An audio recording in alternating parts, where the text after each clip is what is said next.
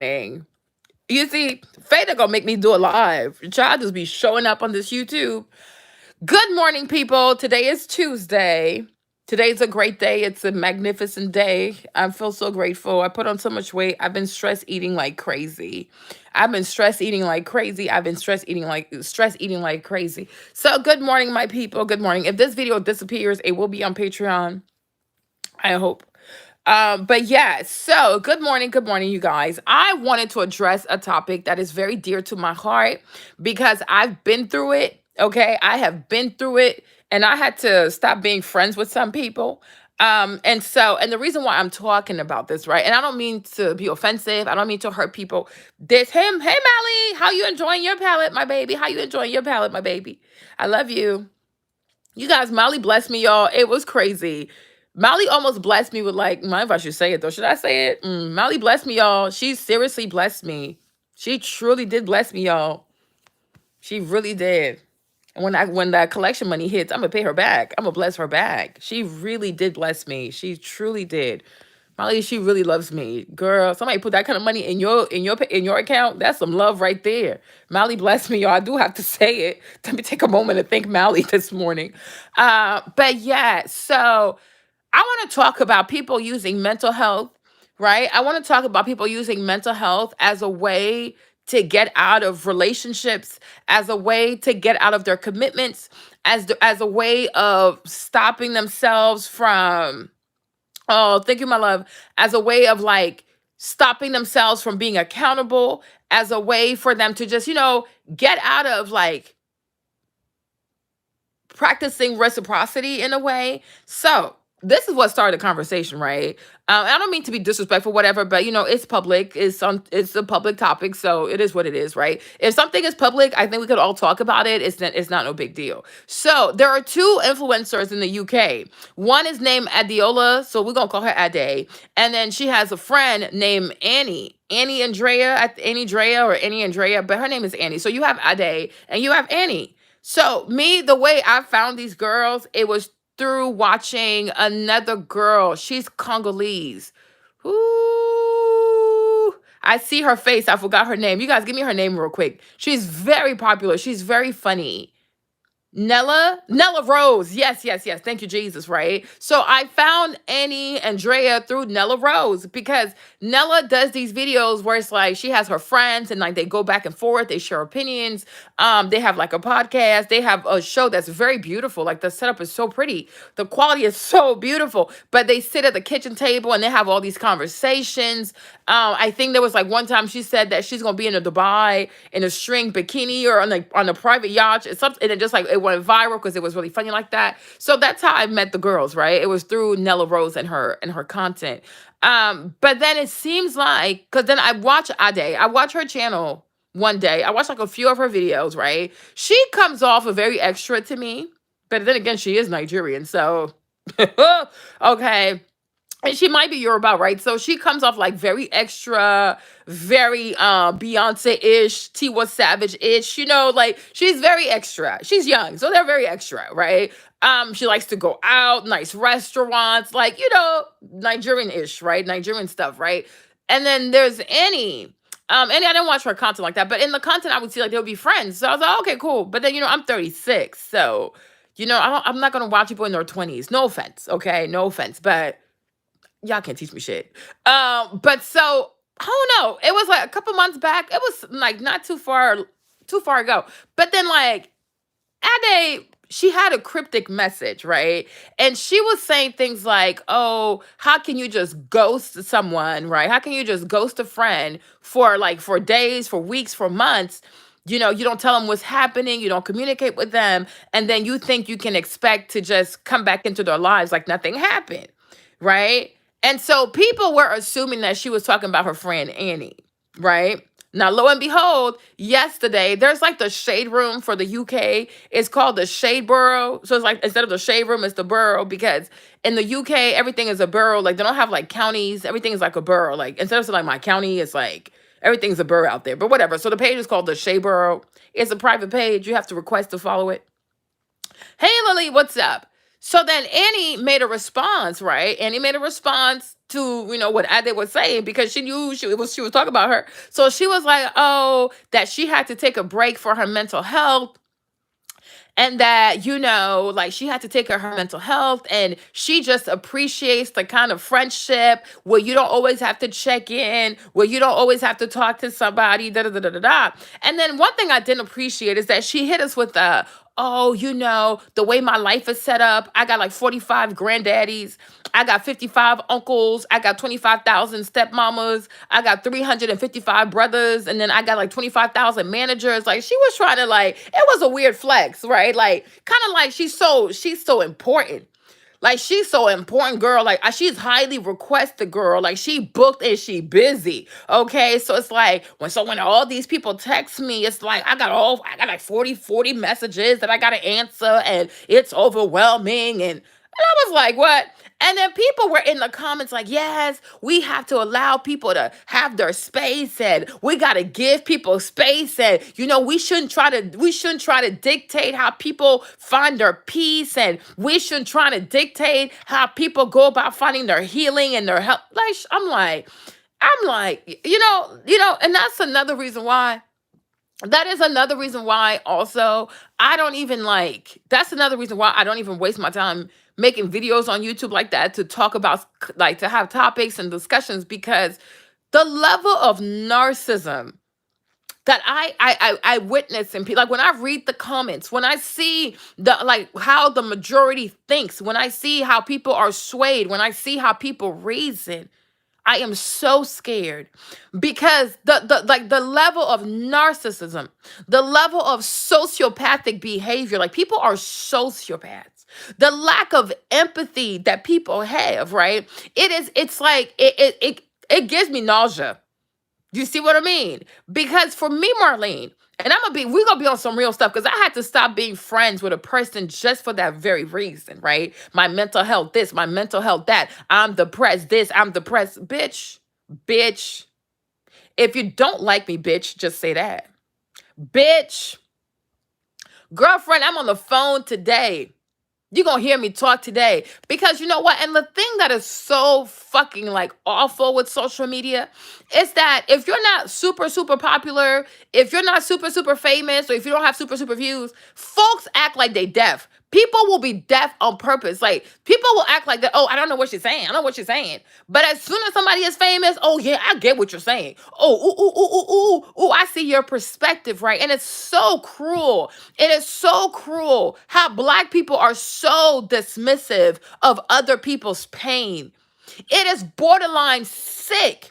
It is fucking sick. And then if a person says, oh, fuck Black people, then I'm gonna go find refuge with white folks, because they value feelings, they value conversation, they value communication. Oh, you a sellout. Oh, you a conservative. Oh, you must be a Republican. No, I must be sick and tired of people that look like me, that don't know how to have empathy. And be like, you know what, though? For as much as I don't agree, or I don't understand the situation, I can see that you're hurting, and I pray that you be okay. You see what I'm saying? People rather be down with somebody than to recognize that somebody is in pain. If the girl Ade, like, listen to me real quick, right? To me, Marlene, I'm gonna be honest, and I'm not gonna sit here and be like, oh, Ade is a nice person. I don't know the girl. I sure don't know her. I watch her on YouTube, and just because you see someone on YouTube does not mean you know who a person is. People are characters, fictional characters on social media, okay? But for me, as a Black woman, from one woman to another, if somebody writes that on social media, like, oh, how can you just ghost me and think you just come back into my life? The girl was hurt. She was hurt. She was hurt because that person meant something to her. You don't stress about people who don't mean nothing to you not getting back to you. You don't get upset about somebody not getting back to you if that person don't mean nothing to you. Obviously, you meant something to her. And when she didn't hear back from you for however long it took, and I'm sure she texted you and you didn't respond back to her text messages. I'm sure she called you and you never bothered to call her back. She was hurt. And I'd rather have somebody, let me tell you something. I'd rather have someone have enough gall. You know what I mean? I'd rather have enough courage to say to a person, sweetheart, babes, I don't fucks with you no more. Like, I'd rather have somebody say that to me, like, Marlene, I don't like you. Bitch, thank you. Shit, I've been dying to say it too. You see what I mean? I'd rather have somebody say to me like, oh, Marlene, I don't want to be your friend no more. You see what I mean? I'll be comfortable with that. So then I'm like, yo, I know where we stand, right? But it's like, I don't like relationships that are in limbo. I don't like friendships that are in limbo. You see, I was friends with a person, right? Let me talk about my own self here so y'all can get some understanding of my perspectives, right? I have depression my damn self. I have seasonal depression my damn self. You see what I mean? And I was friends with the person who also had depression.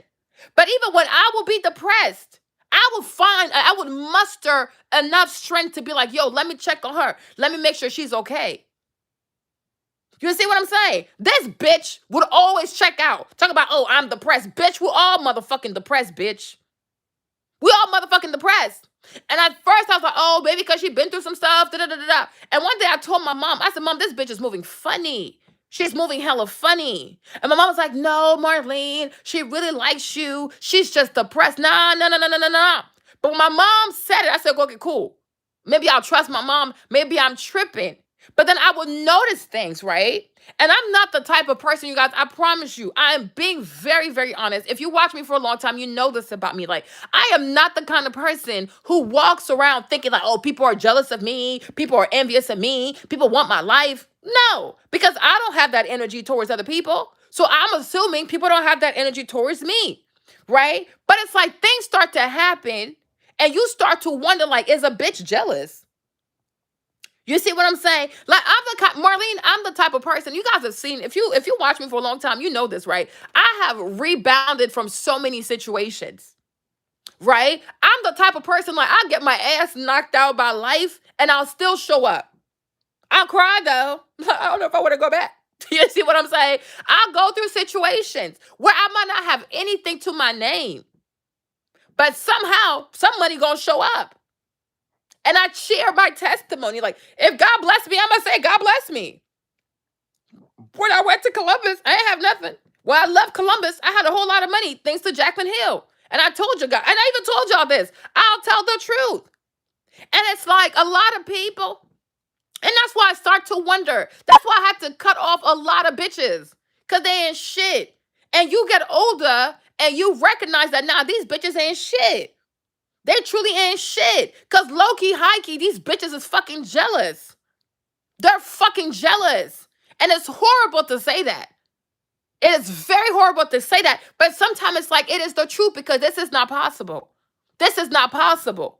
Bitch, you cannot be having this much depression in your motherfucking life. Bitch, you can't be this sad in your motherfucking life, bitch. You see what I mean? It just hurts you to know. Although Marlene is depressed, she's still getting shit done. It just hurts you to know. Yo, Marlene might have had a situation, but her and James, it came back together. It hurts you. You see, like I would even tell you another situation. Oh, gosh, I would tell you another situation too. And that one truly fucking hurt me. That one truly, truly hurt me.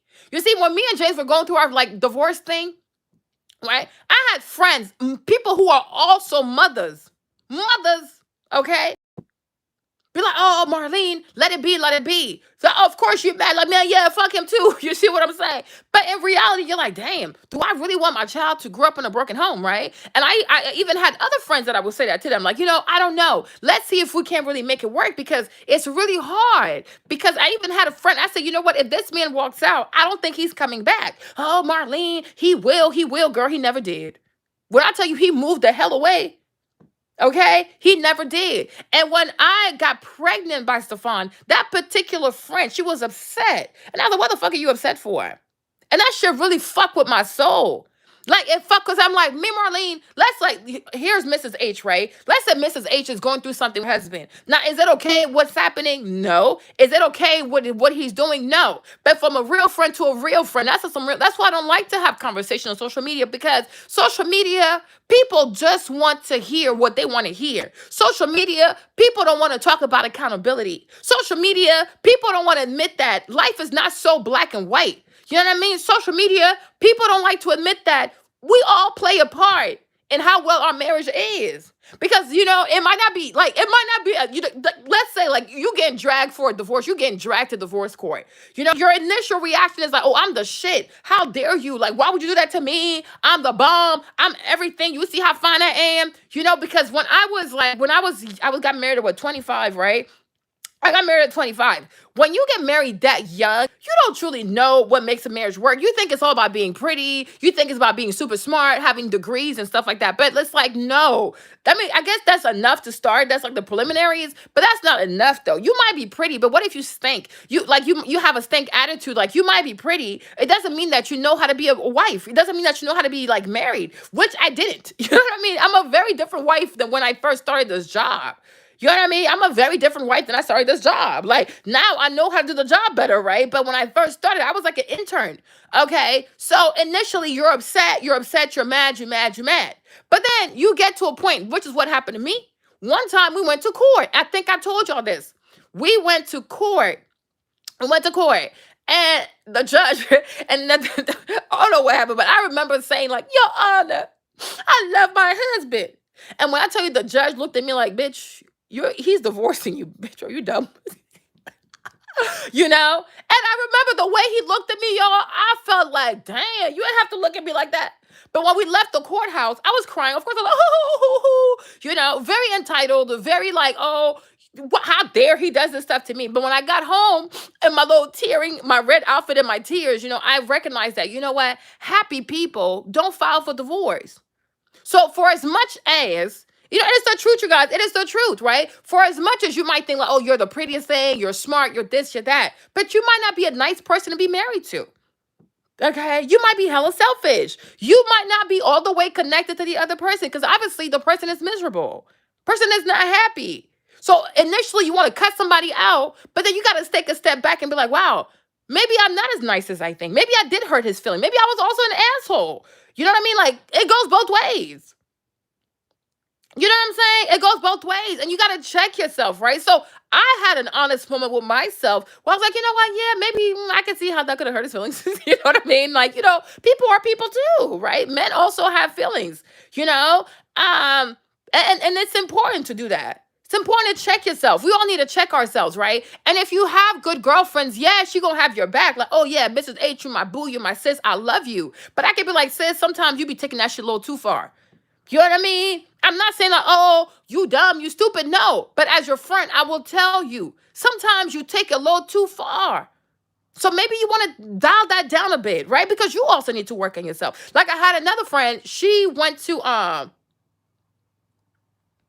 you know what I mean? Like, I have another friend, they recently went out to, she traveled out the state. She went to Texas with her husband to go see her friend, right? Come to find out, the friend is actually married. Y'all need to keep up with this one, okay? Keep up with the math, right? So the friend is married, but she was creeping on her husband because emotionally he's not connected. So she found herself a side piece, right? Come to find out, the side piece, he don't work. He's a felon, ain't got the money. I mean, it's a hot ass mess. So that friend, she's been distant from my friend. So when they go to Texas, come to find out, dude is there. So my friend is upset. Now her husband, he don't really care. So he's having a good time. So then she was asking him to help her take pictures, and she got upset because they wasn't helping her. But she was getting a little too upset. I said, friend, you need to bring it back down. You're too upset. You're just way too upset, right? And she's like, but Marlene, she's my friend and she's been distant. Come to find out, the reason why she was distant because she was messing with this bum and she was embarrassed. And I said, friend, you have to understand. She's picking the bum over you. And you got to understand that, like, for as much as you, no, because, me, Mrs. H, I'll tell you something, right? I'm the kind of person, I'm really good at mediation. Like, it might be hard to believe, right? But I'm the kind of person I'm really easy. I can fix problems easily because I take accountability. Like, even there are times, like, there are times I could be, I could have a situation where, like, oh, I'm upset at James for something. Like recently I was upset about something because I wanted something. He didn't give it to me. But then, like, I was driving one night and the Holy Spirit was like, Marlene, look at it from this perspective. Like, I'm telling you, like, there are days I'll drive my car. There are days I'm at Walmart. There are days I'm just sitting here and the Holy Spirit will come and minister to me about why my position is wrong. And it's like, you really can't deny it. Like, yo, you're right. And I'm like, oh, Jimmy, my bad, because I was praying this morning and, I'm in the wrong because When you want something, you'll find all the reasons why you're right in wanting what you want. And whatever the other person wants, it doesn't matter to you because you want what you want. But no, you're being selfish. And once you recognize your part in the mess, it becomes really easy to mediate. A lot of marriages, a lot of relationships don't have to end. A lot of marriages don't have to dissolve. The issue is people want to hold on to their position. People want to be right. Oh, I got to be right. I have to win. I have to have the last word. Why? Why does it matter? Why does it matter? And people get so lost in their ego that they forget what truly matters, right? If your family truly matters to you, you'll find a way to deal with your pride, right? If your children truly matter to you, you'll find a way to deal with your ego. But the American culture is a culture where people don't really care about their kids. They care about how they feel. Me, me, me, me, me. It's a very American thing, right? America is all about the individual. It's not about the community. It's not about the group. It's about what I want right now. And a lot of people don't even sit their asses down and be like, okay, I want this right now, but 5 years from now, how does this shit look on me? The same thing goes for BBLs, right? No dig, no shade, no whatever. But it's like, you want a BBL right now. You want that big old booty on them small legs of yours because right now it's trendy. But have you really sat your ass down and be like, yo, 5 years from now or 10 years from now, how this big old ass on them little itty bitty legs of mine, how's that gonna look? No, because that's America, right? You get what you want right now. And this is that microwave mentality. People apply that to everything, even to something as serious as plastic surgery. Now, I'm not saying you shouldn't get plastic surgery, but does your behind need to be this big? Can you go to the doctor and ask him to give you a butt that will like be forever, that like give you a timeless behind? You see what I mean? You know what I'm saying? Like give you a timeless behind. Like, you know what? I want a nice butt, but it doesn't have to be that excessive. Give me a butt that like can go through the generations with me, right? But people take stuff way too far, right? You see what I'm saying? You can have a classic butt, like a beautiful, nice shape, like, and forever it will always be nice on your body, right? But when you do plastic surgery based on a trend, that's your whole body, sis. That's your body, right? And people treat everything like it's a trend, which is really concerning. It is truly, truly concerning. And to say to somebody, you can't treat life like everything is a trend, you become the enemy. Like you become the bad person. You become the evil one. You're the hater. You're jealous. You're judging. You're judgmental. It is crazy. It is insane, right? So for me, I really believe that a lot of marriages don't have to be dissolved. People just don't want to humble themselves. People don't want to have mercy for each other. And people don't want to say to themselves, you know what? For as much as I might not agree, but if it hurts you, I'm sorry. And next time, I'm going to be more mindful of my behavior. You see what I'm saying? And it goes both ways. But people feel like, oh, I can't even give him an inch. Why not? Oh, I can't even give her 5 inches. Why not? Why not? And then they go through them crazy ass custody battles. They start getting depressed. They start losing all kinds of money. They don't sleep right. They become bitter. They become angry. It's like all this stuff, all this foolishness, all this turmoil could have been avoided. But you don't want to because you want to fight. You want to fight. I got to fight. I got to fight. Fight for what? Fight for what? Fight for your sanity. Make peace. I have an uncle too. I have an uncle too. He was going through a divorce, right? And mind you, the uncle was paying for his divorce attorney and he was paying for the wife's divorce attorney. I said, oh, uncle, like, how about you just make peace with her? Oh, I will never make peace with her. I said, like, imagine that a divorce attorney, like the basic, the most cheapest one is $250 an hour. So you got to pay your lawyer $250 an hour. Then you got to pay her lawyer. And plus, she's not the one paying. So she might be like, you know what, fuck it. I'm going to go find a lawyer that costs me $400 an hour. When you recognize that you're paying for your lawyer, then you're paying for another lawyer to fight you. Something in here got to be like, you know what, though? Why would I just throw money like that? Sis, I love you. I'm sorry. You know, we've grown apart. You know what I'm saying? I wish things could have worked differently. I think you are a phenomenal woman. I think you've been a blessing to me in my life. I don't think I could have made it this far without you. You know, we have beautiful children together. I admire you as a woman. It don't cost you shit. It don't cost you not a damn thing to boost up her ego, right? Make her feel like you're not throwing her away. Make her feel like she didn't waste all these years being by your side. It don't cost you shit to give some flattery to a person. So she can be like, okay, lawyer, it's fine. I'll compromise. It don't cost you shit. It don't cost you shit. I don't understand that part. Me, Marlene, somebody wants to come and sue me or whatever, baby. Oh my gosh, why are you upset? Oh, Jesus. You know what I mean? It don't cost you anything. And I think like a person, wisdom, like that's why I really fucks with King Solomon like that. Because the book of Proverbs really talks some real shit. You can't put a price on peace. Your peace is priceless. And that's why even the Bible says, like, be at peace with everyone. Because they understand some stuff. Be at peace with people. Even if you have to concede to certain things, it's okay. Because peace means your peace should mean more to you than conflict, than tribulation, divorce, all because it's like this kind of stuff, it eats away at your health, it eats away at your peace, it eats away at your money. Like it will bring you down. And I don't even care if you win the war, you will have scars. It ain't no point. It ain't no point. I don't know. That's just me, Marlene, right? So it's like me, I've had friends. I'm like, you know what? Trying to make peace with the person.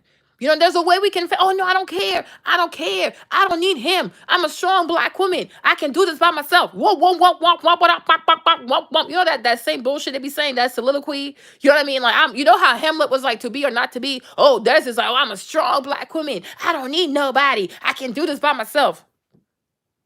People, human beings have been on this planet for 5,000 plus years, right? And for 5,000 plus years, people have always needed to be part of a community, part of a family to succeed. Humans are not meant to live alone. So I don't care how old you are on this planet. You're not older than Earth. You're not older than human tradition. You're not older than the stuff humans have been doing for like thousands of years. You're not old. You're not like, come on now.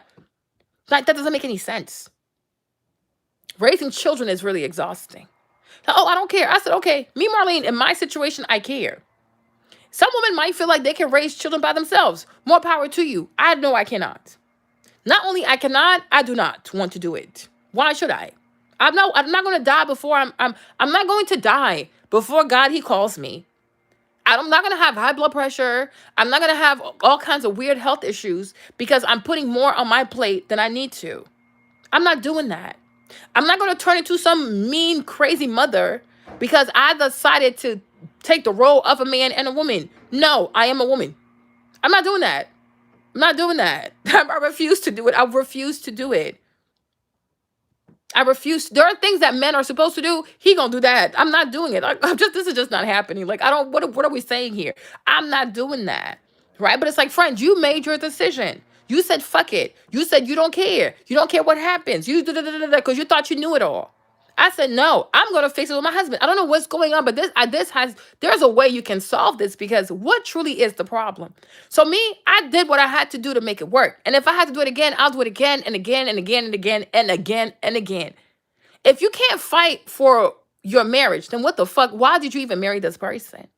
Why are you even married to this person? If the person that you're married to is not worth fighting for, if your marriage not worth fighting for, if your kids, why are you with people? It's like I'm watching this Korean show. It's like a Korean series, and one of the girls, she married the dude. He's younger than her. She's famous. She has a beautiful body. She wears Dior, Chanel. Like, you know, she's famous. She don't want to have no kids. So now the man went and had an affair and got some girl pregnant, right? And she's upset. Oh, thank you, Alonzo. But I'm like, why are you upset? Because you don't even love the guy. You don't love him. Like, if you marry someone and you don't want to have kids with the person, you don't love the person. You just want companionship. Or maybe based on your career or all your friends getting married, you feel like, oh, this is something that you do when you get to a certain age, right? But it's like, you're not really in love with that person because marriage is to procreate. People marry because they want to have kids together and grow legacy together and have like, you know what I'm saying? So it's like, why are you married? Why are you married? She doesn't love the boy, but she loves what marriage is on paper because all her friends are married. Oh, I have a husband too, but she doesn't love him. She beats on him. The way she treats him is disgusting. And for as much as you might not want to agree with the side chick, but I actually love the side chick because she loves marriage. She loves it. She loves being at home. She loves being domestic. She loves his family. Like the way she treats his mother, his father. That other girl never would. She never would. I'm like, so you don't really want to be married. Like, you don't want what marriage is. You just want the title of being a wife. Let this boy go. Let him go. But she won't let him go because it's about her pride. She doesn't want the other girl to have him, even though in her gut, she knows he's not man enough for her. It's some weird shit. And it's really sad because then you recognize that, like all side chicks not the same. But that's for another conversation. Do not come for me. But sometimes I can understand why a man steps outside of his wife. I really could. Because if you're married to someone, whenever you're home, she's not home.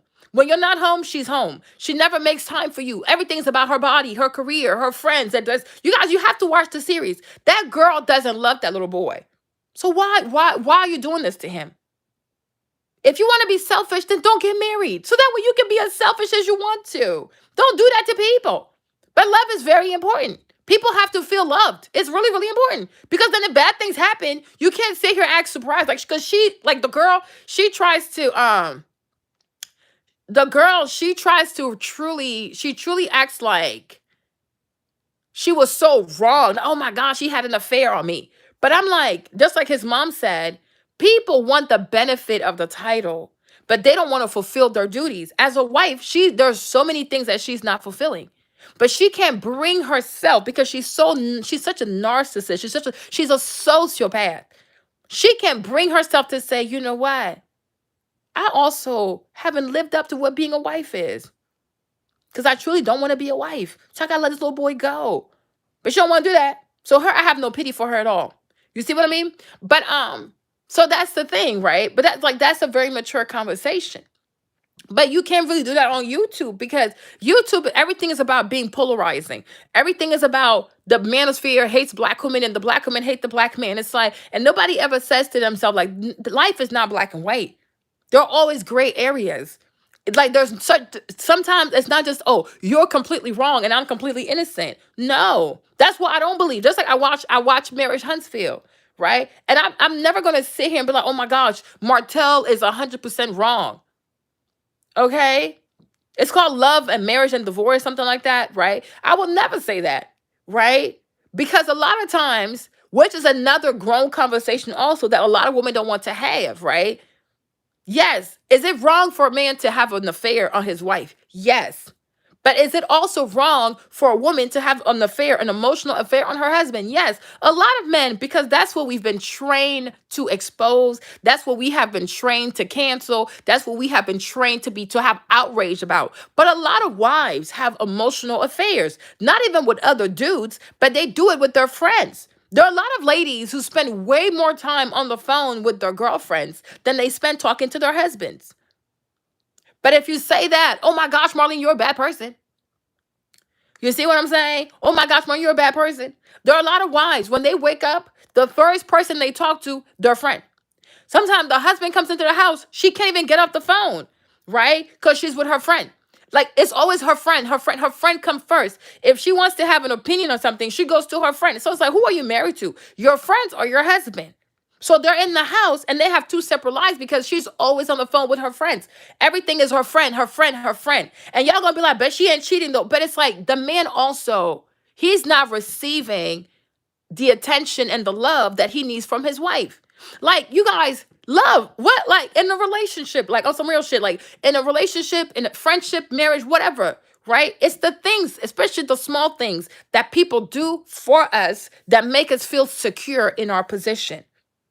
You hear me? Like, put yourself in a man's shoes on some real shit. Let's say somebody's a man and he provides and he does all this shit and he puts up with all this bullshit out there in the world, right? You a man and you come home. You wake up in the morning. Your wife barely even lifts her head to see if you're still walking in two legs, right? She don't give a fuck.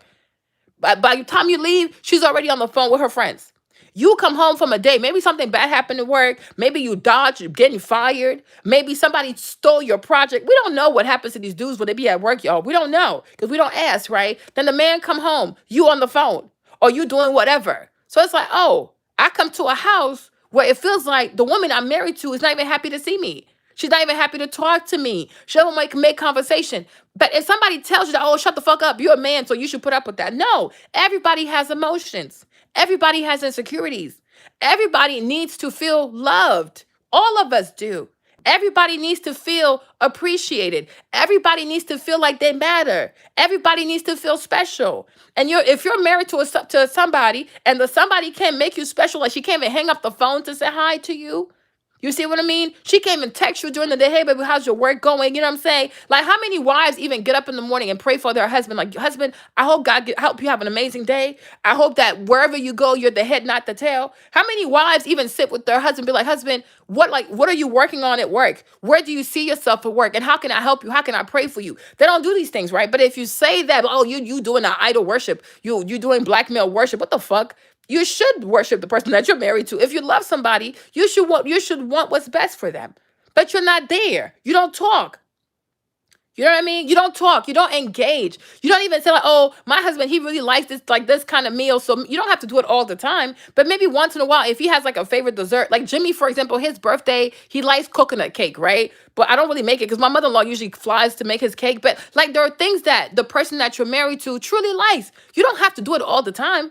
But once in a while, you can do those things, but you're not gonna do it. But if it's your girlfriend's birthday, here you are, you planning her birthday trip, you planning her bachelorette party, you're planning this. If your girlfriend has a breakup, you on the phone with her for 3 hours. But if your husband wants to even tell you what happened at work, okay, can you get to the point? Oh, okay, I gotta go. She calling me, I gotta go. Y'all don't see how that shit is fucking hurtful too.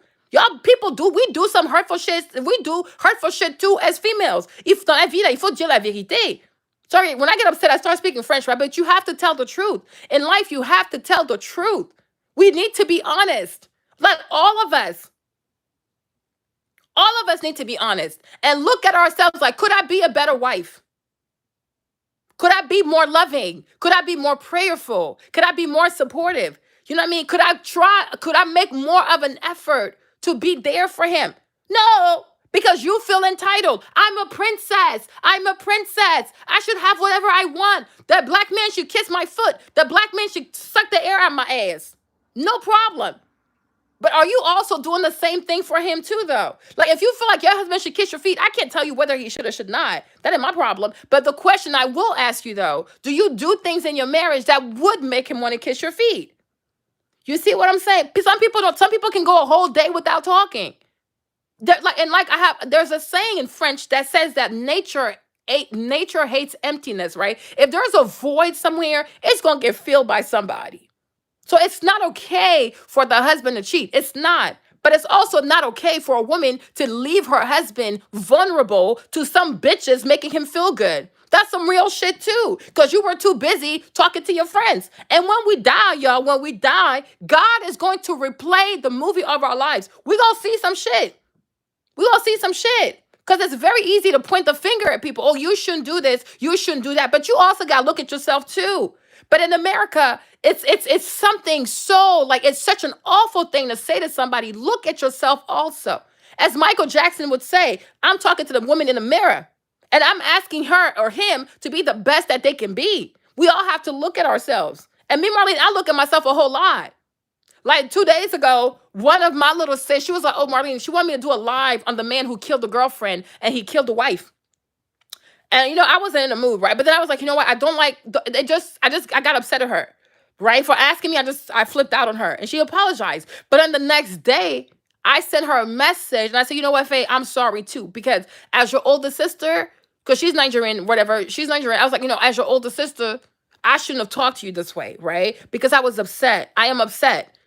Because I'm stressed out. But the way I told you stuff, that's not the way to go. Because as an older sister, I got to be mindful how I talk to my little sister. So she's like, oh, it's okay, Mariah. I was like, no, it's not okay. Because even I know it's not okay. The way I talked to you yesterday, it's not okay. Because you do love me. And so if you have a younger sister that loves you and she looks up to you, you got to also be respectful of her love for you and her feelings, because she is sensitive, right? And I know in my black ass that the way that I spoke to her, it was inappropriate. It wasn't okay. And you should not take people's love for granted. So I said, I apologize. Oh, it's okay. I was like, no, it's not okay. Don't say it's okay to something that's not okay. Because even I know my behavior wasn't okay. You see what I'm saying? Like I'm not like I'm never too grown to say like if I'm wrong, say yeah, I'm sorry. Like that's some fucked up shit. It's because we do have a relationship. We talk almost every day, right? And I know she's really sensitive, right? But it's like we all have to look at ourselves. But some ladies, they don't want to look at themselves. And it's insecurities. You know, it's only insecure people who have a hard time with taking accountability. It's only insecure people who go around, oh, I'm a princess, I'm this, I'm this. Like this weird sense of entitlement. Like it's insecure ass people, and insecure people are very dangerous. But you didn't hear it from me though, right? So it's like we all have to check ourselves. We all gotta check ourselves. Like I had another friend, she would go places and just talk bad about her husband. She could meet you. Even one day I told her, I was like, yo, you've only met me in real life for 10 minutes. And you're already bashing your husband. I don't even know this man. And you think you're doing something cute. But what you're not realizing is low-key, high-key, you bashing yourself. Because if this man is all that you say he is, why did you pick him? Why are you married to him? Why are you still there? And why do you have a child with him? So sometimes when you're talking bad about people, please know it reflects on you also. Because how your mind work, how your thought process go, that you attract these kinds of people. So you gotta check yourself. And she was like, oh, I was like, yeah, we don't truly know each other like that, right? So it's like for me, Marlene, I'm not comfortable with you knowing me in like 10, 15 minutes and you're already bashing this man. I don't know this man. And it's not fair because it's like you want me to have an opinion of him without having first met the person. That's not cool. That's not how I move. Because everything I do, I depend on the Holy Spirit. I sure do. Met the dude, he's awesome. He really is. The only thing about him, he's a very structured person. He's very structured because he grew up and he comes from a background. First, we African. He come from a place that don't have a lot of money. His parents didn't have lots of money. He put himself through school in Europe. He paid for that shit out of pocket. Now he living in America. He paid for that shit out of pocket. There's nobody to save him. Like he's very aware. He's very ambitious, but he is very mindful. If this shit goes left, I'm on my own. Ain't nobody coming to save me. So he's very structured. He don't play about money. Because growing up, there wasn't like goo gobs of money. And it's not like he could just call his dad, oh, dad, by the way, I can't make my mortgage this month, so please send me $20,000. That's not happening. He's a man of principle. And the sad part is, and I'm not trying to be offensive, because when you hold women to the fire, they're going to make it seem like you're a bad person, which I'm really not. I'm truly not. I'm trying to save you and your marriage, okay? But what a lot of ladies do or don't do, unfortunately, they marry dudes. They don't even know the guy. You marry somebody, you didn't even study the person. You don't even know his pet peeves. You don't even know like the do's and don'ts. Don't provoke people. If you know that somebody grew up poor, didn't have a lot, so you know that he has nobody to look out for him if shit goes bad. Do not squander this person's money. Don't do that shit. Like there are people who'll let you do whatever, but there's certain things like, no, don't cross that line. Trick, don't cross it. But a lot of ladies, they like to do that shit. They like to like poke and poke and poke and shit, thinking it's funny. You think it's funny to poke people until shit goes left, then you want to sit here and act like you're a victim. Do not poke people. Don't be poking at people. Because if they snap, then you get what you get. Don't poke. Everybody has a breaking point. When you decide to marry somebody, that's what this whole dating shit should be about. But whatever, you can't date somebody long enough to really know them. But when you're definitely married to a person, start to learn the person, learn their pet peeves. If somebody says to you, I don't like it when you talk about my mom, stop doing that shit. He's letting you know, I don't like this shit. Don't do that shit. Respect people. And don't treat your husband like he want your little girlfriends outside over there. Don't do that.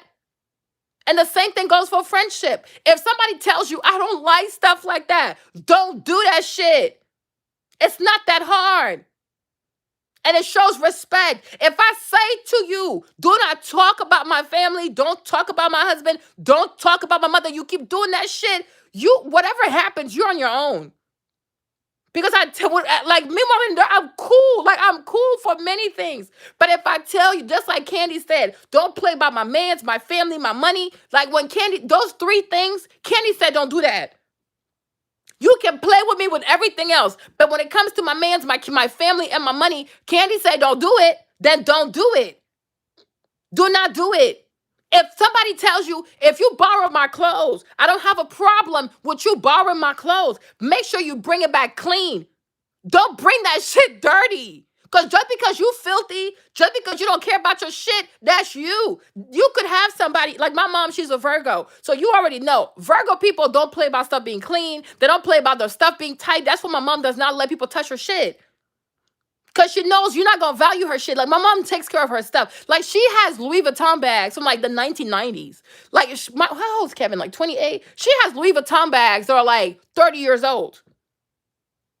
My mom takes such good care of her stuff. Because she, like, when she buys something, she really loves it. She takes good care of it. And then, like, it makes her even cry when you take stuff and you just treat it any kind of way. Like, she would literally, like, get so upset that she'll start crying. Because for her, it's disrespect. Now, you might say, oh, I don't give a fuck. You leave your clothes on the floor. You leave your clothes over there. Then no problem. Do that with your shit. Don't do it with my shit. You see what I mean? If you living with somebody like your husband, your wife, and they tell you, don't leave stuff in the sink like that. Don't do it. It's about respect. Don't poke at people. Don't poke at people. Just don't do that shit. And it's like, and a lot of people don't have manners and they want to get married to people. You don't have manners, you animal. You don't have manners. And that's annoying as fuck. And I'm like, and so it's like, I understand. Because you see, me, Marlene, I talk to people, I ask questions so I can see where their mind is. The man is very, like, he probably has like a 34, 55-year plan. The man has a plan. My friend, she thinks money is just something to play with. For him, and on top of that, he's in finance. So being that he's in finance, you know, people who are in finance, oh, they don't play with money because it's embarrassing. Like, imagine you a dude, right? Imagine you a dude. Like, just take that, for example. And I can see why some dudes divorce some ladies because she about to fuck up your legacy. Like, imagine you are a man or even you're a woman. You work in finance, right? Your job is to give people advice about money. Your job is to give corporations advice about money, how to make investments, how to bet with the future contracts, all kinds of stuff like. And imagine you ain't got no money or your credit score fucked up or bad things are happening to you. It's not a good look. You're like, how are you a financial advisor and you ain't got no money? So even him, for what he does, in case they run his background check, whatever, he got to have his shit in a row because he already black. And on top of being black, he African. On top of being black and African, he got an accent. So there are a lot of things that are stacked up why people don't want to hire him or wouldn't trust him with that kind of money. Because let's be honest, right? The world of finance is very elitist. It's very white also. It's very white male dominated. So when you're black, your shit got to be even more squeaky clean than Mr. Clean. So it's like, don't do shit like that. Because it upsets him. But it's like her, when she would meet people within like 5 minutes, she start bashing the dude. So he would hear about those things. Because when she tell the girls go tell their husbands, the husband get on the phone like, yo, what's up, homeboy? Your wife was just here. And she was telling my wife, da, da, da, da, da, da, da, da. What the fuck? So it's like, and I say, you see, and the more he kept hearing that stuff, he started closing himself. Because I can't trust you. Because whatever I tell you, you're going to go tell other people. So I said, like, can you keep your mouth shut? If your man is in the house and he don't tell his business to nobody. And let me tell you this too. Like, he's the kind of person from this, I don't have to be with him for a long time. But he's the kind of person, he's very private. Like, he could be friends with you, but he knows the boundaries of the friendship. Oh, yeah, we friends, we talk, we kiki, but I can't trust you, bitch. I'll drink a beer with you, but I don't trust you. But her, she don't understand that. She felt like, oh, if we spend time with them, then they're our friend. No. They're associates. What's up, Yinka? They're associates. I don't trust them fools like that. He don't want them people to know his business. And if you're African, you would understand. Because African people be some haters. African people be all quick. They be quick with the obeah. They be quick with the witchcraft. They be quick with saying weird prayers so that your stuff don't prosper. We African, we know. So it's like, yeah, we cool, we can have fun, but I don't want them fools knowing all my moves, which makes sense. Which makes perfect sense. So when you do that, you diminish me in front of these people. So like, oh, I can't trust you, so I ain't gonna fuck with you. I ain't gonna talk to you. She said, oh, you don't talk to me. But why would anybody talk to you when every time they turn around, they hear from somebody you talking shit about them? Because part of like, me, Marlene, that's just how I feel, right? Part of marriage also is like, you got to cover each other. If you always like exposing, it's like, well, damn. Well, hey Naomi, it's like, well, damn, I ain't gonna fuck with you. I ain't gonna fuck with you. It's the same thing. If everything happens in your house, you run to go tell people on the outside. Like people not gonna fuck with you no more. That's a fact. Why are you acting surprised? Like why are you like? Would you even fuck with somebody who would always tell all your business? Like damn, bitch. And it's like, do you ever tell them your business also? How you fuck up my money? No, you don't say that shit. Because when you talk, you always talk about it in a way that makes you look good. But you do things that are not good too. And I had to tell her that. Then she was upset at me. You think I give a fuck? Think I give a fuck? You think I give a fuck? You're a delusional, friend. Because he's not a bad person. But if he feels this way about you, friend, you might want to sit your ass down and be like, you know what the fuck did I also mess up? Because you messed up somewhere. But it's like it's such an insult. It is such an insult to tell women to also check themselves. This is crazy to me. And that's why a lot of them, they divorce, they go crazy, and then they end up by themselves. They end up all alone. And the whole time you think, oh, it was the man's. It could have been him. I'm not going to deny that. It could have been him, but you also played a part in it. And you don't want to admit that you also played a part in it because your ego is ridiculous.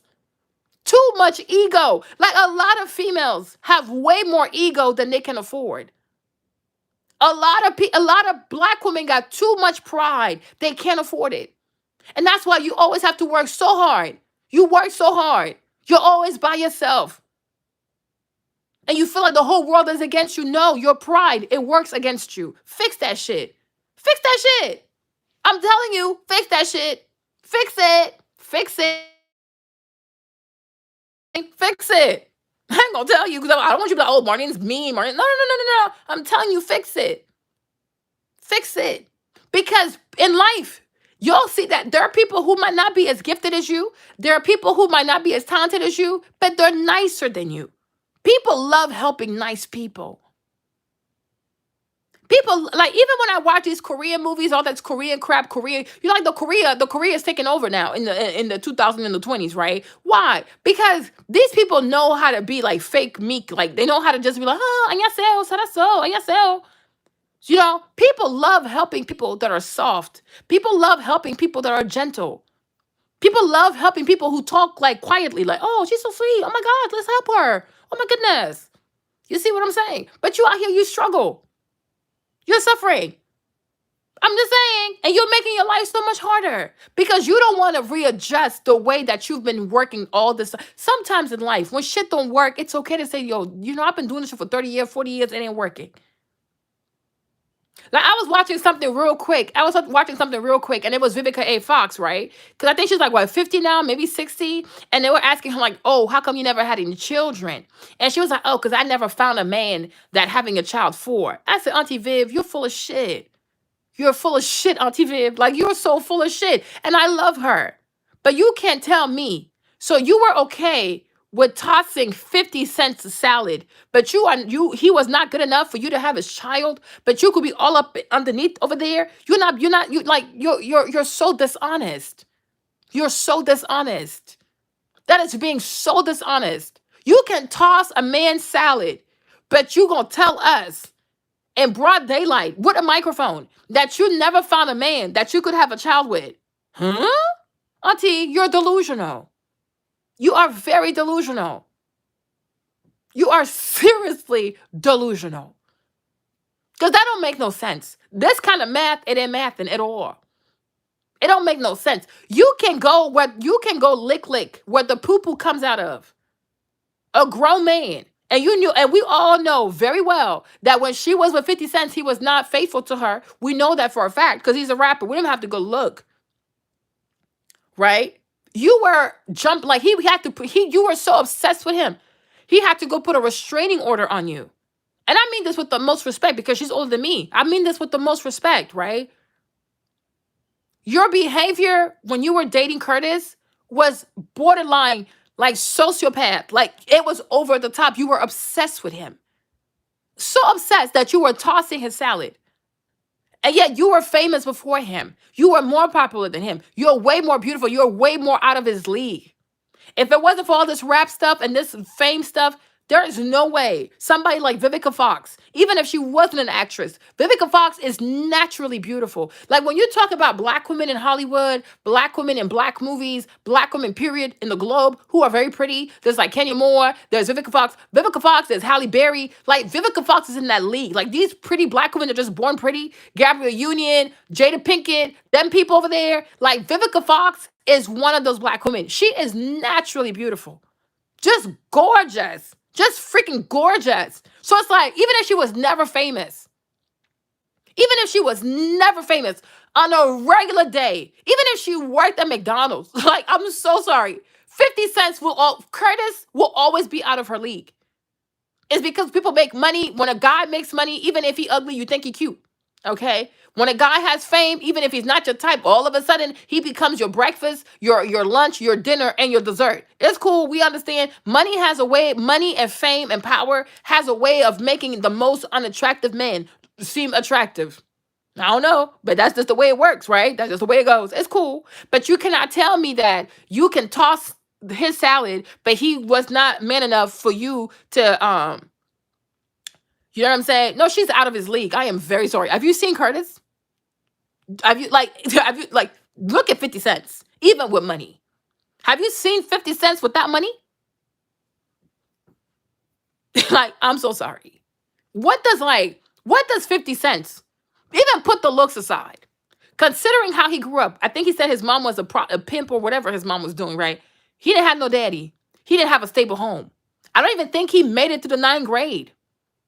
He loves to make fun of Floyd for not knowing how to read or write. Does he even know how to read or write? Oh, he's writing the same hashtag, Le Chemin du Roi, Le Chemin du Roi. Like, okay, when have you ever read anything by 50 Cents, by Curtis, and like, oh my God, this is so well written? Even all his shows, Power, Power 2, Power 4, Power 5, Power, the Rebirth, whatever, right? He don't write them things. That lady does. I don't know if she's Nigerian or what. She writes that stuff for him. Courtney Kemp, she writes that stuff for him. What does he write? Did he even make it past the ninth grade? So what does he have to offer people? He does not know how to be a man. He doesn't know how to be a father. He don't know how to be a husband. He has no education to fall back on. He has no communication skills. Roasting people, making fun of people, going after women, attacking women, cracking jokes on women. That is a clear manifestation of someone who's illiterate. So what does he have to offer anybody? Exactly, thug energy. Oh, my bullet wounds. What the freak? Like what normal woman, like what normal woman would actually want to marry a man? The only thing he can show you of value are his bullet wounds. Like what the freak? What kind of life do you live? He is to steal from people. Like what's his moral character? You know what I mean? He made it out.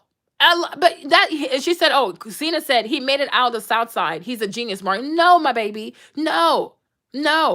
Anybody who makes it out of side selling drug music, I'ma kill you music, making movies where black people are drug dealers, where the father works so hard to be a drug dealer, so he sends his son to a private school. That boy goes to an Ivy League school only to sell drugs. That's not being a genius. That's being a coon. That's playing right into what America wants to see. White corporate America wants to see out of black people being drug dealers, being thugs. It's like that's not being a genius. That's so lazy. And you recognize this, boo, right, Zena? You recognize this, my love, because you see the only people who make money in America, the only black people who make money in America are the people who perpetuate the stuff that kills us. Exactly. It's the stuff. Like, how is Tariq? Tariq goes to an Ivy League school. It's like he's going to like Harvard and he's selling drugs. Does that even make sense? Does that even make sense? Like, yo, like it's one thing for Ghost. It's one thing for James St. Patrick to be a drug dealer. We can be like, oh, that's all he knew. He didn't know nothing. Cool, no problem. Fine. Well, you, Ghost, go sell the drugs. But Tariq, though, Tariq goes to a bougie ass private school. And his senior year, all of a sudden, he decides to go rogue and become a drug dealer. Now Tariq is like Harvard or like Columbia. He's at some bougie school, some bougie ass school. And when he's not doing his homework or going to class, he's selling drugs. He's killing his teachers. He's having drug meetings. The Kennedys. I even try to, y'all, this conversation gonna be long, huh? That's why I don't like messing with y'all on the live, because y'all be taking all my time. I don't like y'all, but I do love y'all, but I don't like y'all sometimes, though. The Kennedys, Irish immigrants. You can look it up. These people are not considered to be like respectable, like in terms of like Anglo-Saxons, like Irish. What the heck is that? Do you know what I mean? They were treated horribly. They're like the Mexicans of Europe. Well, I guess of Great Britain. You know what I'm saying? Not trying to, of the United Kingdom. Don't come for me. Okay? Don't come for me. I'm innocent, right? But the Kennedys, they don't come from nothing. They're Irish. Their daddy was selling alcohol during the Prohibition, which means he was probably doing all kinds of prostitution stuff, which means he had guns, which means he killed people. That's a dirty family. Don't come for me. He said they're Catholic. Yeah, a lot of people kill and they go to church. You see what I'm saying? But the Kennedys, even though their daddy did all this evil stuff, they get salvation because they all go to Harvard. Ted Kennedy, John Kennedy, Fred Kennedy, you name it. They all went to Harvard. They all go to Harvard. And they're allowed to distance themselves from who their father truly is. Why you think that family is always bad things happening in that family? There's a curse over that family. It's not random because their daddy did a lot of evil stuff for them to make that money. That money, that family, their money is not good money. It's not good money. It's not normal that all the men in that family just die. They just like die. They just die for no reason. They just die randomly. They die violently. These people but they're allowed to distance themselves from the real identity of the Kennedy. Their real identity is that they're thugs. This is a family of gangsters. But they get to go to Ivy Leagues. They get to run for president. They get to be senators. They get to be like the crown of the Democratic Party. With a freak. But what their daddy did, it ain't no different than being Big Meech. It ain't no different. That was probably like the Irish family, the BMF, the Irish mafia family, IMF over there, I guess. I don't know. Right?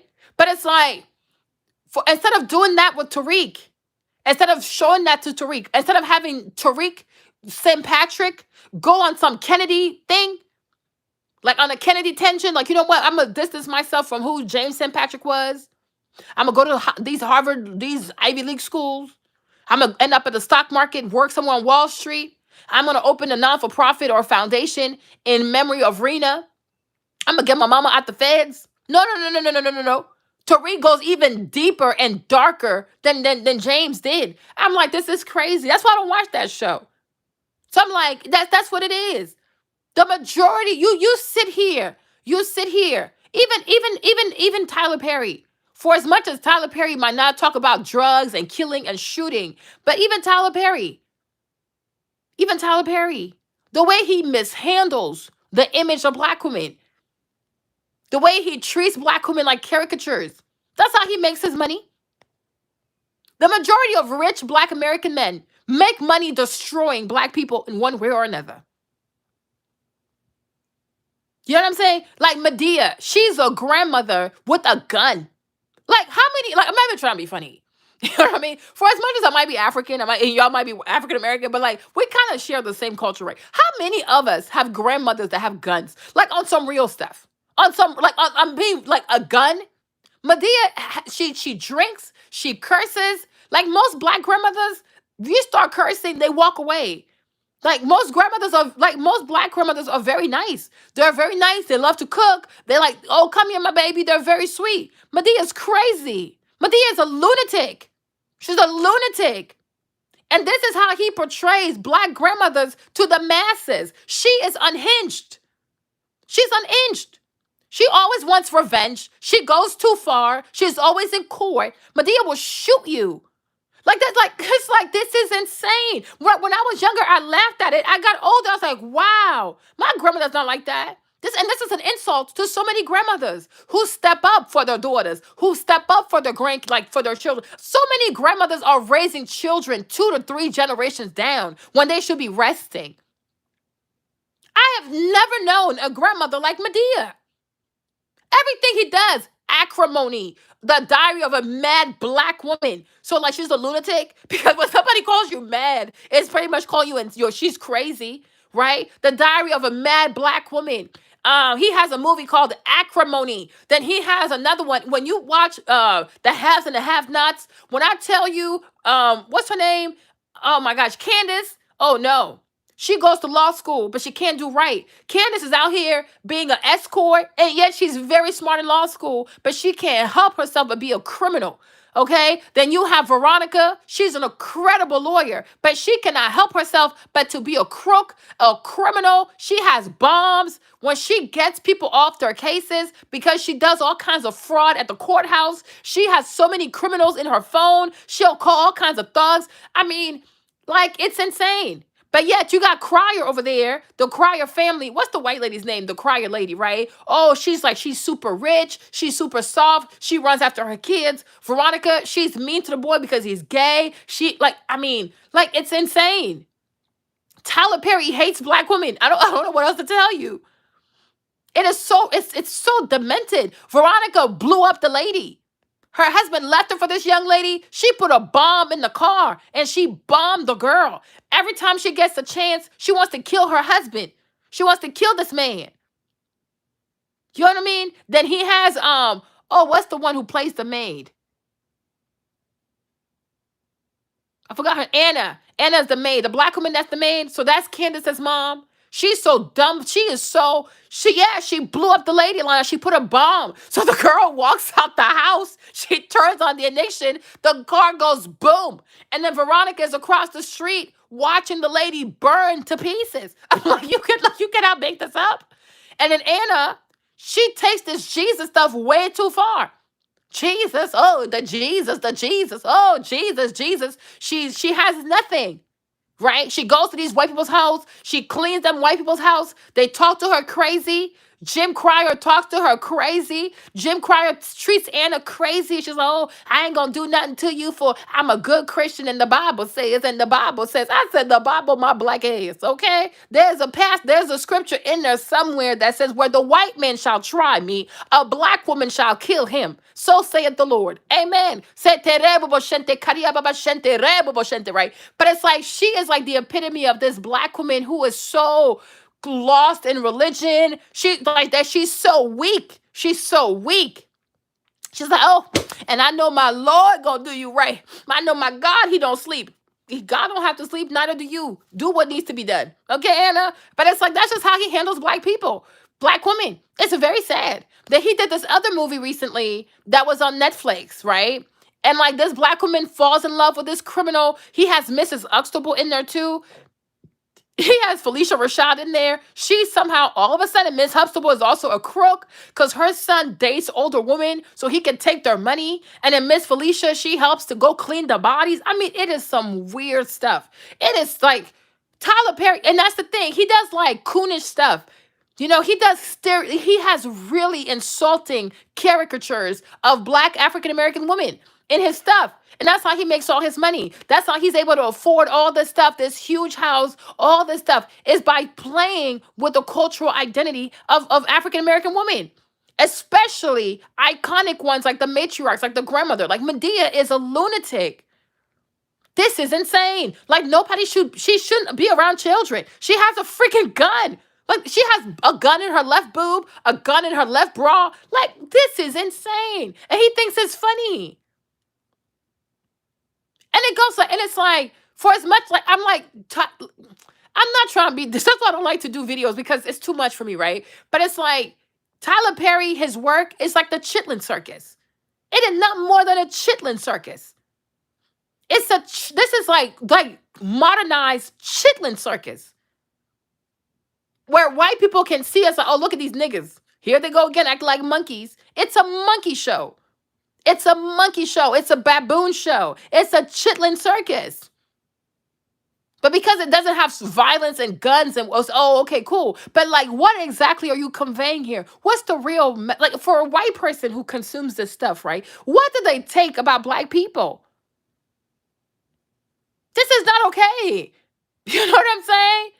Everything is horrible. I don't find it funny.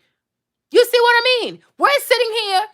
I'm like, oh gosh, y'all gonna get me. This video's gonna be on Patreon. But we're sitting here. We see Kanye West, y'all. Like when I tell you this dude gets on my nerves. Like, but I don't want to say because it's like if you talk about, oh, Marine is being mean or Marine's bitter. I'm not bitter. But how pathetic is it for Kanye to be crying that he wants Kim back? How pathetic is this? How pathetic. This is so, I mean, to me, Marlene, is so pathetic. You got this black dude who is a billionaire because of black people crying that he wants, like, I'm not trying to be offensive, but you,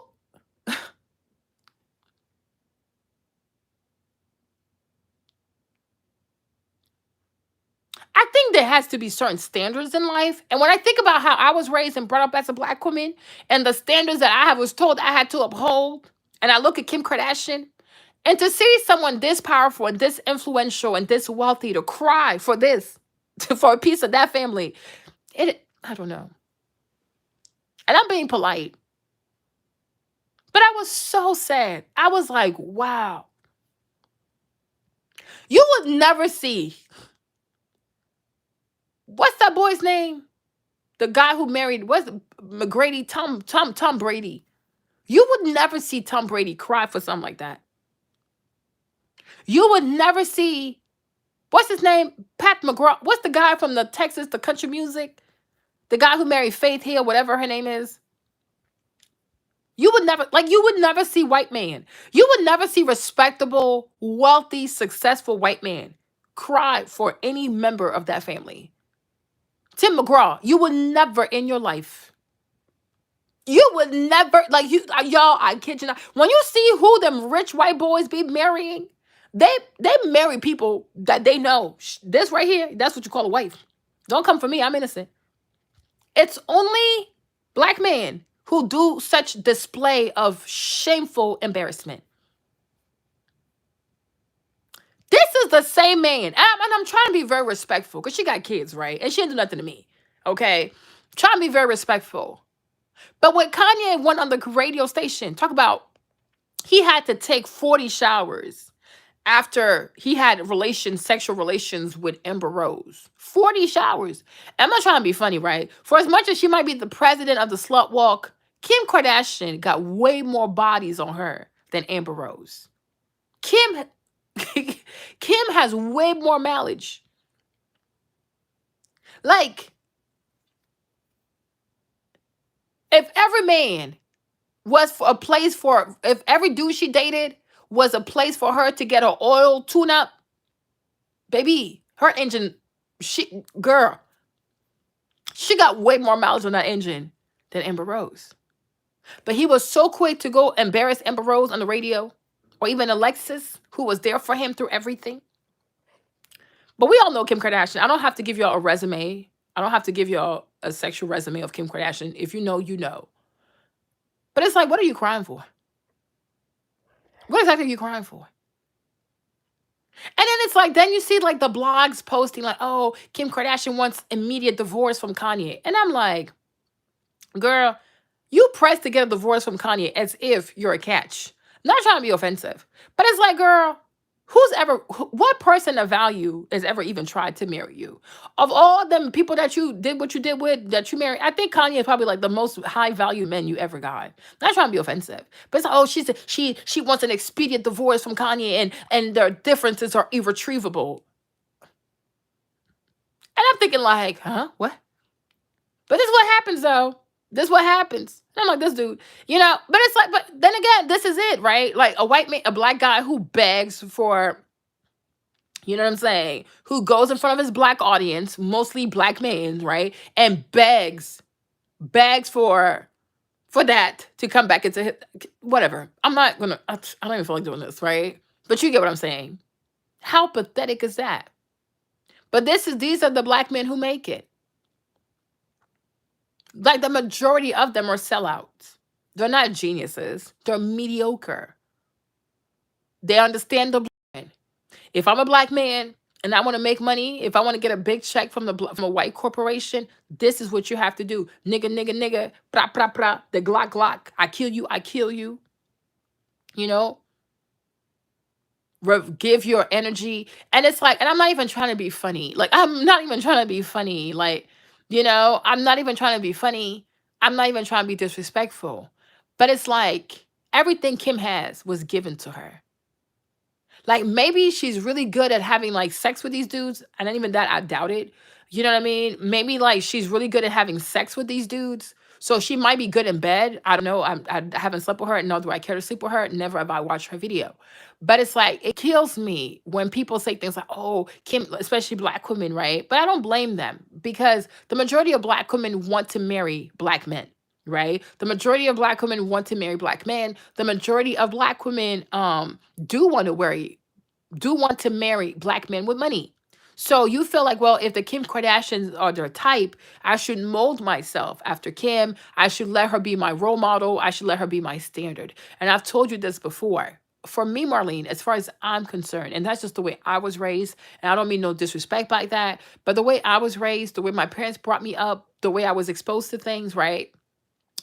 I was never I was never allowed, right? I was never allowed to see white people as a standard. Like, oh, I'm down here and they're above me. Hell no. You know what I'm saying? Like my dad would always say to me, like, they don't have more chromosomes than you, they're not smarter than you, they're not better than you.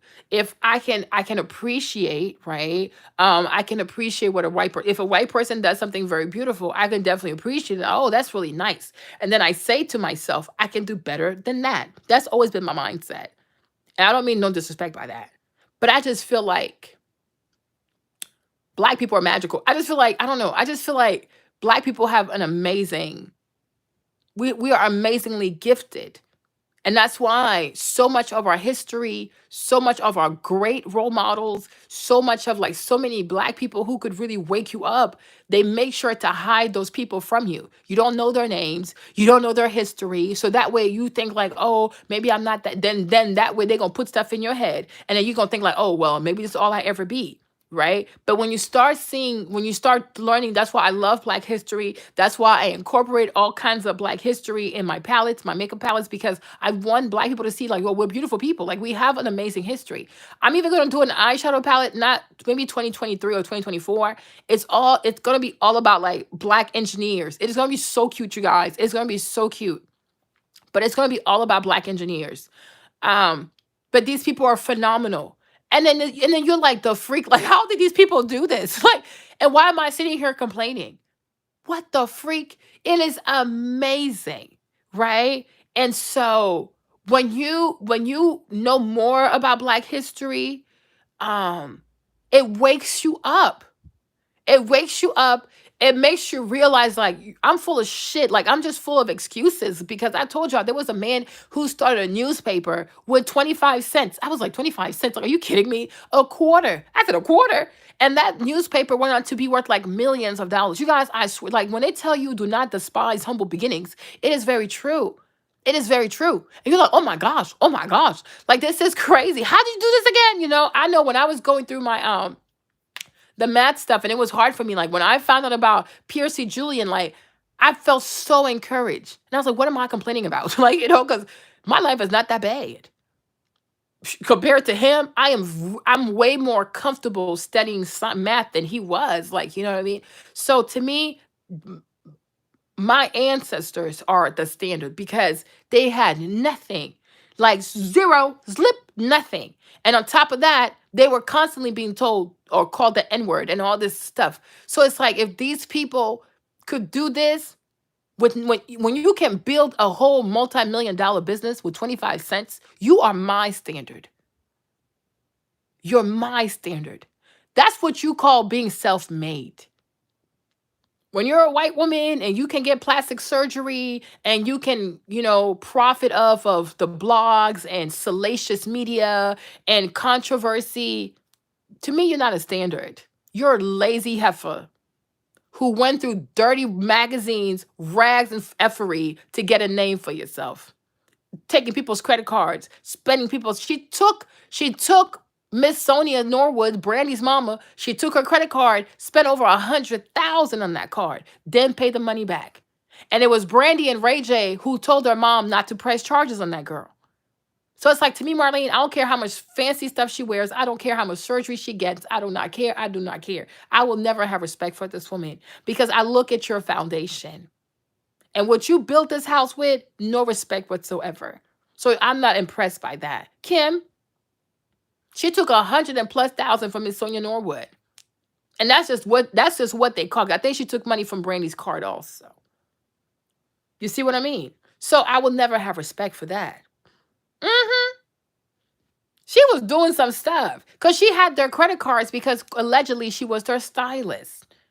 And she took advantage of the nicety. She took advantage of the trust of that black family. Oh, me, I've been knowing stuff. That family ain't right. Took advantage of them. She spent like 110,000 on Miss Sonia's card. That's way past a felony at this point.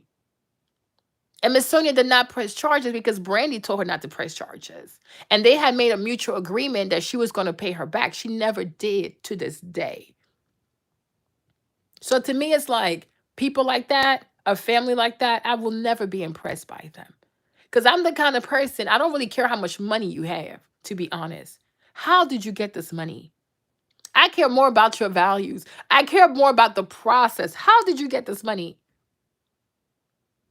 And if I don't like how you got the money, I can't respect you. I cannot respect you. Sorry to say it, but I'm not really sorry though. Because I have values and I have morals. So not everything impresses me. So for me, it's like, you know what I mean? She does not think out the box, my love. Because everything is given to her. Even Skims, her skim lines, is Kanye. It's Kanye. And he talks about it. Well, he talked about it before, but he talked about it again. When he did the Drink Champs podcast, he picked the designers. He picked the designers. They had done some things. He didn't like the fabric. He changed the fabric. He picked the designers. He picks the design. Kanye does everything for her. Even this whole Fendi collaboration. How do you think the Fendi collaboration came to be? Do you truly think Fendi just woke up out of their sleep like, oh, we want to do something with Kim Kardashian? Are you honest? Are you honest? Even this whole thing of like going to the world of high fashion, she didn't do that. Kanye did that for her. Kanye opened so many doors for that girl. He took her to a whole nother level. That thing that what's her face? What's her name? Andrea was looking for. Oh, I want to clean my whole card. That's what Kanye did for her. She does nothing. People do everything for her. She just shows up for pictures. Like what person? Like in a normal world. Like I want people to think with their heads for a second. What kind of woman you know can go to law school, can study law? Okay? What kind of person, one human being, she got 4 children. She has her social media. She has Skim. She has KKW Beauty. She's going to law school. There's only 24 hours in a day. She's able to do all that by herself. Like all this is her. Like, come on. Come on. Like there comes a time we also have to be intelligent. Right? We have to be intelligent and we have to be like, you know what though? This stuff is given to her. And then you just show up for photo ops. Because that's what happens. Stuff is given to these girls. People think for them. People think for them. People build for them. People promote for them. People write their captions. People tell them what to wear, how to think, where to be. Everything is planned out.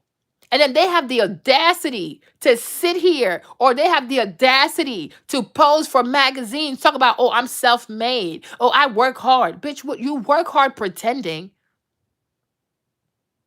You work hard pretending. They don't deserve a lot of white women do not deserve what they have. Straight up given to them. And a lot of black men enjoy being that for these white women, like providing all kinds of they provide the parameters for them to thrive. But you cannot honestly, do you know what it takes? And I don't mean to be offensive.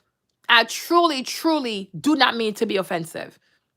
Because I love Jada, okay? And she didn't do nothing to me, okay? So don't take it this way, right? Van Jones, he is the one creating the parameters for her to study law without going to law school. Somehow he found out that she could go to law school without going to law school. She just had to be his intern. Huh? He went above and beyond to find that caveat, whatever it is, right? And he made a space for her. Made a space for her. And now she has the dad, like this family is so sick to me. They're a bunch of poachers. You know what poaching is? These people who go to Africa and kill these innocent animals that are rare. That's what you call poaching. They take the tusks from the elephant. They take the tusks from the rhinoceroses. They take the pelt from these beautiful animals. That's what you call poaching. Yeah, you can, but you can. But we didn't know this. We didn't know this. But Van Jones sure did know this, and then he sure did extend it to her. That's what they do. That's what the majority, and that's why sometimes when Cynthia G sits here and she be cussing these men out, I ain't even mad at it. Because like certain things have to be said. When Cynthia G sits here and she drags them, and then Nyla comes with part two of the drag, I'm like, you know what? Go ahead, have fun with this. You know what I'm saying? But it's like stuff is just given to them. But look at Jada. Look at Jada for a minute, right? Jada came out with her streetwear line. How'd you call it? Like the sweats and stuff, the fleece stuff, the material was not that great, right? And I don't mean to be offensive. We're being objective, right? The material was not that great. The sizing was not consistent, right? The length on the pants was not that great, right? But it's like, now, I do believe that Jada has enough money to do better, and she could have done better the first time. I do. Okay, so I do believe that some part, no, Jada Waiter, the little baby mama, right? I do believe that she could have done better. Her shit could have been a bit more tighter, right? But at the same time, Jada's launch was what it was. And maybe her second launch, it might be better, but it might be that great. Why? Because she's doing this by herself. You know what I mean? She's doing this by herself. And so she has to source things by herself. She has to source vendors by herself. She has to source materials by herself. There's a lot of things that she has to source, right? Do you not think that if Jada knew Kanye, or if Jada was married to someone like Kanye who knows a lot about fashion, right? Because remember, before this one, Kanye had a brand called Color and Pastels, right? The brand failed. That's where he lost that 16 or $50 million, right? Remember? Then he came out with the Yeezy. He also did an internship at Fendi. That's how you know he had something to do with Skims going with Fendi. Because him and Virgil Abloh, they interned at Fendi for like 3 months or 6 months. So he actually interned at Fendi. So he knows a lot about fabrics. He knows a lot about textiles. He knows a lot about sourcing. He knows a whole lot. So if he comes into Kim's business, it's going to look so good because of how much experience he has and the kinds of connections he has in the fashion textile industry. When it comes to someone like Jada, even if she thinks she has money, she don't have enough money that it takes to really launch a fashion line the way it should, because we're talking millions of dollars. Millions. She don't have enough money for that. Right? And even if she had the money, she don't have enough connections, and she don't know, like, where would I go? But if she was connected to someone like Kanye, and Kanye be like, okay, I'll send you a merch designer.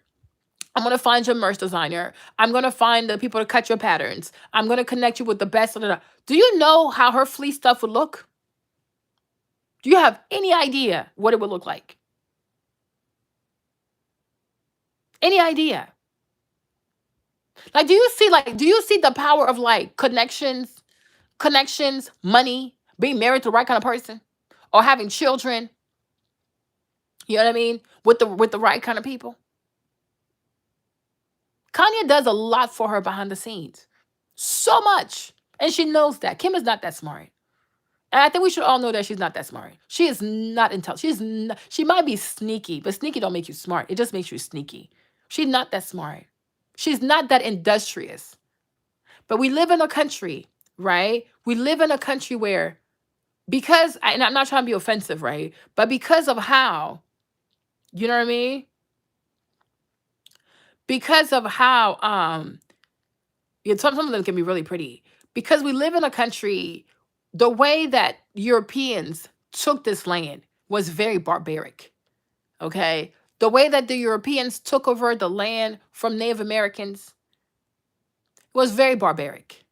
The way that they brought Africans over here to build their wealth was super demonic, right? So she's not industrious. I don't even know if you know what the meaning of the word industrious is. Okay, maybe you want to start there. Look up the word industrious. Don't just comment for the sake of commenting, right? But comment because you actually understand the meaning of words. Okay, good. So, because of the way this country was built, through violence, excessive poaching, excessive stealing, white people had and still have a need to create a false narrative about themselves. Because otherwise, if you don't have these false narratives about white people, about Europeans, you will see them for the savages that they are, or that they used to be. I don't know, right? But their forefathers are savages. They are very brutal people. You know what I mean? Her family. So you're talking about Kylie and Kendall, who never went to college. Like, that's what I'm saying. Do you know what the word of the meaning is? Do you understand the meaning of the word? Her family. Kylie and Kendall never went to college. Chloe was too busy doing drunk driving and having love escapades with the game. Chris, I don't even know if she went to school. So one bunch of people who their highest level of education is high school are saying that Kim works hard. That is supposed to have merit for us. Like me, Marlene, I have a master's in statistics, right? So I'm like, if I say you're not industrious and you're telling me, oh, I should take the words, I should look at the assessment of someone who only has a high school degree, has two children by Travis Scott, who don't want to marry her. Like when you look at these girls, like on some bullshit, if these girls were black, y'all would not even be trying to defend these girls. Like y'all would not even try to defend these girls. So when bunch of girls who are only famous for the sake of being famous, if it wasn't for fame, they wouldn't even know how to fill up a single job application. Those people, their words should matter to me because what? You would not defend them. You would not.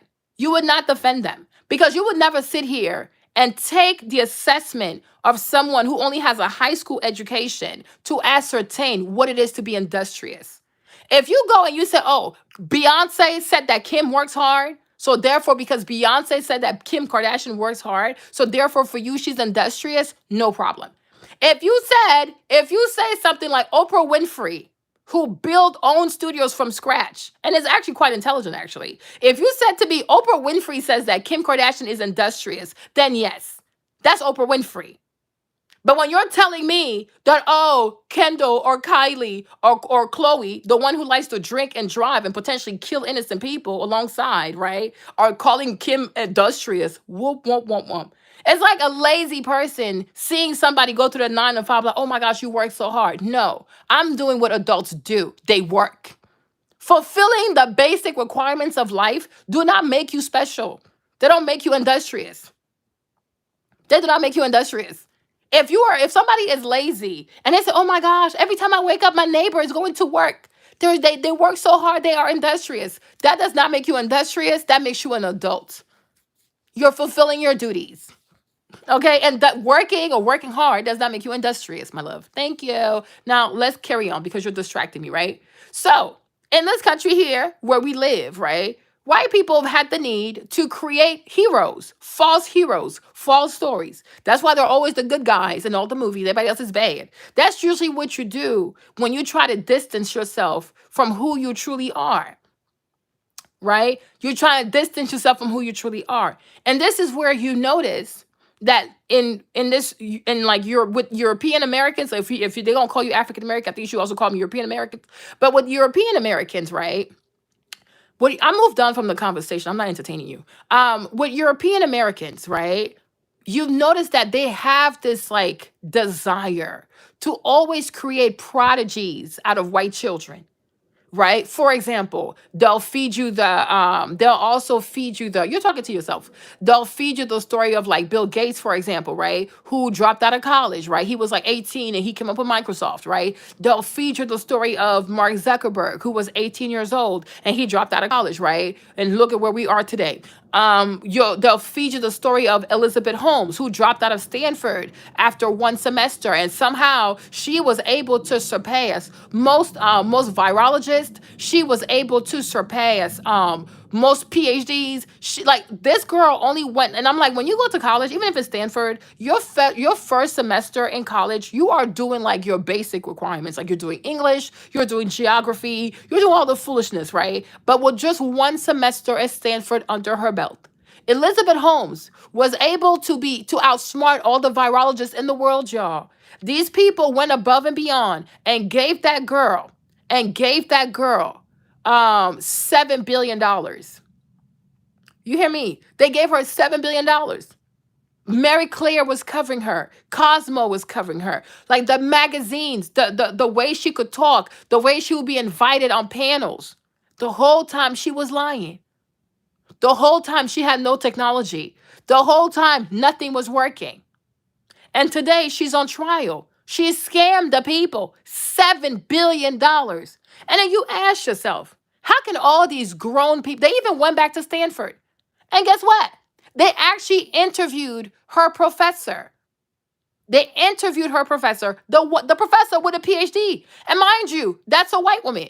So that she had a white professor with a PhD. The woman who actually stayed in school, not just for college, she actually went back to school for grad school, for a master's and a PhD. Not only did she have her bachelor's degree, not only did she have her master and her PhD, this woman was also a professor. She was also a professor.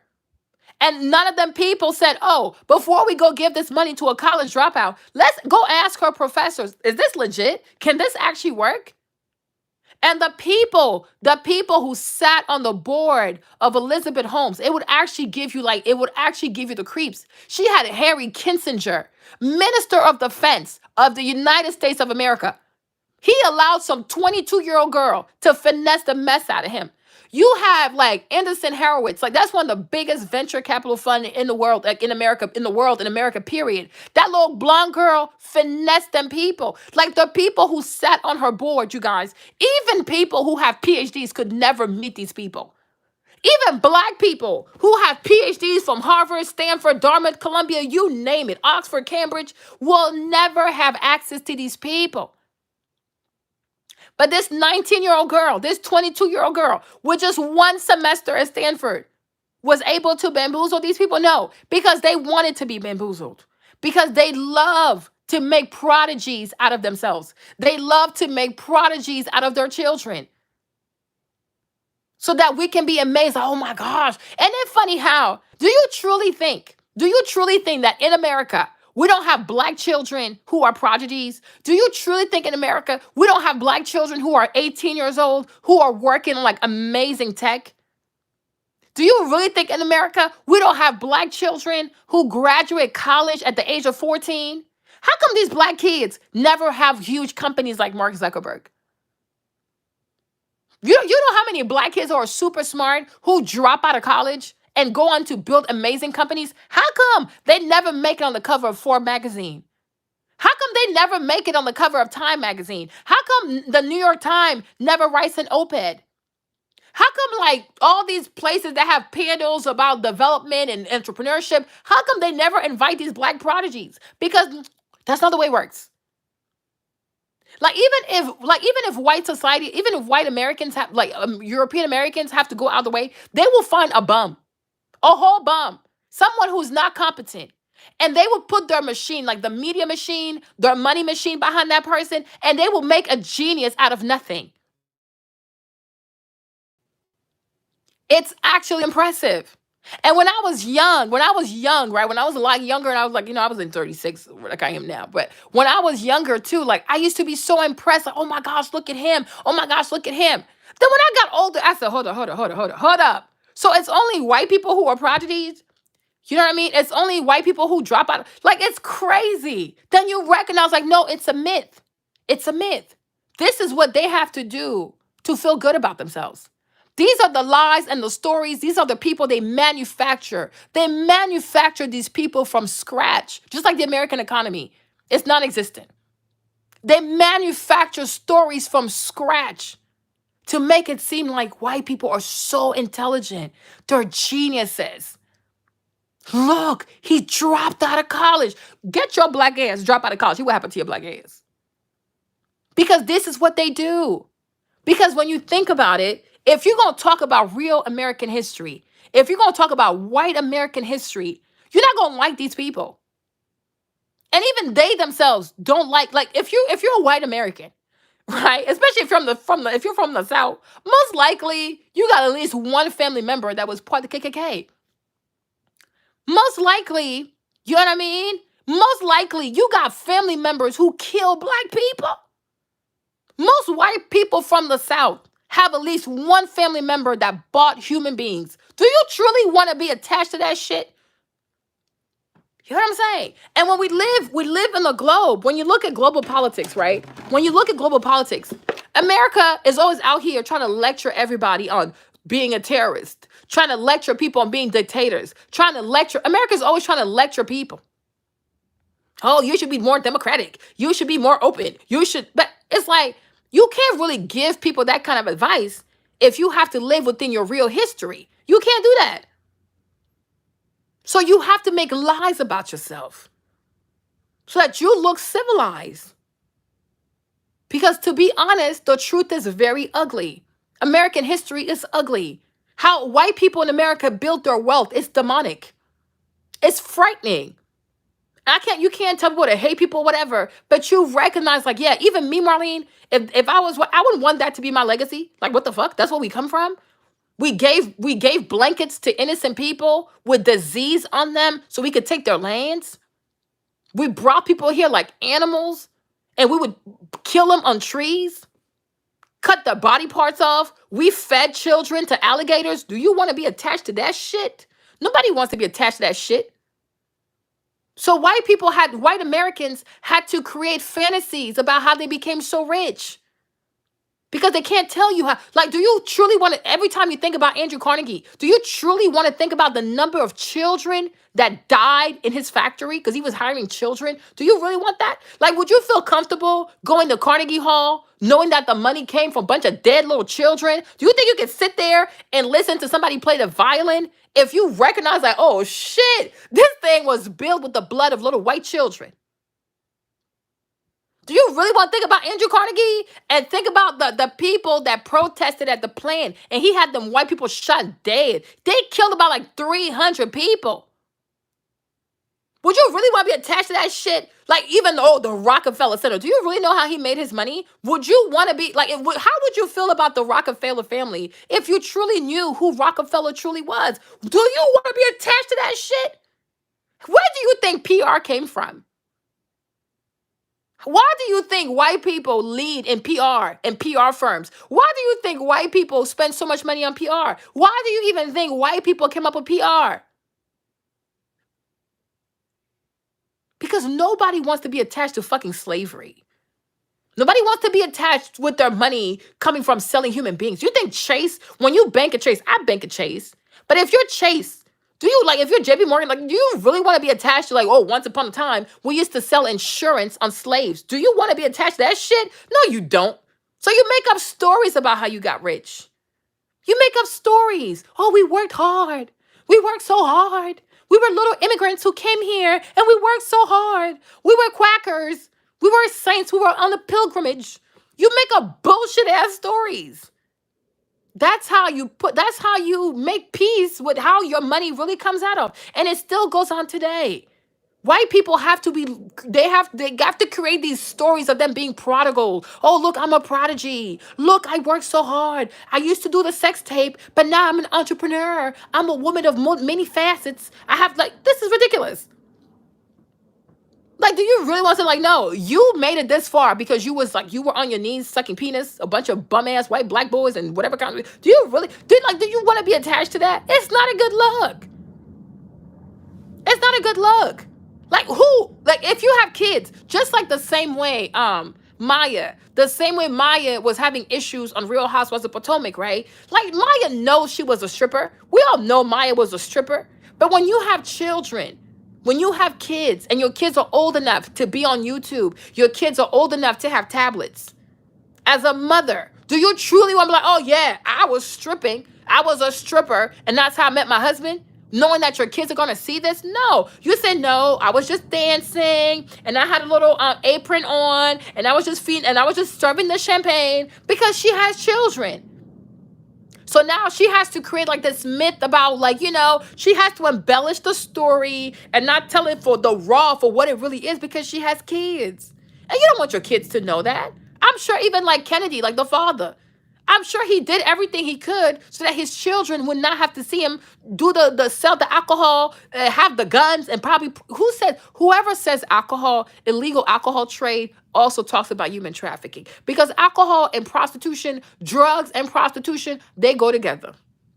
Okay, you're not about to sit here and tell me that the Kennedy father, all he did was sell illegal alcohol. No, he was also in some human trafficking, right? And when you traffic stuff means you do it illegally.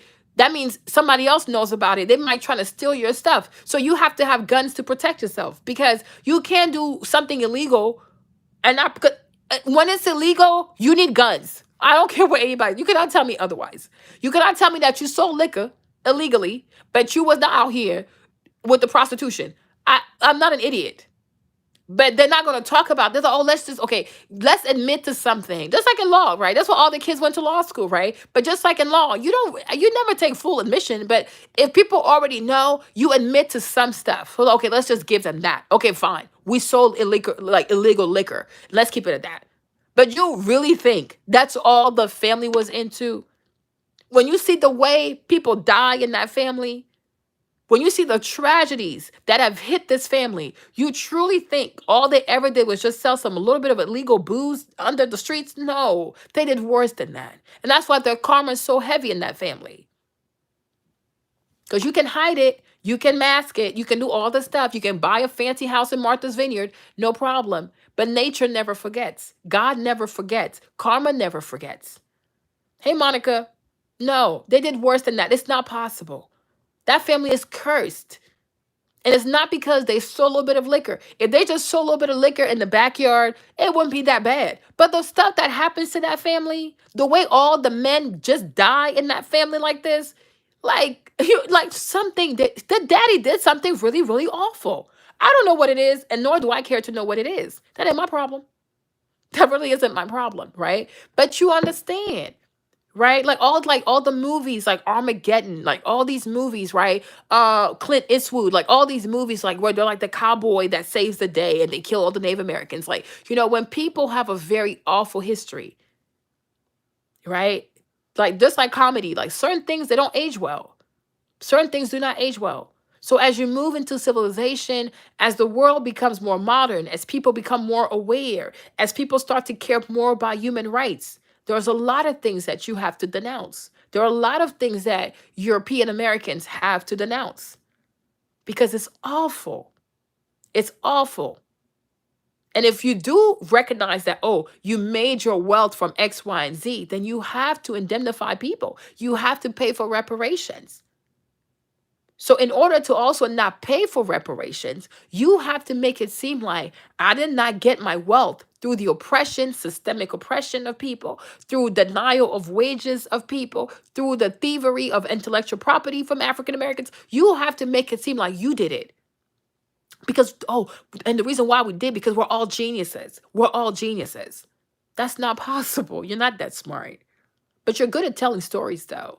And then you're good at marketing those stories, and you're good at making people believe. That's why Hollywood, it thrives so much, because Hollywood helps white people tell the stories that they want you to believe about them.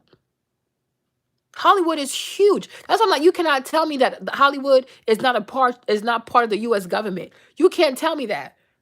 And that's why it's so hard for people of color to have access to Hollywood, because Hollywood is about preserving what you call Americana. Americana is that fake ass nostalgia where white people allow themselves to lie to themselves and to lie to the world about how good they are, how nice they are, how industrious they are. But the whole time, no, they was using free labor from Africa. The whole time, no, they was using land for free from Native Americans. There's a genocide on this land. There's numerous genocides that occurred on this land. There are major mass grave sites of Native American people in this country. When they first came to this land, there was 11.5 million Native American. Today, there's only 500,000 Native Americans. What happened to those 11 million bodies? Where are those people? What did you do with their bodies? But when your past is so bloody, when your history is so bloody, when you have done so many genocides, when you have murdered people, You've murdered your way into success. You have poached your way into success. Violently, you have acquired land. Violently, you have acquired wealth. It's not a good look. So their media, their Hollywood, their whatever they do, it works together. They work collectively. It's an ism. Okay, they work to get together and very effectively, I might add, right, to convince the rest of us that white people are good people who are they're just naturally smart. They're naturally talented. They're naturally beautiful. They are naturally industrious. They are naturally fit. They're problem solvers. They're engineers. They're architects. They're superstars. They're movie stars. They're scientists. They're like, yeah, sure, whatever. Yeah, sure. And if you're not careful, especially when you go to their schools, like you spend all your life going to these schools, right? If you're not careful, you're going to start drinking the Kool-Aid. You're going to start drinking the Kool-Aid. Next thing you know, you're like, oh, I look up to Andrew Carnegie. I look up to Rockefeller. I was that girl when I was in 11th grade. Oh my gosh, you could tell me nothing about JP Morgan, right? But they're your standard. I never knew about Mansa Musa, like, and all these other people. That's why when you black, it's good for you to read your own shit and know about black people for yourself. Remember, like something like the math is not mathing. You know what I'm saying? The Vanderbilt, oh, the Vanderbilt. You know what I mean? The great Vanderbilt. These people built the rails in New York. Like Anderson Cooper, he's a Vanderbilt. His mother's a Vanderbilt. He's a Vanderbilt, right? Grand Central Station. The majority of the train lines were laid by the Vanderbilt. They're like brothers, like two brothers, right? But how do you think they built them shit? You think they pay them people who built them lines? Ciao, bye. So you see, even Anderson Cooper ending up at CNN. It's not random. It's not random. He has like this like very like burger hot dog American name like Anderson Cooper. So you think like, oh, that's just Anderson, like you know what I'm saying, Levi 501 jeans type of stuff. But no, he's a Vanderbilt, right? His mom is a famous artist also. So it's like he is a legacy person. He's a legacy. He might fool people with that, hot dog American name Cooper, but he's a Vanderbilt. And he knows who he is, right? Like even the Cuomo's, like Andrew Chris, like Chris being at CNN, his brother being in the governor's mansion in Rochester, New York. It's not random. Daddy was a governor. You know what I'm trying to say? So it's like we worked hard, we work hard. Shut up.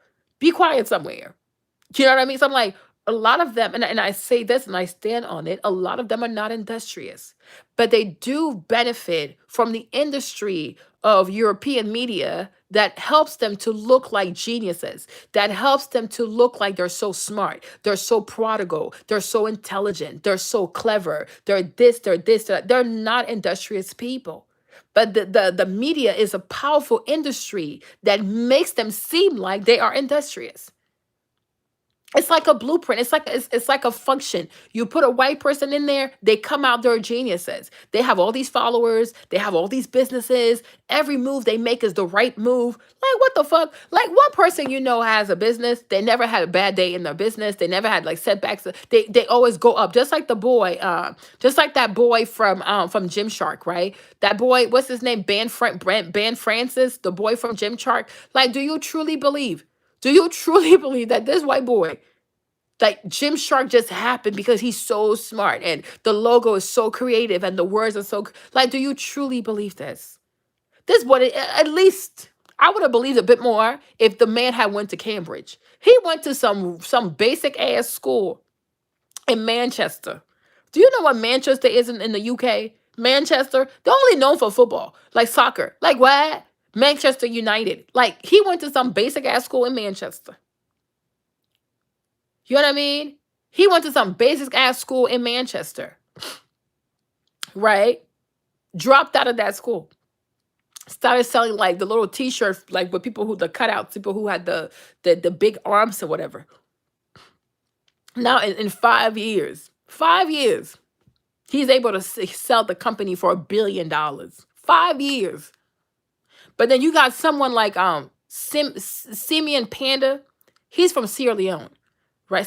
He's huge. Like he is huge. Like when I tell you he built them muscles from scratch, right? His name is Simeon Panda. He's from Sierra Leone, but he's British. He's black British, but he's from Sierra Leone. But he moved here recently with now his wife Chanel, she's very pretty too. They're a little cute little couple, right? Simeon has been busting his ass in the gym. He had a job. He was going to the gym. He had clients as a trainer. He wrote ebooks. No, he didn't go to Manchester Uni. No. I didn't say he went to Manchester. I said he went to some random school in Manchester. He did not even go to the best school in Manchester. You hear me? Simeon Panda. He even had to leave the UK so that the sun could shine on him a little bit. So he came to America. Do you know how many black people, like black British people, leave the UK to come to America so that they can even thrive? It's insane. You look at Ben Francis. You look at Simeon Panda. The person that should have had Gymshark or that should have had the business like Gymshark, you know what I'm saying? We don't have to understand anything. Y'all know why you keep trying to force us to understand. We don't force. We don't understand anything here. But anyways, but the person that should have had the Gymshark kind of situation is Simeon. But you see, Simeon is black. Okay, then stop bringing it up. Then Simeon is black, right? He's not just black; he's African black, right? And he's still hustling. Like everything he does is out of pocket.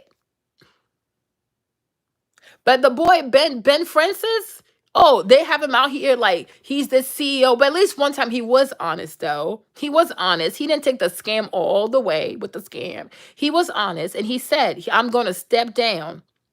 Okay, he's like, I'm gonna step down as a CEO of Gymshark because I'm not qualified to do it, but I'll be more so like the social face of the business. So he was honest about that because there were two older white men who are very seasoned in business who came into Gymshark. They took over Gymshark.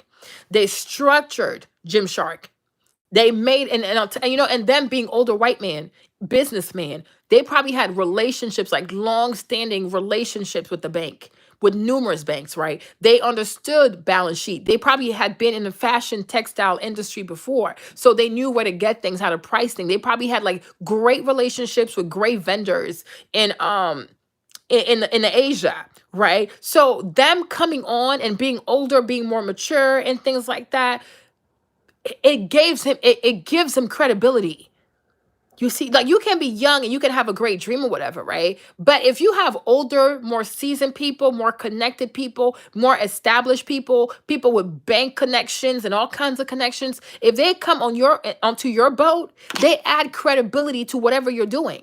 It's a huge amount of credibility. So they're at least, right? But at least there, he was honest. I ain't the CEO no more. So for like 4 years or so, they were in charge of Gymshark. They laid out the strategy for Gymshark. They laid out the exit strategy for Gymshark. They knew the numbers they wanted to. They had it all figured out because they had been in business before. This ain't their first rodeo, but this is where they're gonna make $1 billion though, right? But it's like Ben Francis, he is promoted as like this young dude who just randomly happened to start a fitness line for people, and then like he just used social media and he worked so hard and he worked so hard and he worked so hard, and now like his company is valued at $1 billion. It's like stop doing this shit. Stop doing this shit. Tell the truth, because no white person, no rich white person in their right mind, right? No rich white person in their right mind will ever even invest $50,000 in a black high school dropout, in a black college dropout, in a black person, anything. Because when you're black and you go seek investment from white people, they have crazy requirements for your ass because they don't really want to give you the money. They don't want to give you the money, right? But when you're white, that desire to create the next Mark Zuckerberg, the desire to create the next Bill Gates, the desire to create the next, what's my boy from Twitter? I forgot his name, right? The desire to create that next prodigy. White people start writing checks because they want to make a prodigy out of nothing. And we have to be very careful. And that's why when you're black, don't ever look at their stuff and get confused like, oh, it's gonna happen for me just like that. I'm gonna drop out of college too, and boom, boom, boom. You're not white. You're not white. And nobody is interested in making a prodigy out of black people. Because if you start doing that, It's going to inspire other black people. Exactly. They don't want to inspire black people. Because if you start making more prodigies out of black, I'm telling you, there are a lot of black geniuses, right? She said, Marlene, yes. Udoka, you're too much. I love you though, sis. But you was getting on my nerve a little bit though. Hmm. But I love you too, boo. I love you, my love. Thank you for being here, right? So you gotta be very careful. We have to be more sober minded. That's why I say, right, a success for a white woman is not a success for all women. It is a success for white women because the requirements for white women to get crazy money is very different. You can do something even better than a white woman. It's not going to happen for you like that. I'm not saying it will never happen for you. I'm just saying it's going to happen for you way slower, way differently. Because that's the truth of it all. Because if there's a whole bunch of women to choose from, the white woman will get chosen first. You need to know that. So that's why I'm like, that's why I don't even adhere to all this like feminist crap. Because the majority of the time, feminism is to promote white women. It's not to promote black women. It's like, yeah, let's all come together to get this thing passed. But when it's all said and done, who does it really benefit? It's the white woman. Because white women are seen as more valuable than black women. And because they are a direct connection to the white man, it's only natural that if the white man is the prodigy, therefore so must be the white woman also. So I don't like I'm not like, for example, like Sophia Amoruso of Nasty Gal, right? Like, okay, she failed a lot. She failed a lot. Nasty Gal not doing well. Like, there's a lot of stuff Sophia didn't do well.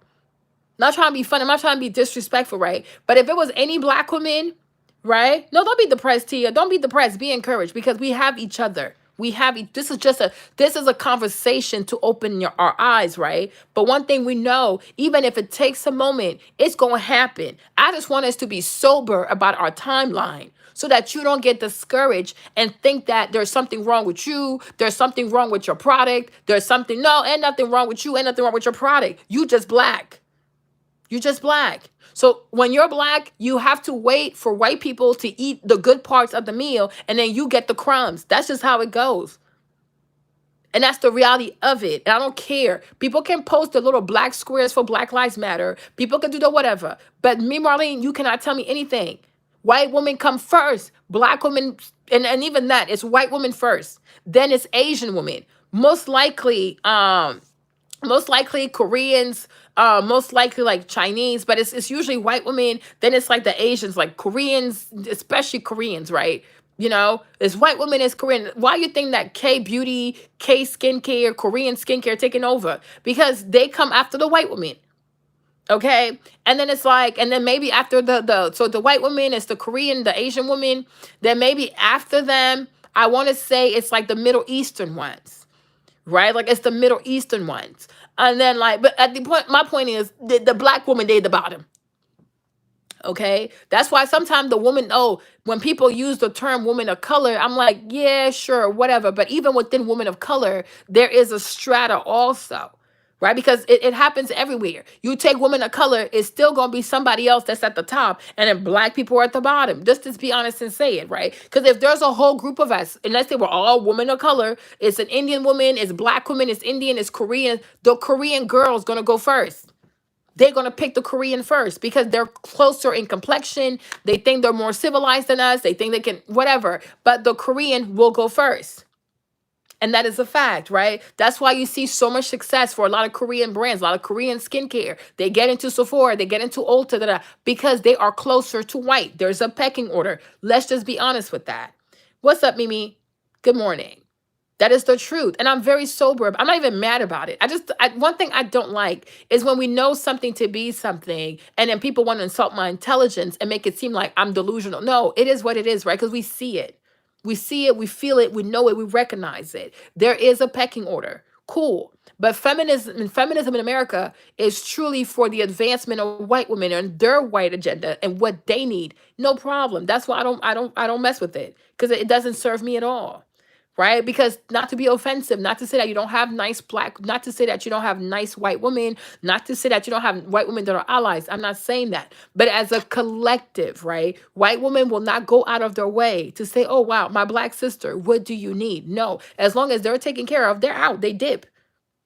They do all that girl boss, whatever they do. But once they get their check, they dip. Cool. It ain't no problem. That's why I don't even engage with this stuff, right? I'm very sober minded. You understand me? We got to be very sober minded because we are accepted. We are expected as black women to be okay with the crumbs. I'm not okay with the crumbs, but I see that you want me to eat the crumbs though, but I'm not going to do that. You understand what I'm trying to say? So you have to be sober minded because you have a lot of great black businesses, right? But the thing is, America is not built on making black people look good. America is built on making black people look bad. You understand what I'm saying? If you are a black woman, right, and you decide to do something positive, do it because you really want to and because you believe in it. Because you're not going to receive the same kind of embrace as if a white woman took on the same charge. But if you start twerking, all of a sudden you're famous. If you start talking about degenerate stuff, you will be very famous. If you promote ride or die foolishness, that puts a lot of black women in very, very dangerous situations, not just physically, not just in terms of the law, but even mentally, you're going to make a lot of money. Anybody who plays a part in killing the mind of black people, killing the faith of black people, killing the self-esteem of black people, anybody who's like engage helps black people to become more alcoholic, anybody who helps black people to become more disorderly, become more crazy, they make a lot of money.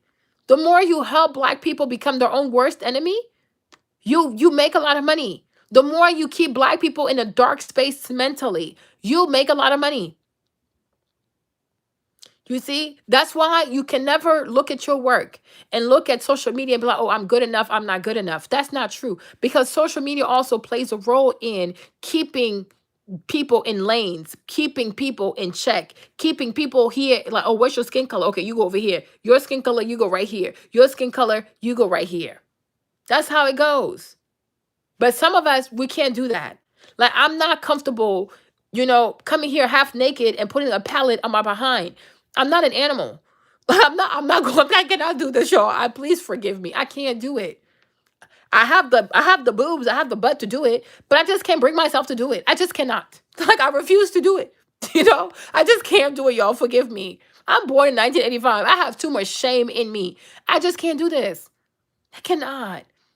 You see what I'm saying? Like, if you tell black women to be angry all the time, reactionary, right? You'll make views because the more you keep black women angry and angry and angry, like, it's a weird energy. I don't want you to be angry. I don't need you to be angry because I need you to use your mind. If you're clouded, by anger, by bitterness, like even the stuff I'm talking about, right? It's very unfair. But I could be screaming, I could be cussing people, these white bitches, but no. The Bible says, be angry, but sin not. I want us to recognize what it is for what it is, right? But then we also have to recognize that as intelligent people, we can come up with an answer without being emotional. Does that make sense? Like, okay, y'all, we recognize that this is the problem. This is the situation. This is real. We can be angry. We can cuss out white women. You can go on a cussing spree. Okay, fine. Then what does that solve? We still gonna be in the same position. Or we can say, yes, this is the problem. We recognize that white women are giving a huge advantage just for being white. We recognize a lot of times they don't even have to give as much effort as we do, and they reap so much more. So guess what? We don't have to be sad. We got to start working together. We have to start working together. We have to start coming together. We have to start being loud about supporting each other, right? So there's a good way and then there's a bad way to handle things, right? And that's what I do. I don't tell you, oh, go cuss out white women, go cuss out people. That's crazy. That's toxic. Because what if you meet a really nice white woman? You're gonna put things on her. She don't even know why you're mad. Like, what the heck? Why are you so? Why is she treating me this way? I don't want you to be deranged or unhinged. There's no need for that. We are intelligent people. And what intelligent people do, they recognize the problem, they identify the problem, they recognize the problem, then they say, okay, how do we fix this? What is going to be our strategy to fix it? Emotion is not a strategy. Cussing out people is not a strategy. Going places and being bitter and just like, oh, you just got it because you're a white bitch. Like, okay, like this is crazy. That's being disrespectful. You know what I mean? That's not a strategy. That's just being in your feelings. But when you're done being in your feelings, the problem is still gonna be here, and we still gonna be where we are. And that's the thing I find really sad a lot of times with a lot of black women who make commentary on social media. All they do is talk about the problem, the colorism, the. All they do is talk about the problem and say, okay, now that we know the problem, everybody's talking about the same problem. What is the solution? Because if you don't offer people a solution, I'm believing that you want to profit off their emotions. That's dishonest. Do you know what I'm saying? You don't just make people angry and leave them angry. No. When you bring up a problem and because it's unjust, it's unfair, anything unjust or unfair, anytime people recognize that they've been cheated, that they've been lied to, they're going to be upset. But you can't leave people upset because you trigger them by making them open their eyes. So now that you've made people open their eyes, they're upset. You can't just leave. We can't just end the call where you're upset. Right? I have to be like, just like Tia. She's like, oh, Martin, I'm sad. And I'm like, no, Tia, you're not sad. There's nothing to be sad about because you're not alone. So we talk about the problem. We identify the problem. We say, okay, now what is our solution? Because there's always a solution, right? Like when the people came out of Egypt, they were tired. They were defeated. They felt defeated, right? And the walls of Jericho are nothing to play with. But there was Rahab. You know what I mean? There was a solution. Don't try to go through the main gate because they'll beat your ass, but find Rahab somewhere. You know what I mean? Rahab is somewhere. Sometimes you can't go through, you can't go through the main gate. Oh, guns are blazing. Oh, fuck white people. Oh, fuck white women. That's crazy. That's suicide. You know what I mean? And that's just crazy. You can't do that. And I said that to y'all. Like, I watched a documentary from my auntie Nina Simone, right? Aquarius. Because when I watched it, I was like, this lady's an Aquarius. I could just tell she was an Aquarius, right? But Auntie Nina, she let racism, she let injustice like go so far into her bones. She couldn't help herself but hate white people. You know what I mean? She hated them so much. She would have concerts, y'all. I'm not playing with y'all. She'd be like, do you want to kill white people? I said, oh my gosh. Like, how can you say these things, Auntie? You're a star. You're a celebrity. You're an entertainer. And because you make music, your music touches everyone. You cannot say these things. But she was like, do you want to kill white people? I said, oh my gosh, right? And the sad thing is, for as much as she hated white people, which I understand where the hurt was coming from. I understand the rage. I get it. It was too much. You know what I mean? It was just overwhelming. I get it. Because when she lost it, I honestly think she had a nervous breakdown. I think she truly had a nervous breakdown because something happened to a little girl. I don't know if the little girl got lynched or something, but something demonic happened to a little girl, right? In the face of white people. And I think when she read that, that was the last drop that made the glass overflow. Auntie just had a nervous breakdown. She was like, fuck these white people, kill them all. They ain't shit. They some demons. Like, I understand it, right? But the way she went about expressing that, she should have, because she's such a talented musician, like not just her voice, but even musically, she's classically trained. Like she is a genius. Nina Simone is a genius, right? She was playing the piano since she was like 4 years old. It's crazy, right? She's a genius. But she didn't know how to use her music in a healing way, right? No, they're not mixed. Her husband's just super light. Her husband's super light. She didn't know how to use her music to give that message, right? Michael Jackson went through that too.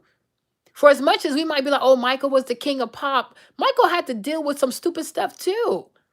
Michael had to do a lot of stupid stuff, and you hear it in his music. He doesn't say, oh, fuck white people. You know what I mean? But when he makes a song like I'm black, I'm white, because he's like, you can't treat me this way. But it's a very polite message like, bitch, I'm human too. You know what I'm saying? He sold. They took an investor like for like a billion. I think he got like a billion or something like that. They took it black something capital. They're called black something Blackwood. I don't know, but like black and white. That he's sending a message, right? When he has the other song, they don't care about us. You know that song. They don't care about us. Also, like he's talking about white people. Michael had his moments, but he did it in a nice way. But Michael was fed up too. And you can recognize, like, you can be that power, you can be that big, you can be that famous, and you still got to deal with some bullshit because you black. But he just couldn't just come out. You so stupid. You couldn't just come out and just say that stuff, right? So he was a bit more intelligent. Even Stevie Wonder. Stevie Wonder was upset too, very upset. You know what I mean? And like every time he would release an album, like the cover art for his album was letting people know, like, yeah, you like my music, but your people killing my people, bitch. You know what I'm saying? Like Stevie Wonder was pissed off too. You think he blind? He was not blind to the bullshit. Okay? Because he knew stuff was happening. And he put that in his music. He put on the cover art of his album, right? But Auntie Nina, like, she just had a nervous breakdown. Like the stuff, it went too far. And this is what happens when you don't also think about, okay, I'm upset. And you have a right to be upset. Because when you go through so much bullshit just because you're black, like when you're denied so much stuff because you're black, and you're like, what all these bitches do, I can do it 10 times better. Why they playing with me? Why they playing with my name? You know what I'm saying? Don't play with my name, bitch. You see, she got like, she was, because she always had to fight. She like, so by the time she's where she is and that thing happens to that little girl, when she puts everything together, that was like the thing, just like, it's just like, she's like, you know, I'm fed up with you people. You understand? But so watching that, like I said, I understand where she's coming from. But to me, it was a cautionary tale of when you don't regulate, okay, because you got to regulate. Nate Dogg, okay, like Nate Dogg would say, you better regulate your time with me. Okay, so on some Nate Dogg West Side stuff, right? You got to regulate, right? You have to regulate your emotions, sis. You got to regulate your emotion, pimp, okay? You got to regulate your emotions. You know what I mean? First, you're mad. You're really mad. Like, this shit is fucking unfair. Shit is fucking unfair. And I understand, like, I really do. Like, I understand ladies like Cynthia G. I understand ladies like Nia. I get it. Because one of the reasons why a lot of white women can enjoy this privilege that they have, because their men, their fathers, their grandfathers, their husbands, their great grandfathers, right, did some atrocious shit just so that they would have this privilege, right? And so a lot of times when black men don't want to build, when black men don't want to fight, when black men don't want to invest, in the future, there will be less and less privilege for black children to enjoy. So you feel like, yeah, so you feel like, wow, I have to start from scratch because my daddy, my granddaddy, my husband, they didn't do shit for me, right? But it's like a lot of white girls, they have a lot because the man in their bloodline did a lot. Even when doing a lot was very evil, was very dark, was very criminal. Right? So it's important for men to build, because when you don't build, you put your daughters and your granddaughters and your great granddaughters at a huge disadvantage. You see what I'm saying? But we thank God for Jesus. Nothing is impossible. You can always catch up. So that's how I feel. You can talk about colorism all the time, but what's the solution? What's the strategy you are bringing to the table? You can talk about biases, right? You can talk about white women have a privilege. Cool. But like, if we keep talking about this and over again, all you're doing is making people upset. Then you're making people feel powerless. You're making people feel rage. And I never want anybody to have rage for another person. To some extent, you can't really be mad at somebody if they have that privilege, because their man in the bloodline did what had to be done, even if it was at the expense of other people. You know what I'm saying? So we always got to think about strategy, right? And being strategic, it doesn't mean that you don't recognize that this is not fair. You know what I mean? It doesn't mean that you don't recognize that this is so unjust. Like, why am I going through this? It's so unfair. A lot of black children are incredibly talented. Even me, right? But I have to tell you, and I have to warn you, that your talent will not be enough. You know what I mean? You might be 10 times better, you might be 20 times better, but the way it works out here, complexion is huge. The color of your skin is huge. So when you're talented, you also need to be strategic. You have to be extremely strategic. And when you work on being strategic also, a lot of times you'll have to bite your tongue. A lot of times there are battles you cannot fight, not because they don't hurt you, not because you don't have something to say, not because you don't want to say something. It hurts, it will hurt you really badly. But it's like if I say something now, you expose your cards. And if you expose your cards too soon, they're going to hurt you. So sometimes, even though it hurts, even though you're in pain, even though you see what your people go through, take your pain. Take your pain with grace, right? And then work even harder. Okay. Okay. Because one day you will be able to make it right. But you can't help anybody if you don't make it to your destination. It's a very easy, it's a very easy to get lost in bitterness, rage, complexion politics, ethnic politics, black versus white politics. It's very easy to get lost in that sauce. And to the point that it can like completely consume your day, consume your month, consume your entire year. And then when it's all said and done, you haven't even worked because you're so sad and you feel so defeated. We have to learn to manage our emotions. And then we have to learn to keep the work going. We have to learn to be, and that's why I say, like, whatever you do, be grateful, right? Uh, be grateful for how far you've made it. And I know you want more. Shit, I wish I had more, right? But be grateful for how much you've made and always remain a gracious person. You know what I'm saying? Remain gracious because people gonna try you. So they can make it seem like you're an animal, that you're crazy, that you hate people. People have, it's very easy for people to twist your words when you're black and stuff like that, right? Exactly. Or you're jealous, et cetera, et cetera. So a lot of things, and I had to learn that myself. You have to take a lot of your pain, you got to take that with grace. You know what I mean? It's not because you're stupid. But right now, you're not strong enough, or you're not rich enough, or you're not powerful enough that you can sway enough people on your side, right? So, because if you don't have people behind you, if you have a movement and there's only one person, it's hard. You know what I mean? If you have a movement, you got 100 people, I guess. But if you are able to get to a place where your movement has 1 million people, where your movement got 2 million people, where your movement has 3 million people, you have enough soldiers now to take a stand. But when you're building and you only got like 100 soldiers, you only have like 200, 300 soldiers, you got to be very careful because your kingdom is not that big. There's an empire somewhere. And if you start a rebellion, they're going to squash your behind. You see what I'm saying? So you have to be like, you gotta be sound minded when it comes to that stuff, right? But you have to be very strategic. And a lot of times when I hear discourse on social media, especially from black commentators, right? It's always very adversary. It's always like, oh, white people, light skin versus dark skin or whatever. But it's like, okay, but what's your strategy? Or you're just here to just ruffle people and then you're just gone because you just want the views, right? I don't want views, but please buy my ballots, right? But I do want you to be strategic because you will see a lot of things that are unfair. You will witness and you will live a lot of injustice. You will align yourself with people thinking like, oh, we're all women, so let's go. And then like the white woman gets the promotion and then you're left behind. Like, what the heck? How did this happen? And I know how to do my job better than she does, right? And you can cuss them out. You can cuss them out. You can cuss her out. You can quit the job. Man, F these people. Fuck all you racist white bitches. You can definitely do that. You know what I'm saying? But to what avail? Because now they're going to go write bad things about you. They're going to do all kinds of weird things to you, right? So it's hurtful and it freaking sucks. But you got to take a step back and think about an intelligent way to make these people pay. And it might take you a year. It might take you 2 years. Because sometimes you got to make it seem like you forgot. So people are, oh, she hasn't retaliated, so maybe she forgot, right? And then maybe year 3, you hit them with the boom boom. They're like, well, I thought she forgot, because you got to hit people when they don't expect it.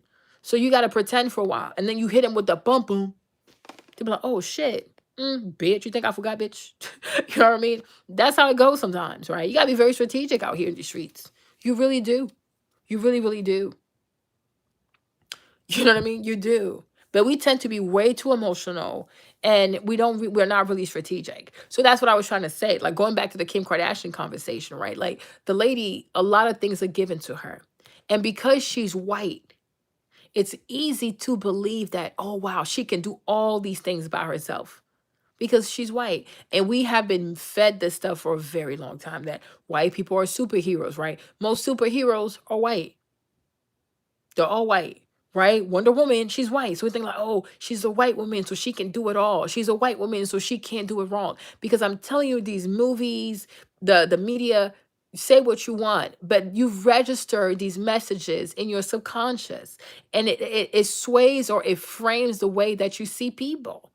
Right. So when you look at a white woman doing all of this, going to law school by her damn self, I don't even know how, whatever, you know what I mean? Managing 4 kids, being like super famous, having a Skims line, and she's able to get deals with Fendi. Da, da, da. It's very easy to believe, oh, wow, she works so hard. She's the best of the best. She deserves this. She's industrious. Da, da, da, ba, ba, da, da, ba, ba, ba. Because low key, high key, most of us did watch Wonder Woman, and she was a white woman who could do it all. I'm even surprised that in X-Men, they allowed Halle Berry to be black. You know what I'm saying? But you watch the Avengers, everybody white up in that stuff, right? You know what I'm saying? But so it's very easy for you. Like, oh, wow, look at her. She's impressive. Oh, look at how white women, they snap back into their bodies after having children. Many of them do surgeries. Many of them do liposuction. You know what I'm saying? And on top of that, they don't show you all white women after they get pregnant. They show you the one who have the money to do all these things after they get pregnant. So you have to consume things with care. You have to consume things carefully. You have to consume things with discernment. Like, does this really add up? Or is this once again part of that the white prodigal propaganda, right? Like where white people are just, they're so smart. I used to believe it too. You know, I used to really believe it. Hold on. I used to really believe that myself. I went to the Met Department. I was like, oh my gosh, look at all these smart white people up in here. You know what I'm saying? And it really affected my self-esteem because I was like, oh, maybe I don't belong here. So like, if I would get like a bad grade or if I was struggling understanding something, I used to be so hard on myself. Like, what's wrong with you? You're not smart enough. You don't belong here. But it was like that. But the thing is, the whole thing was white. And then like most of the pictures, people that they would celebrate in history were white people. Like, and you didn't have that many black professors, right? So when there's a lack of representation, it's very easy for you to doubt yourself. Do I really belong here? You know, can I really do this? Am I really smart enough? And I told you, I used to have really, really bad imposter syndrome. I used to have awful imposter syndrome because that's what lack of representation will do to you. And be honest with yourself, right? When you keep seeing nothing but white people, Tesla is your boy Elon. Straight up, he's a white Canadian that used to live in Africa, come from South Africa, and he's able to have all the success here. Okay. Warren Buffett, Steve Jobs, Bill Gates, Mark Zuckerberg, Jack Dorsey, Elizabeth Holmes, Mark Zuckerberg. I mean, you name it, right?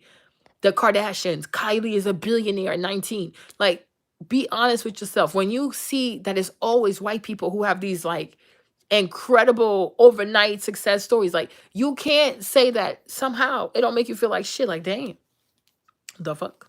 Like, what's wrong with me? How come we don't see any black people like that? But it's intentional. It's super intentional. But what it does is it does make you feel like white people are superior. You know, if you only see white people celebrated for doing these kinds of things, it does make you feel like white people are superior, right? And you might not say it out loud, but in your subconscious, your brain is registering that white people are indeed superior. Jeff Bezos with Amazon, right? When you see that the majority of the wealth of the world is in the hands of white men, right? When they tell you like, oh, how much Elon Musk made during the quarantine, and you see how much poverty plagues all other types of people, right? They low key, high key want you to feel like white people are superior. They work hard.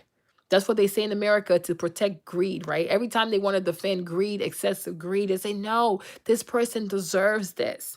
A CEO can make $25 million while people at the factory are only making $3 an hour. I'm like, no, because he works hard. Who works hard, the CEO or the people actually making these cheap ass garments?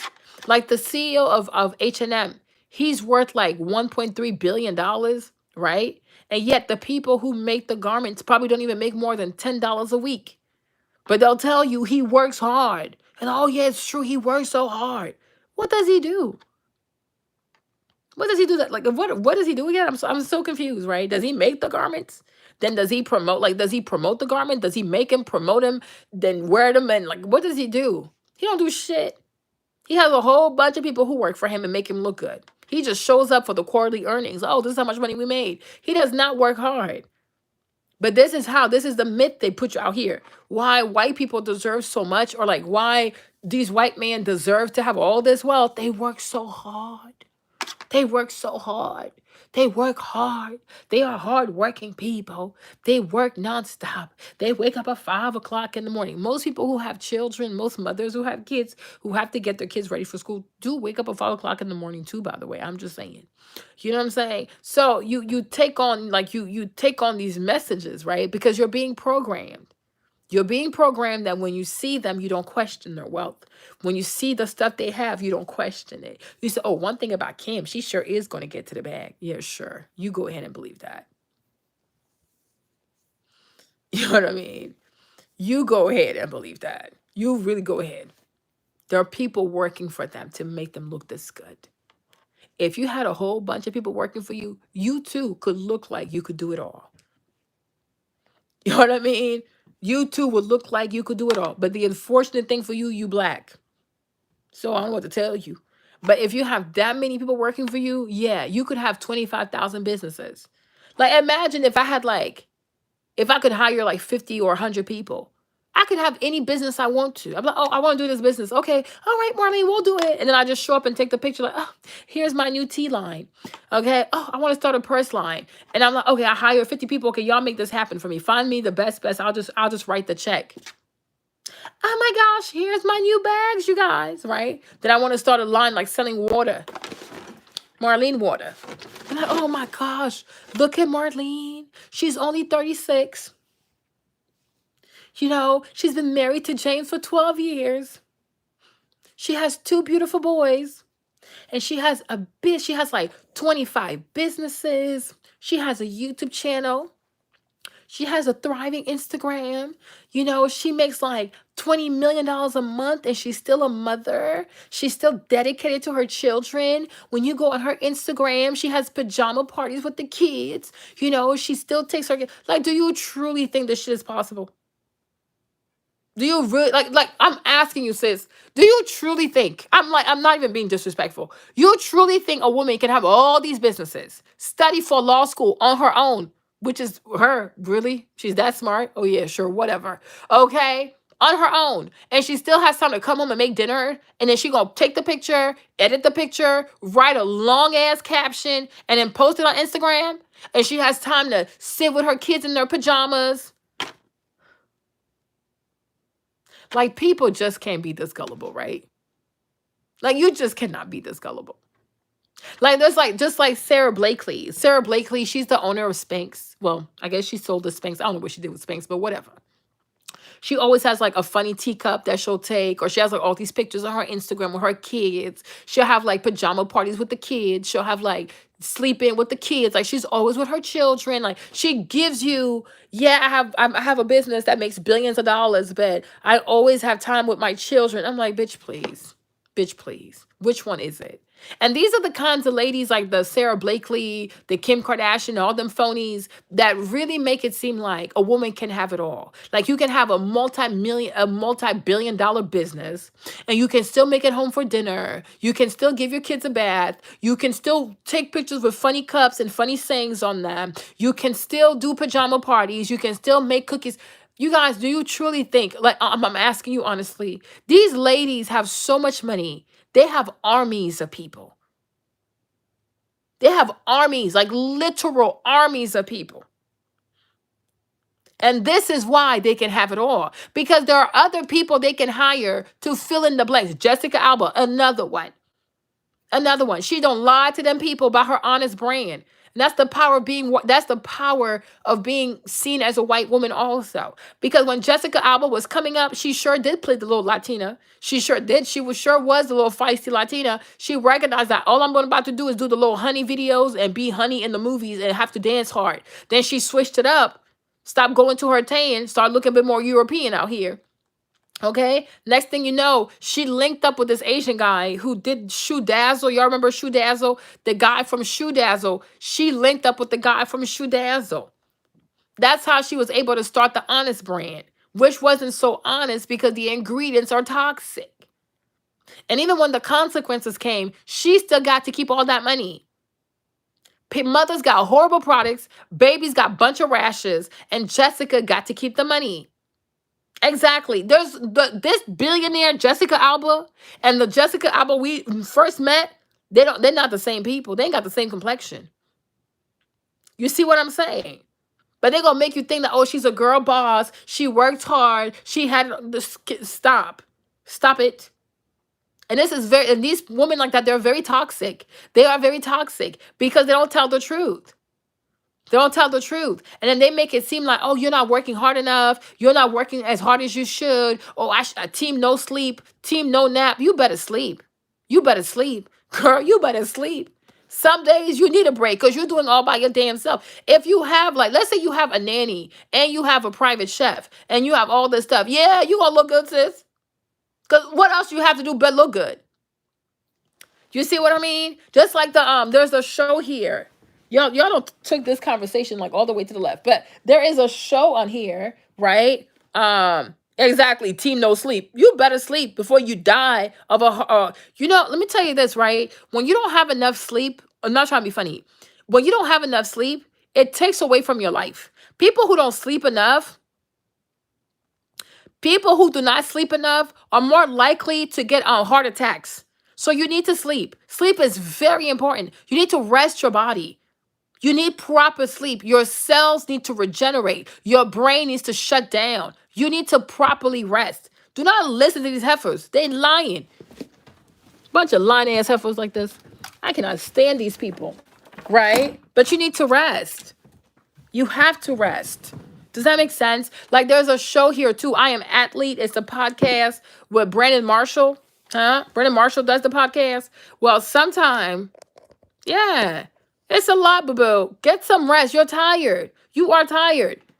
Having a newborn is a lot. It's a lot. It's a lot. You're by yourself. Oh, my gosh. Girl, get you a massager. Get you a heating pad. Get you a pillow for your legs, girl. Get you a bunch of comfy pajamas. Eat your food. Don't eat, like, too much bad food, but have, like, eat like, fruits and cereals. But I'm just saying, like, it's okay. You had a whole human being come out your body. You need to rest. What the heck is this? Oh, thank you, Jenny, right? Then these girls they're lying. They lie so much. Like, it's disgusting to me. Like, tell these girls the truth. Like, flip the camera around and show me your nannies. Flip the camera around and show me how many personal assistants you have that help you get through your day. They have lots of help. They have armies of people helping them. And then they have the audacity to go on the cover of Forbes magazine, Time magazine, New York Times about, oh, I balance it all and I love being a mother. Like, girl, shut up. Like me, I haven't seen my kids in 4 months trying to keep up with this business. You think it's fun for me? You know what I mean? Yeah, sleep, Doka, sleep. Like, sleep is very important. And when you're well rested, you don't deal with your children from a place of frustration because they're kids. Children will do silly things. They're children. They have to do silly things. That's just part of life. But if you're tired, you're going to be very short-tempered with the kids.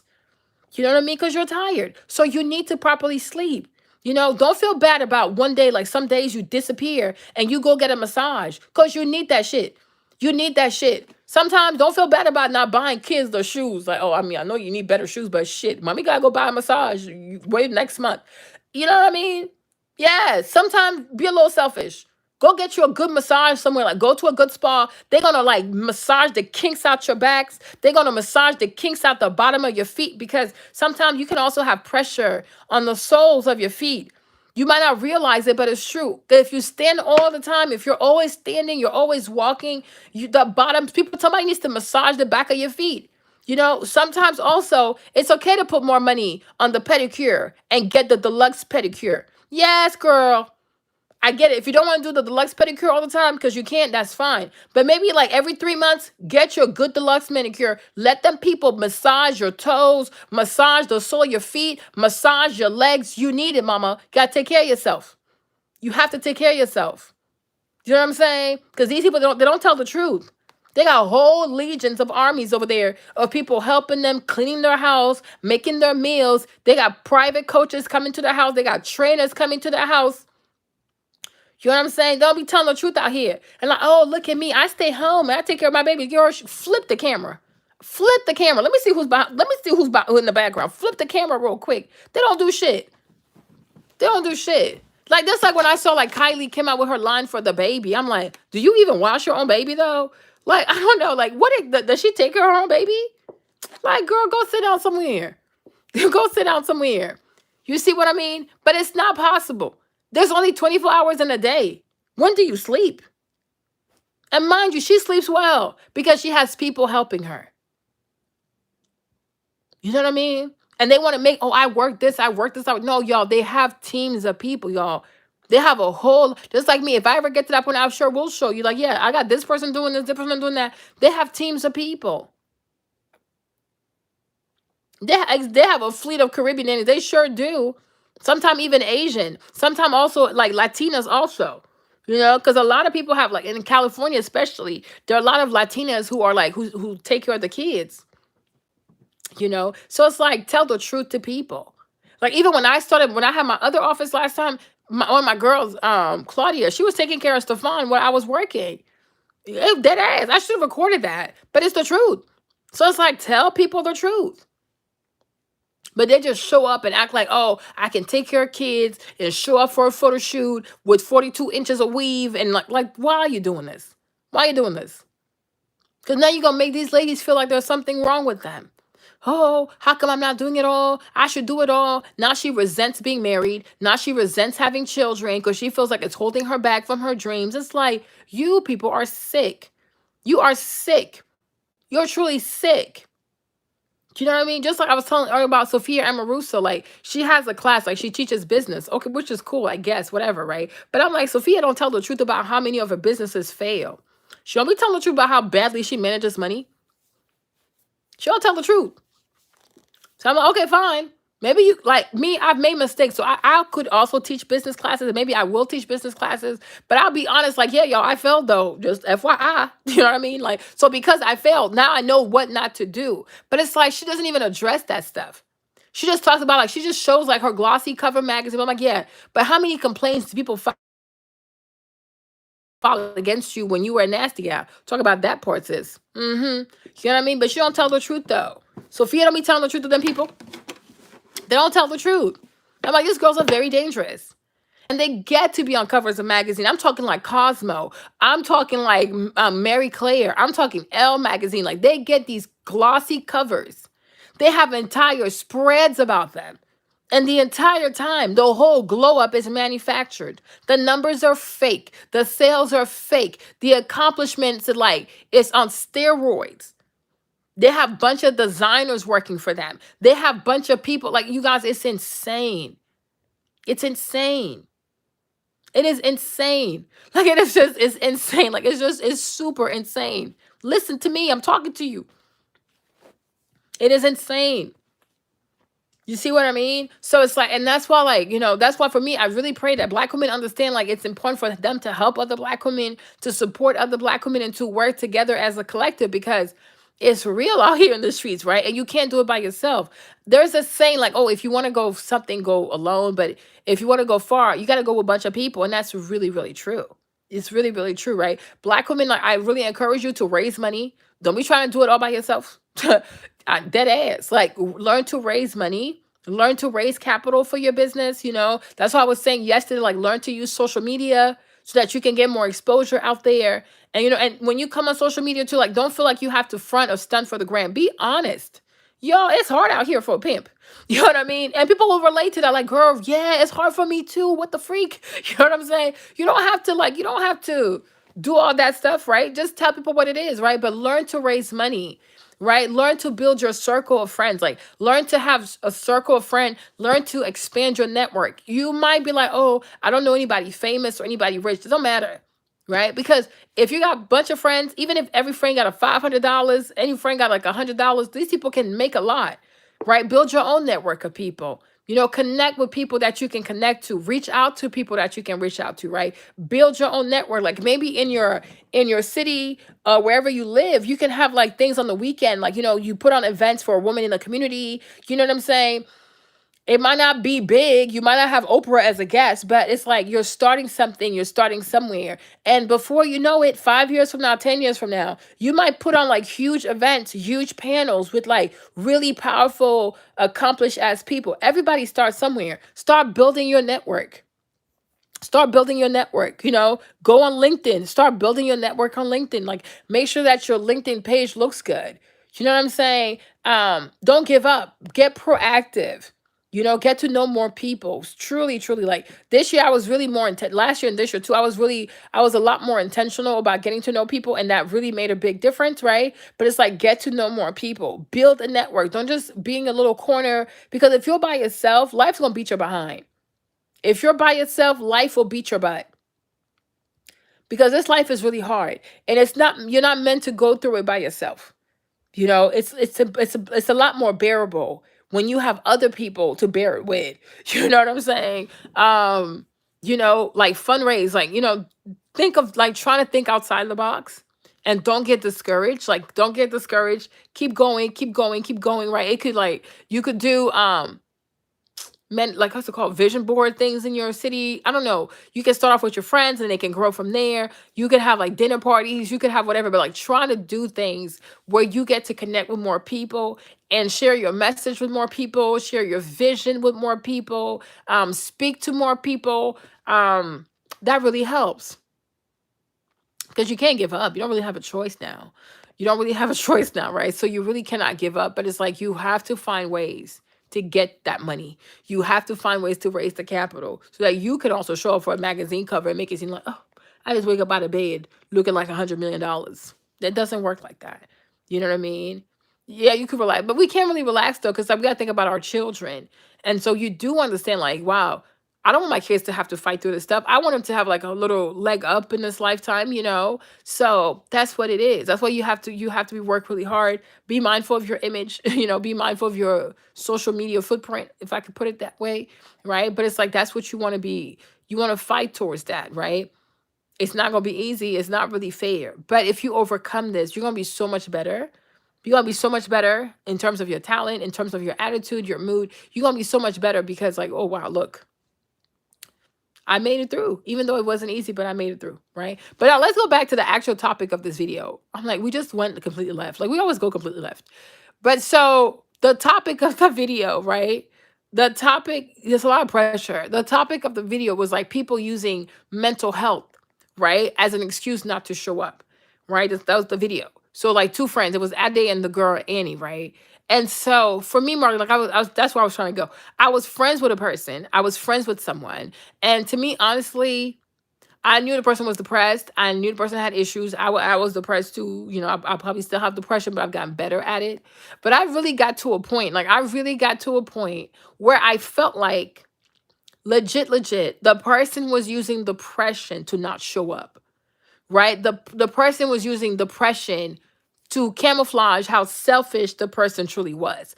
The person was using chronic depression to kind of like check off. And I felt like sometimes like it's like, oh, is it that you don't want to hear about what I'm accomplishing? Is it that you don't want to hear about how good I'm doing? Is it that you don't want to hear about certain things? So you're saying, oh, I'm depressed, or I can call you for a week or so because I'm depressed. Because I felt like, because before I used to call the person, then it's like, okay, well, if she's not calling, I'm not calling her. Because I'm like, yeah, you depressed, but bitch, you can, your fingers still work. I mean, like when you're depressed, you're not just laying in bed all day. Like you're also going to the refrigerator, you're going to the kitchen, you're like, you're taking a shower. Like, I refuse to believe that you're just sitting in bed for 30 days just musty.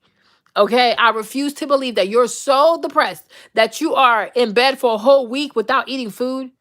That's not possible. So you are getting up. You are going around the house. You can be like, oh wow, you know what? I'm sure she's probably worried about me because usually we talk every day or we talk every other day. So she might be like worried. Let me, hey, I'm not feeling well right now, so I need a little break, but I'll be back later. Okay, cool, friend. I hope you're okay. I'll be praying for you, right? But the person wouldn't do that.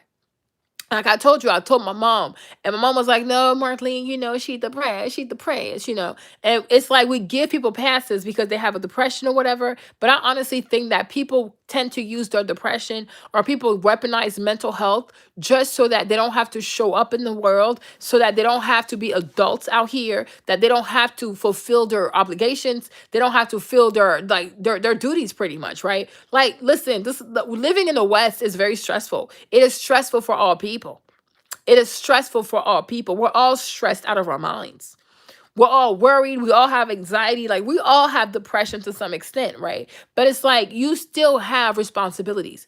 If you build a friendship with someone, like, listen, if somebody is not that close to you, y'all don't talk that much, I don't think you owe the person to like call them like that. But if the person keeps checking on you, out of respect, out of courtesy, you be like, you know what, sis, I'm not feeling well right now. I'm taking a little break. I'll let you know. It don't take you but a minute to do that. Okay.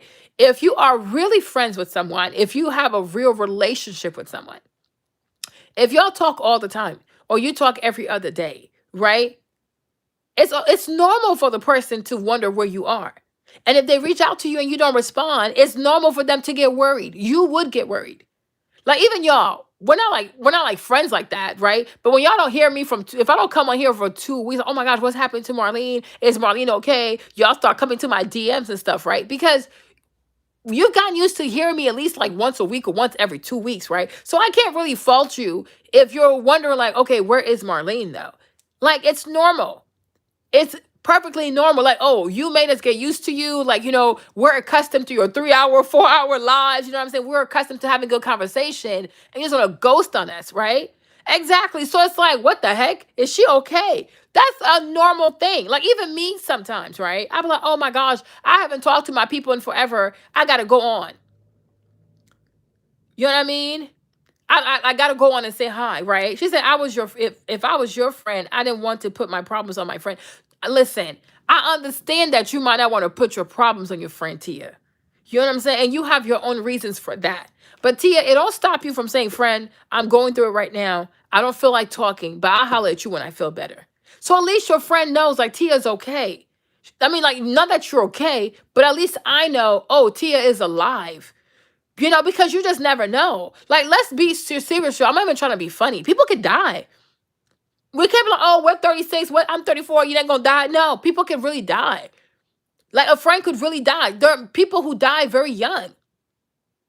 There's a football player who just passed. He was 33 years old. Like, stuff could really happen. And it's like, how would that friend feel if you were really dying and she didn't even know or didn't get to say goodbye to you? She was like, that would probably haunt her for the rest of her natural life. Like, yo, my friend was dying. I didn't even know. Oh my gosh. Maybe I should have gone to her house. Maybe I should have called her more. That could really send somebody to go see a whole therapist. You know what I'm saying? But if you say, yo, friend, right now I'm not feeling good. I need about a week or so, but I see you, I hear you. Please give me a week, I'll get back to you. Or give me 2 weeks, I'll get back to you. Friend, like, okay, she's okay. She just needs her space. And no problem. And no problem. But it's like, you have to communicate. Depression does not prevent you from communicating with people. Depression does not stop you from saying, you know what, that's my friend. We talk all the time. I know she does not hear from me for a whole week. She's going to be worried. So let me put her at ease. And then you could go right back into your depression. I don't have a problem with that. But it's like, you also have to understand, like, if you say that you're friends with someone, oh, you are like my friend. Well, girl, you would have got canceled, right? But it's like, for me, Marlene, I just feel like if two people are working on a relationship, like if you have a friendship, you talk all the time, like you know what I mean? You have a place in that person's life, and hopefully she has a place in that person's life. So you mean something to her. So if she keeps checking on you and you don't call her back, it's gonna hurt her. Because maybe something happened. Maybe I did something to her. Maybe she's mad about something. You also got to see, like, depression does not stop you from having empathy. Like, it doesn't stop you. You know what I mean? And I think a lot of times people allow their depression to be so ever consuming that they forget that you also have people who care about you. You can't be that fucking depressed. You know what I'm trying to say? And I get it. At a point, it becomes, oh, I'm depressed. I'm depressed. Yeah, it's your little crutch. Can you kick that bitch and start walking? Marlene, you're so harsh. Yes, I am. Because you don't play around with depression. And it's like too many people be out here caressing their depression. Depression will take as much territory as you allow it to take it. But I'm like, I've been in instances, I was very depressed. I was very sad. I felt very defeated. But I was always like, let me go check on my friend real quick. Because it ain't all about me. Because they care about me too. And it's kind of selfish. It's very selfish, actually. You know what I mean? Oh, but it's about me right now. I got it. No, it's not just about you. Because it's an us thing. Like, you allowed these people to come into your life. You made them part of your life. You made them part of, like, your routine and stuff like that. And now because you're going through something, you just want to cut people off. That's very, very narcissistic. I don't know. I don't like that kind of stuff. I really don't like that kind of stuff. Like, I have my little sister too. She went to go see her friend. She's probably here right now. She drove for 5 hours to go see a friend. The friend didn't even come outside because she said she's depressed. Oh, I'm too depressed to come outside. I mean, what? Excuse me, what? You're depressed. I get it. Does that mean you also lose having good manners? Like, you be like, friend, I can't spend that much time with you because I'm depressed though, but I'm glad you came. Thank you for checking on me. I appreciate that. You didn't have to. Here's some water. Now go on now. You know what I'm saying? But no, don't even open the door for a person. Like, you're not depressed. You're a rude ass little bitch. You're rude. That's rude. Like, to me, that's super rude. Exactly, Abby. You know what I mean? Like, that's so rude. You cannot be that depressed that you're that engrossed with yourself. Like, to me, like, to me, it just reeks narcissism. Like, is your ego that, like, is it that large? Like, this is just insane to me. But you can check in on people. But that person, though, me, the friend I'm talking about, yes, she was depressed, but at the root of it all, she's a selfish ass little thing. She's a selfish ass woman. And that's why it was very easy for me to walk away from her. I had a friend call me yesterday, like, oh, Marlene, have you heard? I said, no, you're letting me know. I didn't know. Good for her. But no. And not to be like, I'm not even going to go into too much details, right? Because it ain't my business, right? But you know what? Let me tell you some real shit. If you can take some real shit, right? The reason why people can't shake off depression like this, the reason why most people even have depression, I'm not talking about seasonal depression, but like life depression. The reason why most people hide during the depression comes from a place of guilt. You feel guilty about something. Now, you might know what that something is, and you might not have the courage to face it, or you might not even have the courage to say it out loud. But depression, when there's depression somewhere, and that depression lingers on like this, there is some serious guilt somewhere. Somewhere you feel guilty. And I want to say it's like reminiscent of Adam hiding away from God because he felt guilty. So he was hiding from God. So because he felt guilty. But when you live in your truth, depression will leave your house. When you start telling the truth, depression will leave your house. Tell the truth. Whatever's bothering you, whatever brought this depression, tell the truth. And that person, the reason why she couldn't shake off her depression, because she's covering something very evil. She's covering something very evil. And even me, it got to a point, even being a Christian, I can't even mess with this energy. Because I don't co-sign this. I don't co-sign this stuff. But it's very evil. It's something seriously evil. It's very, very evil. But the person likes to play with that energy. I don't got time for that because I fear God. I fear God. I sure do fear God. I might not be the best person now, but I have enough sense to know when to run away. But depression is rooted in a serious feeling of guilt. Yeah, that's regret is guilt. And therefore you feel like God doesn't like you the way y'all people need to come out here and tell the truth. Like I don't have time. I don't have time for foolishness. Tell the truth. Because why are you not free to enjoy the sun that's beaming outside? Why are you not free to go about your business and live life the way it should be lived? Why are you not free to wake up with joy? Because you have guilt. You feel guilty about something. And instead of facing that shit, you want to talk about my mental health. I need time for my mental health. And the whole time, and mind you, I did that shit too, so I can be honest about it. But the whole time you talk about, oh, I need time for my mental health. I'm going through it. I'm depressed. It's not like you're sitting there working on a plan. It's not like you're sitting there working on a plan. You're in bed feeling sorry for yourself. When the whole time, most of the time, you probably brought that shit onto yourself. Most people say, I need time to myself. I need time for my mental health. They're not working on a plan. They're not taking the time to find out what's the good therapist. They're not taking the time to interview good therapists. They're not taking that time out to even go buy a journal and write in the journal, why am I in this situation? Why is this happening to me? Why is it that I can't control my mind anymore? Why is it that I feel like doing nothing? Mm-mm. They're in bed feeling sorry for themselves. Oh, I'm a victim. I was wrong. I was this. No, no, no, no, no. Take part in this foolishness also. You see what I mean? I did it too. I ain't gonna lie to y'all. I didn't like it being done to me though. But I was like, when I was depressed for like my depression thing, my episode that lasted 3 years, like I really feel like, well, not I feel like I did. I ghosted James too, right? Right? Because I gave up. I gave up on everything. I gave up. Because I was like, hey, Mariah, what's up? I just gave up, right? I gave up. So in the process of me giving up and stuff like that, right? I wasn't doing what I was supposed to do.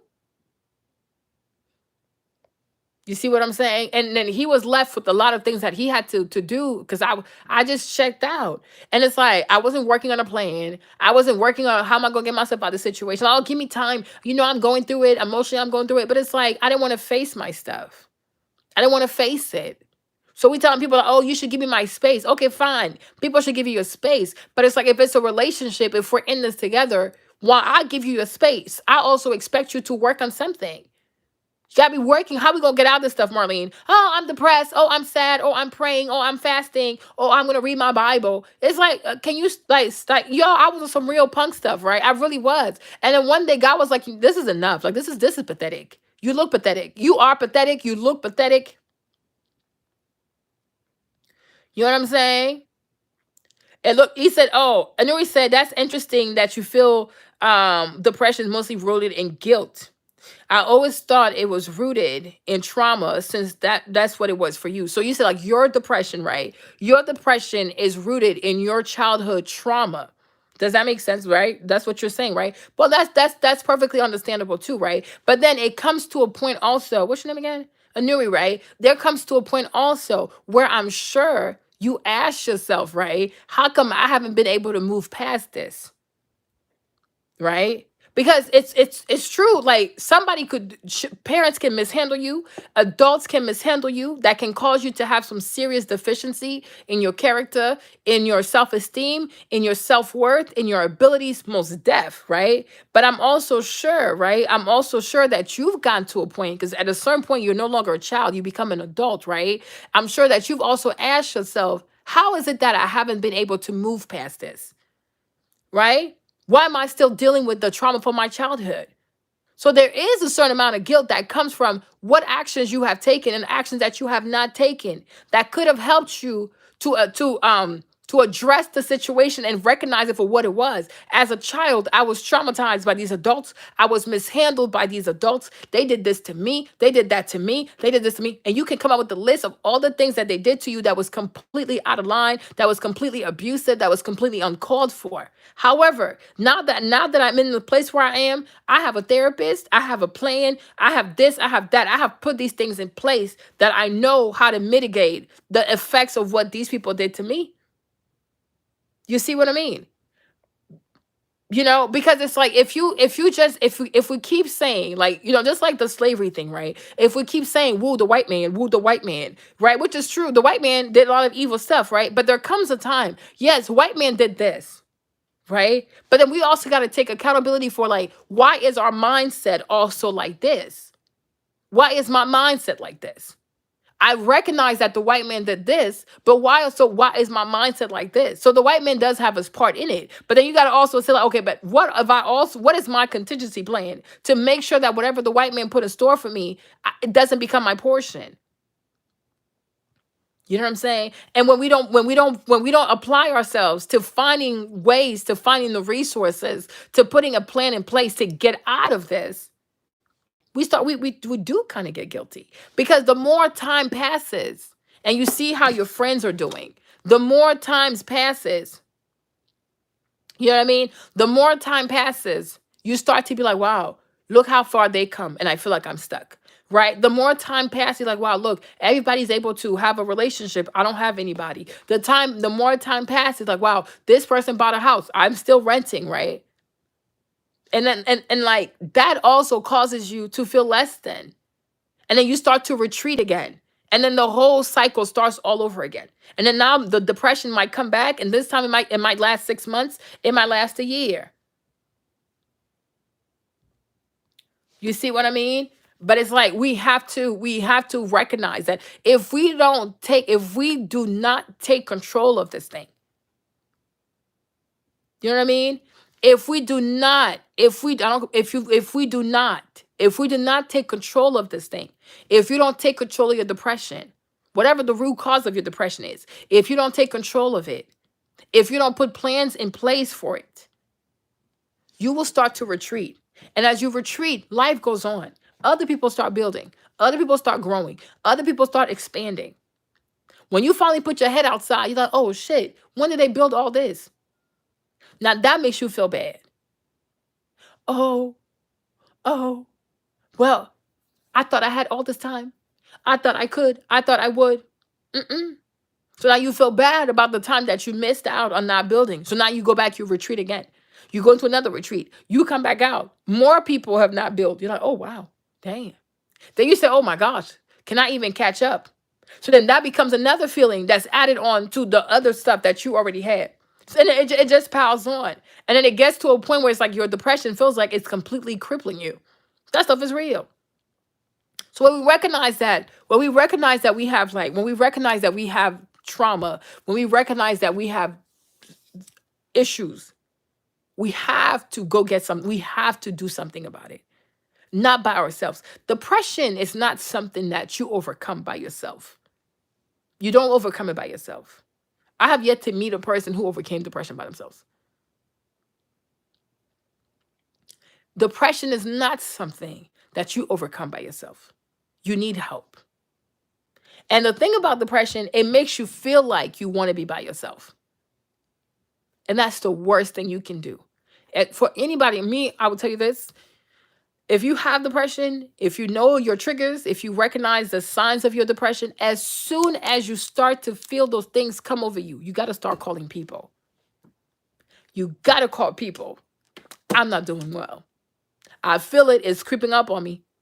I feel it somewhere. And then those people who know that you struggle with that, if they know you well, they'll know exactly what to say to get you out of it. Like I had a friend, like she recently lost her mom, and I know she has depression too. So the whole process was kind of hefty because the mom was sick. She pretty much watched her mom die. I said, Lord. And even I was having dreams about her, and one dream I had, she was like scared, like she was like fetal position, like a kid, like she was super scared, right? And then I jumped in front of her. I don't know, somebody was trying to attack her, but then in a dream, I jumped in front of her and I started roaring like a lion. Like it was the weirdest thing ever, right? I was like, whoa.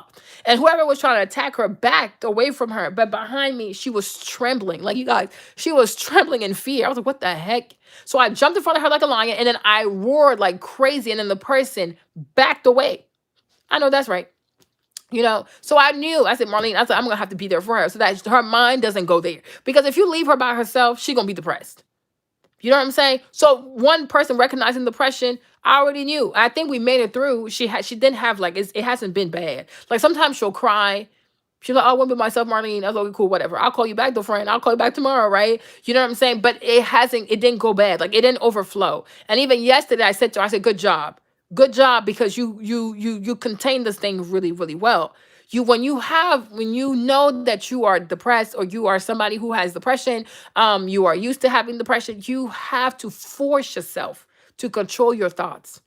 People who grapple with depression, you have to control your thoughts, because one crazy habit that comes with having depression is that when you are depressed, you just let your mind wander everywhere and whatever which way. I did that. You cannot do that. To contr- I don't know if you can ever not be a depressed person. 'Cause I think it gets to a point, it's a hormonal thing, right? It's just the way you're wired at some point. But there are things you can do. And one of the things that you have to force yourself to do is to control your thoughts when you're going through a depressed, like when you feel it coming on you, when you're going through a depressive episode, like you have to control your thoughts. It's like a steering wheel. You have to control your thoughts. If you do not, this thing will come over you. Depression is like sinking sand. And once it has you, it just grabs you all the way to the bottom. You see what I mean? But for as much as when you're depressed, you feel like being alone. It is the worst thing you can do for your depression. Depression and solitude are there's a perfect combination for disaster, right? When you start feeling depressed, you need to reach out to people. Whether it's your therapist, whether it's your friends, whether it's your mother, whether it's your father, whether it's your husband, you need to let people know, I'm not feeling too good. Like even me, Marlene, like one thing I do now also, I say to myself, if I'm upset, I don't allow it to go past 24 hours, because I studied my depression from the past 3 years or whatever, right? And that's like, Marlene, like, what are the things that you could have done better? I was like, I could have given myself time frames. Okay, I'm going to be sad for a week and that's it. But I would let a day turn to a week turn into 2 weeks, a week, 2 weeks into a month into 2 months, and then 6 months, and a whole year. And then after a while, I started becoming comfortable like that. But the whole shit's dysfunctional. It's dysfunctional. So like now, what I say to myself, if I'm upset, I'm like, okay, I'm not gonna be upset more than a day. I don't give myself like 24 hours. That's it. Whatever happens yesterday, when I wake up the next day, I don't think about it. Because if you keep thinking about stuff, then you start thinking about stuff that happened like 2 years ago, then stuff that happened 3 years ago, then stuff that happened like 4 years ago, and it's like, but damn, you know what I mean? You can't keep reliving painful stuff like that. You know what I mean? You can't do that to yourself. You can't keep reliving stuff like that, because it does not help you. It does not help you. It takes you back, like for example, like childhood trauma, right?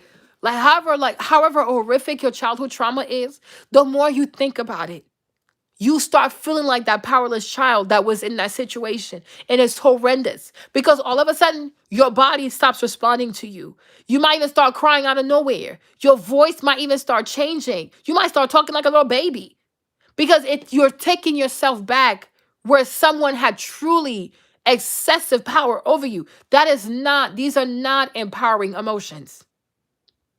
You know what I mean? Like depression is truly warfare of the mind, and the devil comes after your mind. And whatever you allow him to put seeds in your head, it's gonna grow. It's gonna grow, and before you know it, your whole mind is clouded. You're completely clouded. You can't even tell the difference between daytime and nighttime. Everything is just dark. Just that night is a little bit darker, but everything is just dark. Nighttime is dark. Daytime is dark. This is not healthy. And people need to know this. Depression is not something that you overcome by yourself. You need help. You need a lot of help. And you need to tell people that you trust, your family, your friends. You need to let people know, these are my triggers. If you don't hear from me after 3 days, please call me. And that's actually what people should be doing. They need to call somebody who's depressed. Don't let them be by themselves, because I'm telling you, they're not working on anything. They're just sitting there crying, wallowing in their problems. There is nobody, like, there's no solution to it. You know what I mean? There's no solution to it. That's why for me, like, I journal a lot too, because the more I write in the journal, it forces me to think the way I actually need to think to be productive. So I write a lot. I have a lot of journals because they force me to think the way I need to think. Because when you write, eventually it affects how you think. right? Or even like I'll be like, if I have a situation, I'm like, oh, I go in the journal, I'm like, okay, why are you afraid, Marlene? Why is this giving you anxiety? Why is this making you feel afraid? And I explore why I feel this way. I explore it, and then I be like, okay, I see why I feel this way, but now how is a way to not feel that way? You know what I'm saying? And it's like you have to learn to live with it. You have to learn to manage it, and eventually you will have victory over it, right? But it's like you have to be very mindful of that. And you cannot allow your depression to make you ghost your friends, ghost your family, go for days without talking to people, being rude to people, not being there for other people because you're part of a community. Like you're part of a group. You belong somewhere. You matter to people. They've gotten used to you. So you can't just cut them off like that. It really hurts them. But I'm hurt too. Yeah, that's fine. But hurt just because you hurt, you don't get to hurt other people. And that's also another way to overcome depression. Like, you know what? I'm going through stuff, but it's not all about me. It's about other people. And sometimes even that also helps you to be like, you know what? Let me put things in perspective. Like sometimes like in the whole manufacturing of these pallets in the setback with Nigeria, the old Marlene, I probably would have crumbled. Because that's what happened last time. I crumbled, right? Because I'm like, I made everything about me. But like when I talked to my friend, for example, and I said to her, like, sometimes if I wake up in the morning, I might wake up, right? And that's some real shit. Like I might wake up and be like, oh my gosh, I need to make this amount of money, or I need to come into this amount of money. And it does get frustrating. It does make me sad sometimes when I don't have like all the money that I need to do like everything I need to do at once, right? But the other friend, she lost her mother, right? Like her mom is gone. So it's like you might be stressed or depressed about the money thing, sure, whatever. But this person lost their mom. Like put that stuff in perspective. You gonna be all right. You know what I'm saying? You're gonna be all right. So sometimes also that's when to not disconnect and to recognize, like, you know what, yeah, I'm going through stuff, but she's going through something. She's going through something. He's going through something. And it's not always all about me. And put that stuff in perspective. Like, you know what? Dang, you sure are going through some stuff, right? And sometimes even being there for other people too, it helps you to recognize, like, you know what? It's not always all about you though. I'm not saying people should not take a day or two to themselves, but it's like you can't just go for 30 days. You can't just go for 2 weeks, for 30 days, for 60 days without reaching out to your friends like, yo, I'm going through it, or this is what I need. They're like, oh, okay, cool. We'll give you a space. Or, we'll come over, or I'll cook for you. Like, give people a chance. Like, let people know what's going on. But I think it's extremely rude. And then you're gone for like 2 months or 3 months, whatever long you're gone for. And then all of a sudden you want to send a text message to people. Like, bitch, you haven't been present. You be like, but friend, I was going through it. You should understand. How can I understand something that was not properly explained to me? Make that shit make sense. You know what I'm saying? Make that shit make sense. How can anybody understand something that was not properly explained to them? And if you know that you're the kind of person to withdraw from friendships, or you withdraw from relationship, you just withdraw, period. You should let people know, hey, by the way, don't get too attached to my black ass because I'm not a consistent person. Like, oh shit, thank you for letting me know. So that way people can gauge their expectations. But if you come somewhere and you're super flamboyant, like you're super exuberant, you're super friendly, you're super available, and then all of a sudden you're like, boom, boom, you withdraw. It's like, bitch, so who the fuck were you the whole time? You know what I'm saying? Let people know who the fuck you are. So that way people can mitigate their expectations from you. That's cool. You know what I mean? I've met people like that too. They'll be like, oh, Marlene, I grew up rough. Marlene, I grew up poor. Marlene, I grew up. Okay, sure. And you feel bad for them. Like, yo, that's some fucked up shit. Like, it's fucked up that you grew up poor. Like, it's messed up that you grew up without a daddy. Like, it's messed up that you had a rough childhood. It's messed up that, your mom was struggling. That's some messed up shit. That's really messed up. But just because you had a rough childhood and you had a lot of childhood trauma, that's not a reason to be an asshole to other people. I didn't do that to your mom. I didn't do that to your family. You know what I mean? There are people who will sit here and tell you all the shit that their moms went through. My mama went through this, my mama went through that, but turn around and do something hurtful to other people's moms. It's like, make it make sense, right? You're being an asshole. You're being an asshole. And a lot of people use like childhood trauma, which are legitimate reasons, to be assholes to other people.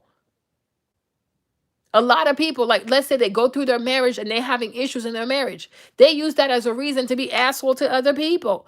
That's not cool.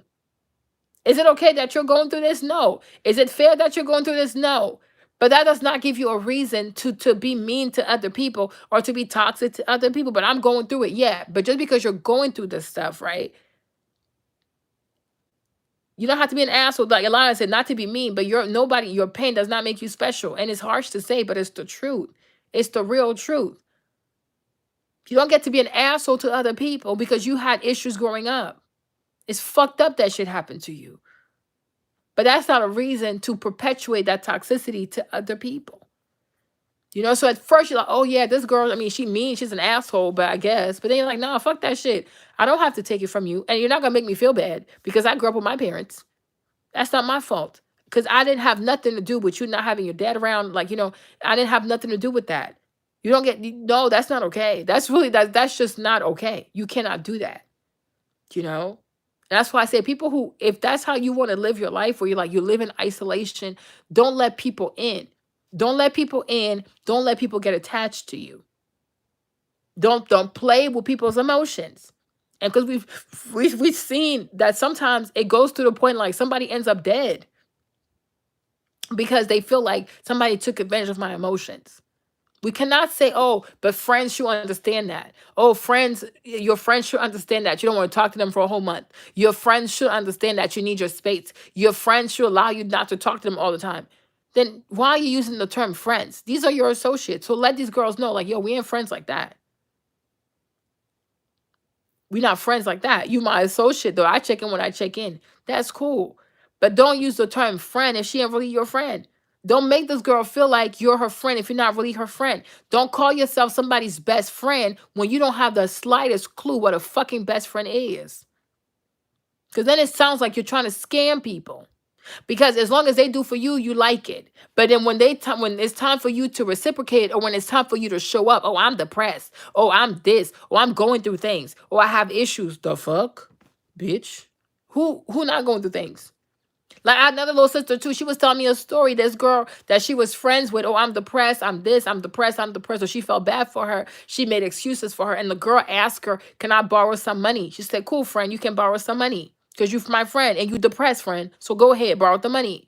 But then as soon as it came time to pay it back, oh, I'm busy. I'm working 2 jobs, trying to stay alive in the city. It's like, okay, what I got to do with shit? So were you being my friend the whole time? Or you just saw a sucker in me and you know that if you fed me your depressed mental health bullshit, I was going to feel sorry for you and give you some money. You see what I mean? Because a lot of people use mental health stuff to finesse. They use the mental health stuff to finesse. They use mental health stuff to like create like uneven dynamics in the friendship. When you need something, you don't care if this person going through depression. They show up for you. They are on the phone with you. They encourage you. They motivate you. They give you money. They go out to eat with you and they pay. Cool.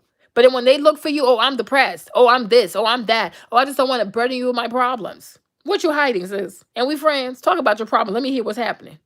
When I tell you my shit, you sure do listen. You ain't too depressed to listen to my bullshit. But when it's your stuff, though, oh, I just don't want to burden you with my problems. What have you done, friend? What is you ashamed of, friend? What kind of mischief have you found yourself in, friend? Or you trying to say, well, I like you, but I just don't trust you enough to tell you my shit, which is cool. Then let the bitch know. Let her know. Girl, I like you, but I just don't think we're there yet where I can really open up to you. Cool. Don't tell her that you need your space or you have mental health issues. Tell her, I just don't think that we are in a place in our relationship where I can open up to you about these things. Cool. At least she knows, like, oh, okay, cool. So she's not thinking in her head that, oh, we're like this tight when y'all this far apart. Let the girl know. Let the girl know. Because if you let her know, she ain't going to bother you. And then she'll also know to keep her mouth shut about her stuff. Like, oh, you know what? We're not that close. Okay. So she'll know to keep her mouth shut about her business. No problem. But I just like tell people, like, you need to tell people the truth. Like, if you don't really mess with somebody, you should tell them. If you're not really friends with someone like that, you should tell them. If you don't really like someone like that, you should let them know. If you don't want them to think that they have a certain place in your life, you should let them know. Let people know where they stand from the jump. Don't take advantage of people. Don't play with people's feelings. Don't play with people's hearts.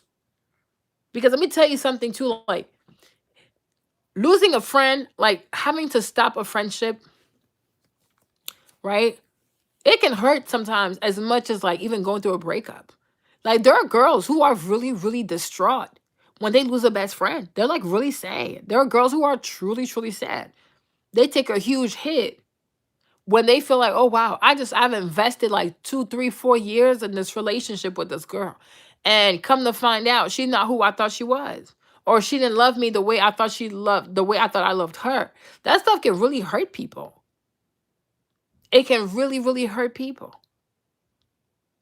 And a lot of girls, they don't really want to be friends with someone like that. But they've recognized that, oh, there are benefits with being friends with that person.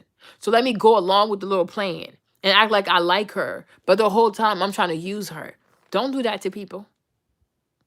Because that's really hurtful.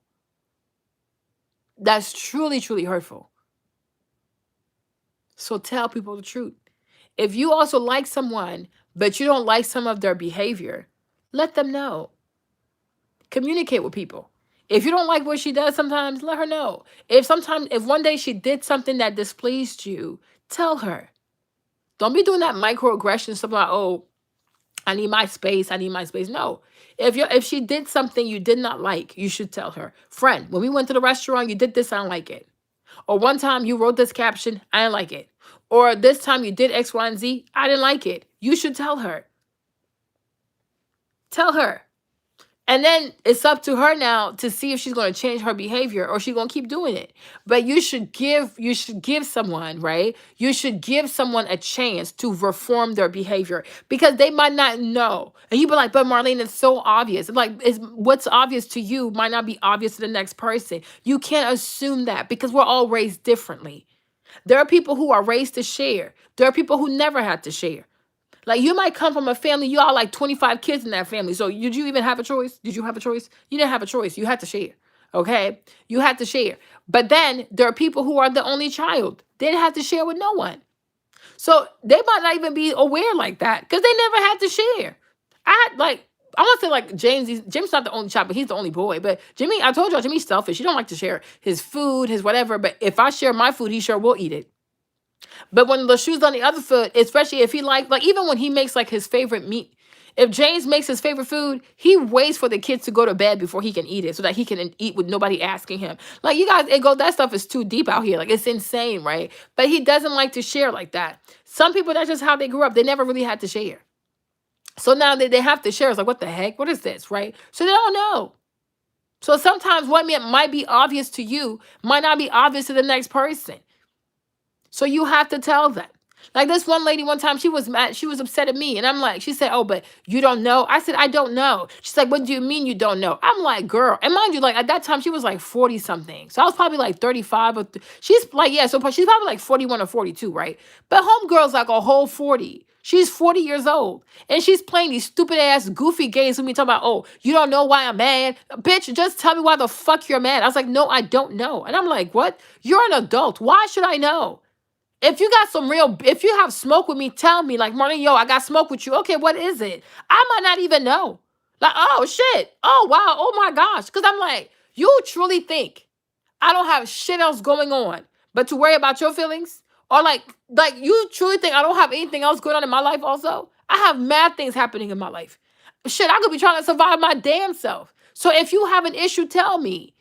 Because it could be, so I don't know. Maybe I forgot. I don't know. She was like, oh, this. I was like, oh, I'm sorry. It didn't even cross my mind. But if I hurt you, I'm sorry. But I'm like, bitch, I got all this shit going on too, damn it. The fuck I look like? We all have things going on. And you gonna sit in your little corner over there, be mad about some shit that you think, well, she should know I'm upset. Nah, girl, I don't know you upset. You grown. Tell me, Marlene, I'm upset about X, Y, and Z. I'm like, oh shit, my bad. I didn't even think about that. What? Girl, you mad? I'm so sorry. But it's like, that's one thing with girls. Like people like to be petty and do all these weird movies in their movie, like in their head. It's like, stop turning a movie in your head. Go to the person directly and say, I'm upset about X, Y, and Z. It could truly be that the person didn't even recognize that. Because, like my pastor mom in Columbus would say, you have sins of omission and then you have sins of commission. Sometimes somebody could truly mean to hurt you. Like, yeah, I did that shit on purpose. But there are times where somebody could offend you and honestly, they didn't even mean to offend you. They didn't even know you'd be offended, like they'd be hurt. If they had known that you'd be this upset, they wouldn't have even done it. But you're not even allowing people to tell you, oh, this is what it is. No, you want to be mad. You want to turn movies in your head. And even when you tell them and they say, oh, I'm sorry, you're assuming that they're still lying to you. It's like, well, bitch, then think whatever the fuck you want to think at this point. You know what I'm saying? This is some bullshit. I had a situation on that too last time. Like, this girl was upset. And I was like, yo, sorry, because honestly, we didn't mean to hurt you. Legit, we didn't mean to hurt you. But she was dead ass set on like, we did this shit intentionally. I'm like, you know what, sis? Think whatever the fuck you want to think. And she's like, oh, that we're trying to like, what the word she used? Like, patronize her. I'm like, the fuck? So the fact that I'm not yelling or screaming, the fact that I'm actually, you say you're upset about something. I said, you know what? I'm sorry. You're right. We should have told you. I apologize. What more do you want me to do? So the fact that I didn't yell at you, the fact that I didn't, because she was screaming on the phone, I just like, okay, she's upset, so let's just let her go, right? The fuck you want me to do, right? But it's like, if you're dead set on believing something about me and my character, go on, like shit, go on your fucking way. Go on your fucking way, because I don't know what else to tell you, right? I will assume, especially if you don't know me. If you don't know me like this, you don't get to assume who I am. You see what I'm saying? I mean, like, seriously, you don't get to assume who I am. You don't know me. You see what I mean? I didn't assault her back. She was doing all that stuff. Me, like I said, I'm not impressed. Right? And when it comes to dealing with black women, when it comes to dealing with like African women, I'm used to their foolishness because everything they do is out of emotion. So I don't engage with that. And I wasn't engaging because I'm being honest. We didn't do it to hurt you. And mind you, the stuff is really beautiful. So I'm like, I get it. You're upset. We could have told you. I'm telling you, we're sorry. We didn't tell you. How can we fix it? And you still want to go on and on. And I'm like, sis, I'm not going to engage with you because there's some goofy shit. You know what I mean? It's some goofy shit. You don't even know somebody. If somebody tells you, I didn't mean to hurt you, what the fuck more do you want? Then at that point, think whatever the fuck you want to think. You know what I mean? Like, go ahead, think whatever the fuck you want to think, because it's not my problem. Because when I heard you were upset, I came to you. I said, oh, she told me you were upset. I just found out today, so I wanted us to talk so we could see what the problem is, right? And you want to be like, da, da, da, da. I'm like, I'm not, like, first of all, I'm older than you. So if I want to cuss you out, it's going to get ugly. But I don't want to cuss you out because honestly, we didn't mean to hurt you. But if you are dead set on believing that, oh, we had some plan to do X, girl, get the fuck on. You're not that important. And on top of that, I don't even know you to want to hurt you. That's some sick shit. I don't even know you to want to hurt you. Like, there are people who've done way worse shit than me. And I don't even sit here and plan how I'm going to hurt these bitches. Because honestly, they can go on too. I don't really care. You see what I'm saying? But it's like, if people call themselves friends, though, like friendship, like, yo, friend, like, this stuff you did right here, like, it really hurt me. Now, if you no longer care about the relationship, like me, I had reached a point with that person where I no longer cared. Because there was so much shit I had seen. I said, nah, this motherfucker's selfish. And then something else happened. I was like, this shit is just too much for me. And even me, like the way I reacted to that stuff, it showed me that I care way more about that person than they cared about me. I said, nobody should ever get this kind of reaction out of me. And I said, you know what? I'm sorry for my reaction, right? And it was that moment I realized that I could no longer be friends with that person anymore. I wish you all the best. You go over there, I go over here. And you're never going to hear from me again. It's cool. And I will try my best as much as I can to remember the good times that we had together and leave it at that, right? But to me, nah. Because I could never do that shit to you. But you did that shit to me and you felt comfortable posting that shit on the Instagram. Cool, no problem. Cool, no problem. Go on, boo-boo. I hope you feel good about yourself. And it looks, then I don't know. Was it even worth it? I don't know, clown shit. But it's okay, right? So, like, for me, Marlene, if I don't talk to you again, if I stop calling you, that means I'm no longer interested. We're no longer be friends. It's okay. Cool. You go over there, I go over there. I'm done. Because there's a whole bunch of bitches out here that I can be friends with. You know what I mean? I don't get mad. I replace them. No, okay, bye. Go. You're not that special. Because I truly believe, that nobody should ever feel like they are irreplaceable in your life. That is insane. Whether you're here, you're not here, I'm going to thrive regardless. It would be nice to have you, but bitch, if you don't know how to align and you don't understand the rules of this friendship, you got to go. You're fired. I'm quick to fire somebody because I give them too much of myself. But I do feel like you should give somebody chances to like fix some shit, right? But if the behavior keeps occurring, you fire them. You take them to HR and they get fired. You know what I'm saying? And you give them a little severance check and they go on their little merry way. That's it. This is how I feel, right? But if you don't want to talk to her, you should let her know. If you still think that there's can still be a friendship there, you should definitely let her know. Like, this thing you did, it really hurt me. Or you have a tendency of doing X, Y, and Z, and it really hurts me when you do that stuff. And I just don't appreciate disrespect. She has the opportunity, if she loves you and respects you. Oh my gosh, friend, I'm so sorry you feel this way. I'm gonna do better. You said, okay, friend, I love you too. I love you back. Boom, we move on. Or if she truly was never truly your friend, then she'll just start, oh, the fuck you mean? And she'll start being aggressive and shit. That's the sign right there. She ain't really your friend. Bitch is using you for whatever. I don't know. But let that bitch go. Because if she loved you, she'll be able to hear you out. But if she can't hear you out, then it's all about her. It's her show over there. You ain't gonna be nobody's circus monkey. No. She can go on with that one. You see what I mean? But I think communication is really important, right? Because even the other person I'm telling you, has she called me? Oh, Marlene, this is what I'm gonna do. I can't tell you not to do some shit, but because of what happened, blah blah blah blah blah. This is what I'm about to do. So if you see it, don't trip because then, but like, oh, this ain't got shit to do with me, bitch. The fuck you mean? The fuck you mean with your goofy ass? You know what I'm saying? Like, imagine, like, y'all understand the situation, right? But I'm like, imagine somebody says, oh, Marlene, you're my best friend. Okay, if somebody come after your best friend, you really go fuck with the bitch, though? The fuck? Because when you tell me your shit, I'm not even involved. I'm like, yo, you want me to come to Brooklyn? Let's go jump a bitch real quick, right? I expect you to have this motherfucking energy. Because that's the energy I have for you. But you gonna hit me with some shit like, oh, this ain't got shit to do with me. Bitch, it ain't got shit to do with you? Bitch, get the fuck on. You, them, all them people, get the fuck on. Go. That's it. What the fuck I need you for anyways? You always depressed anyways, bitch. Like, you always sad. So the fuck I need a sad bitch in my life anyways. Go. You good riddance. Get on. Bye-bye. Go sit down somewhere. Like, I can't do stuff like this, y'all.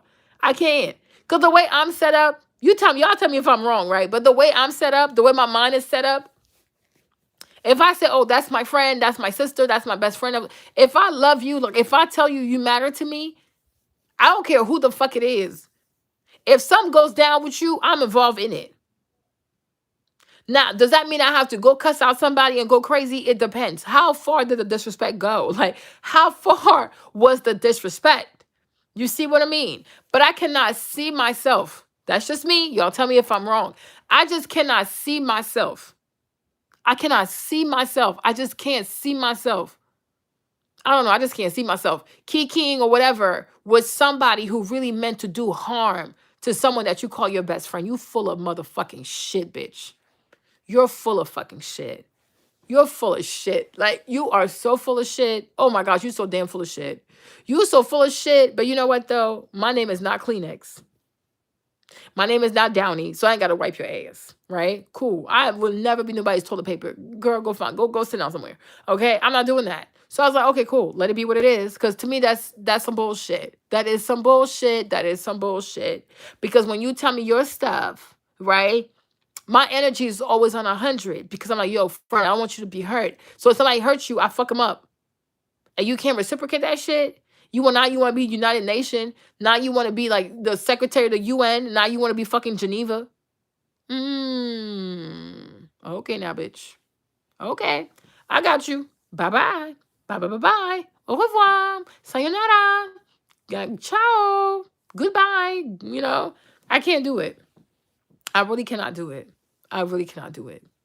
And sometimes you wish you knew people early on for who they truly. And I was like, I should have trusted my little itty bitty gut.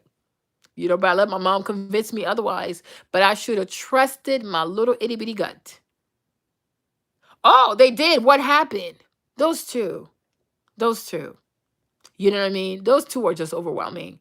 I should have trusted my little itty bitty gut. I should have trusted my little itty bitty gut. And I should have went about my business. Like, Marlene, trust your little itty bitty gut.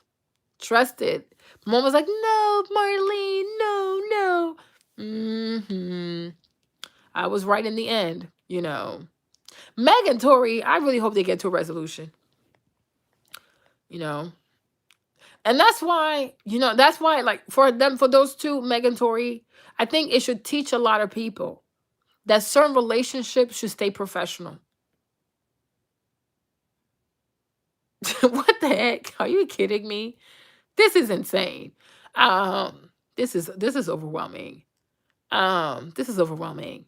But I think for me, like the story that one of the lessons that I take from the Meg and the Tory situation is that certain relationships should remain professional at all cost.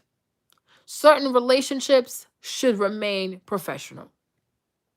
There are people that you should never be with them outside of business hours, period. Certain relationships, and that's not even just a man and a woman. That's even woman on woman, man on men. Certain relationships, right? Certain relationships should remain professional. We have a tendency of being comfortable too quick. We have a tendency of letting people in way too quickly. We have a tendency of allowing anybody in our intimacy way too quickly. You know what I mean? And it goes left. That's why it's like you really got to think about something like, if I mess with you, if I date you, if I sleep with you, if I drink with you, right? In the long run, how's that going to look for me, right? If you know that Tori has a great rate, because at that time, right? Alina said he told her to dance. She is, Alina, don't try to make sense out of it, sis. Don't try to make sense out of it before you lose a few brain cells, right? But it's like, if you see that, like, oh, this guy has a great, like, online presence. He has the quarantine radio. He makes great music, whatever. I just want him on my record. Let that shit be about that. Right? Let the companies, like your record label, his record label, let them business people do the business work so that however the collaboration needs to happen, it gonna happen on paper. I think like sometimes trying to be friends with people for a hookup, trying to be friends with people for a feature, trying to be friends with people for whatever kind of benefit you think you're gonna get, it gonna be way more damaging than had you just paid the money for what it is. You know what I mean? Because I think this is where this stuff even went wrong. But it should teach all of us that many relationships should remain professional. Let there be a contract. If there's a fee, let it be a fee. Pay the fee. That's it. Don't try to, oh, I'm gonna be friends with you for a favor for a favor. Come drink with me for a favor. Come do this for me. Because then things, it never ends well. The record labels, the management, whoever does that stuff, they should have done the paperwork for the feature to happen. They should have done the paperwork for the collab to happen. They would have gone to the studio, whether she has to pay him or he has to pay her, or they both have to pay each other. No problem. You put your voice on his music. He puts your voice on your music. And then y'all both go your separate ways and you keep it friendly that way. It ain't going to be no beef. Because if this thing goes left, right, people going to have to pick sides. Right. And because the industry is very male dominated, because hip hop is about men, rap is about men, it's all about the manosphere out there. You know what I mean? And they going to stick by each other no matter what. Even the guy who killed that lady, who killed the girlfriend, killed his ex-girlfriend in the head, then he killed the mother and he went on Facebook Live. There are so many men who are defending him. It is insane. Oh, this is what happens when, oh, baby, he was a good person, but she made him but. Okay, all kinds of foolishness like that, right? So they're always going to stick up for each other and they're going to make you look like you're a bad person. So you got to think about these things. If this thing goes left, who wins and who loses? If this thing goes left, who gets to stay in the group and who gets to be excluded? Right? And when it comes to black man dynamics, yeah.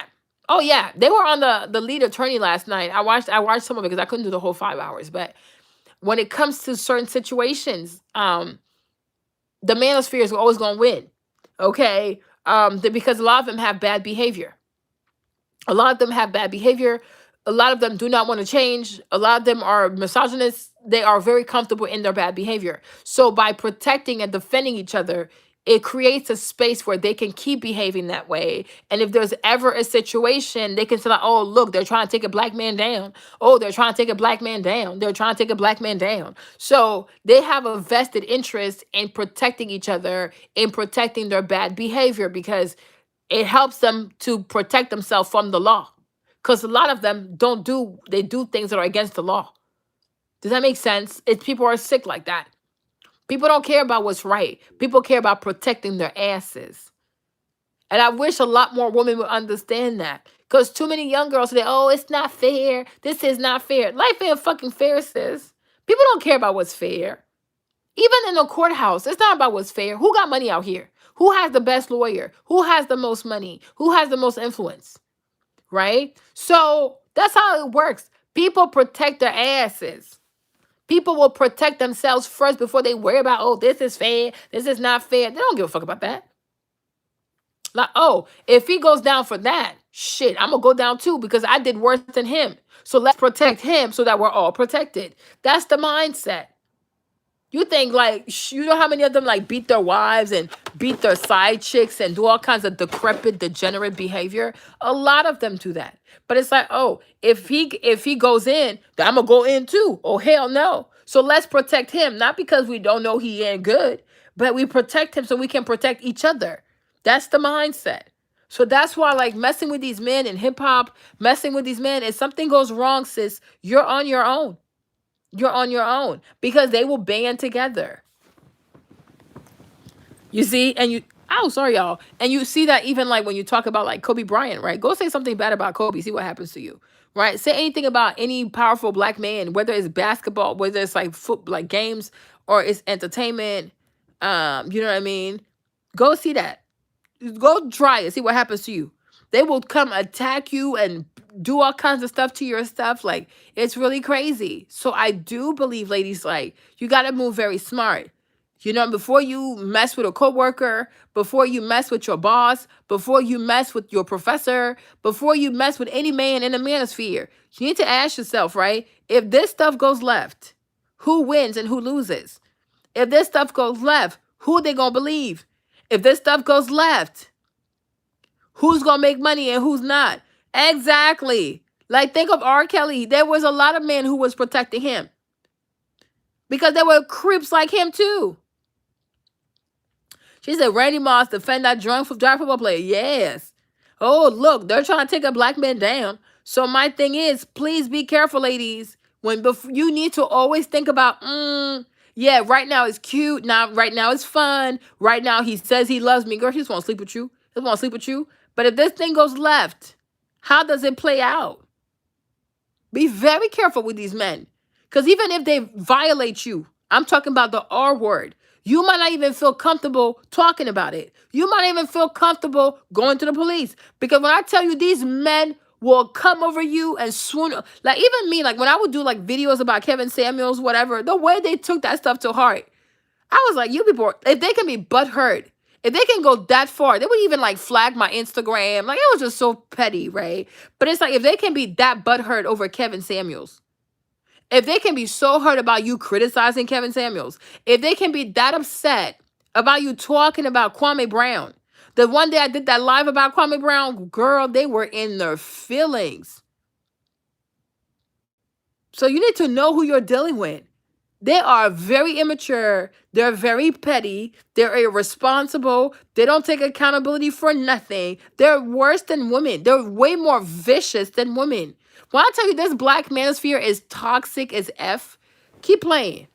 So you need to know who you're dealing with. And they are visceral. They are visceral. These fanboys they're worse than the Beehive. They're worse than the Barbs and the Beehive put together. They're worse than the Barty gang going after the Barbs. They're worse than the Barbs going after the Barty gang. And these are grown men. Yeah, that Kwame, and the thing about the Kwame Brown video, actually, I took it down, right? But I didn't even leave it up, right? Because when I was done, it didn't even like stay up because I took it down. But just the fact that they watched that live and it was so funny and it was so right and it was just so funny to me because it was hilarious. The live was hilarious. They couldn't take it. Girl, when I tell you they went after that Instagram page of mine, I was like, dang, you that hurt though? You are that hurt. This is crazy. This is crazy. So now, if you go after like a really rich black guy in the entertainment industry, you go after a very powerful black football player, you go after a very powerful basketball player, hey, sis, you need to move to Africa. You need to go move like somewhere in a grotto somewhere and never come out, because the way they will make your life a living hell. I can only imagine. Yeah, the Kwame one was hilarious. I was like, brother, you can't keep doing it. It was too much though. Cause I wasn't gonna leave it up though. It was just a like little kiki, but they took that to heart. Like they were so hurt by it. They were so hurt. I was like, but damn. And y'all have to understand, like in America, black men are very, very emotional. They are very sensitive. They are super sensitive. You can't even play with them a little bit. They don't have a sense of humor. You know what I mean? They are super sensitive. They are very fragile, and they come unhinged so quickly. They unravel so quickly. They're a bunch of big old babies. I was like, oh my gosh. You know what I mean? It's crazy, but it's true. So it's like you got to be very mindful, because I'm telling you, even Dr. Dre could straight up R somebody. Dr. Dre could beat somebody to the blood. They will find a way to say why Dr. Dre was right. They will find a way, because Dr. Dre is a black man. He's like almost a billionaire. He's very rich. So they will protect him at all costs. And Dre be like, I didn't do nothing to that girl. She lying. She walked into the wall. She walked into the door by herself. She walked into a doorknob. He could say what, like stuff that won't even stand on one foot. Dr. Dre could say whatever. She walked into the door. She walked into the fan. She walked into the doorknob. But how do you walk? How does your face walk into a doorknob? You know what I'm saying? But I'm like, yeah, he right. This bitch out here, she walked into a doorknob and now she's trying to take a black man down. You clumsy bitch. You clumsy bitch. You know what I'm saying? Like what? Like, and you be like, but how can like if you're 5 something, there's no way you can actually walk into a doorknob. But they don't care. Yeah, they do not care. But oh no, she's a clumsy bitch. She a drunk bitch. That's why you don't see that girl Brittany. For as much as Brittany, was that her name Brittany? The mixed girl. Now, for as much as Brittany might be a handful, you know what I'm saying? Because Brittany be trolling also though. She's a troll. But it's like they were so mad for that boy PJ. Like PJ didn't even know what he was getting himself into. But as soon as they heard that allegedly she was going to get $250,000 a month, when I tell you the manosphere, they made it their business to torment that girl. For that girl, Brittany, and that's the thing, like she a little fake too, though. Oh, I don't care. I don't care. This is me, and I'll be the enemy, and I don't care. You can hate on me all you want. She full of shit.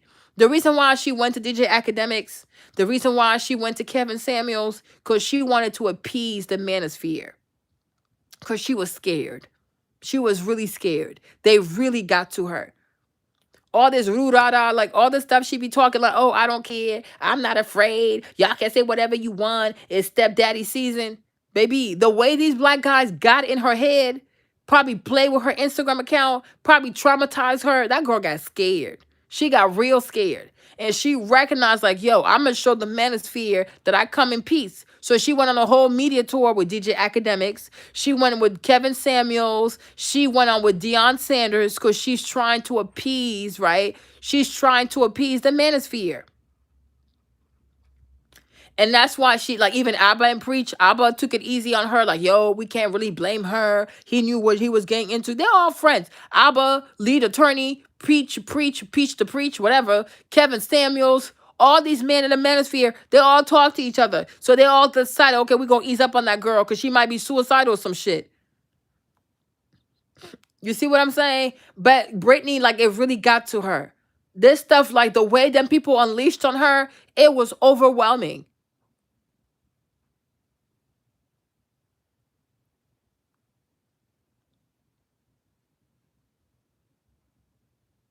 You know what I'm saying? She was overwhelmed.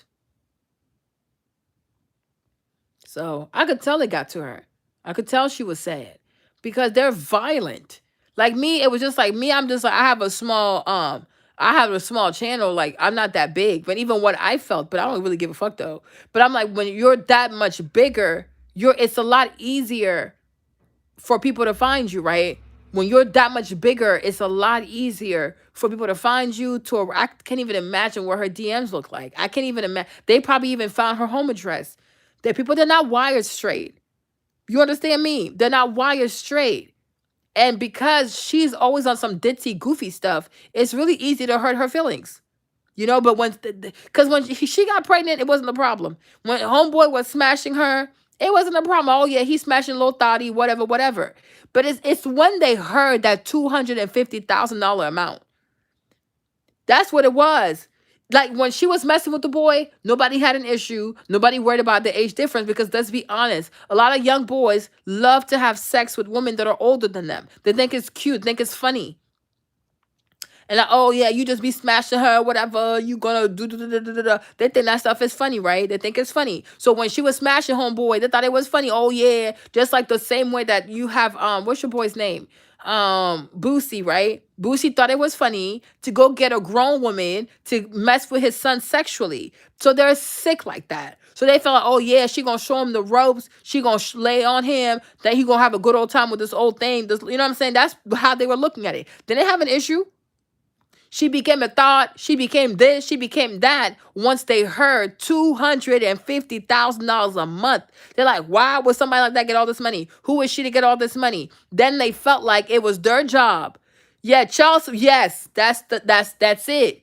That's it. Child support is their kryptonite. If they sleep with you and they like whatever, they ain't got no problem with that because they're having a good old time. Even if you get pregnant, they don't have a problem. They'll start having a problem when you go touch their check. That's the thing.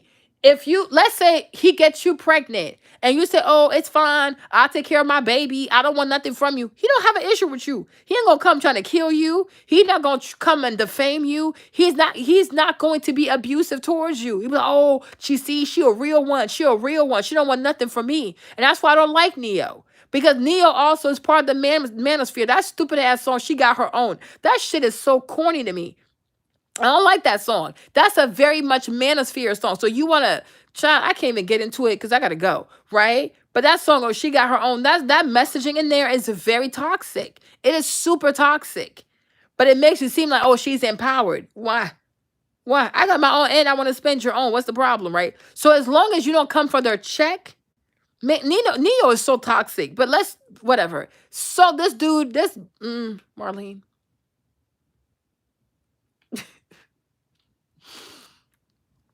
Okay. So that's the thing.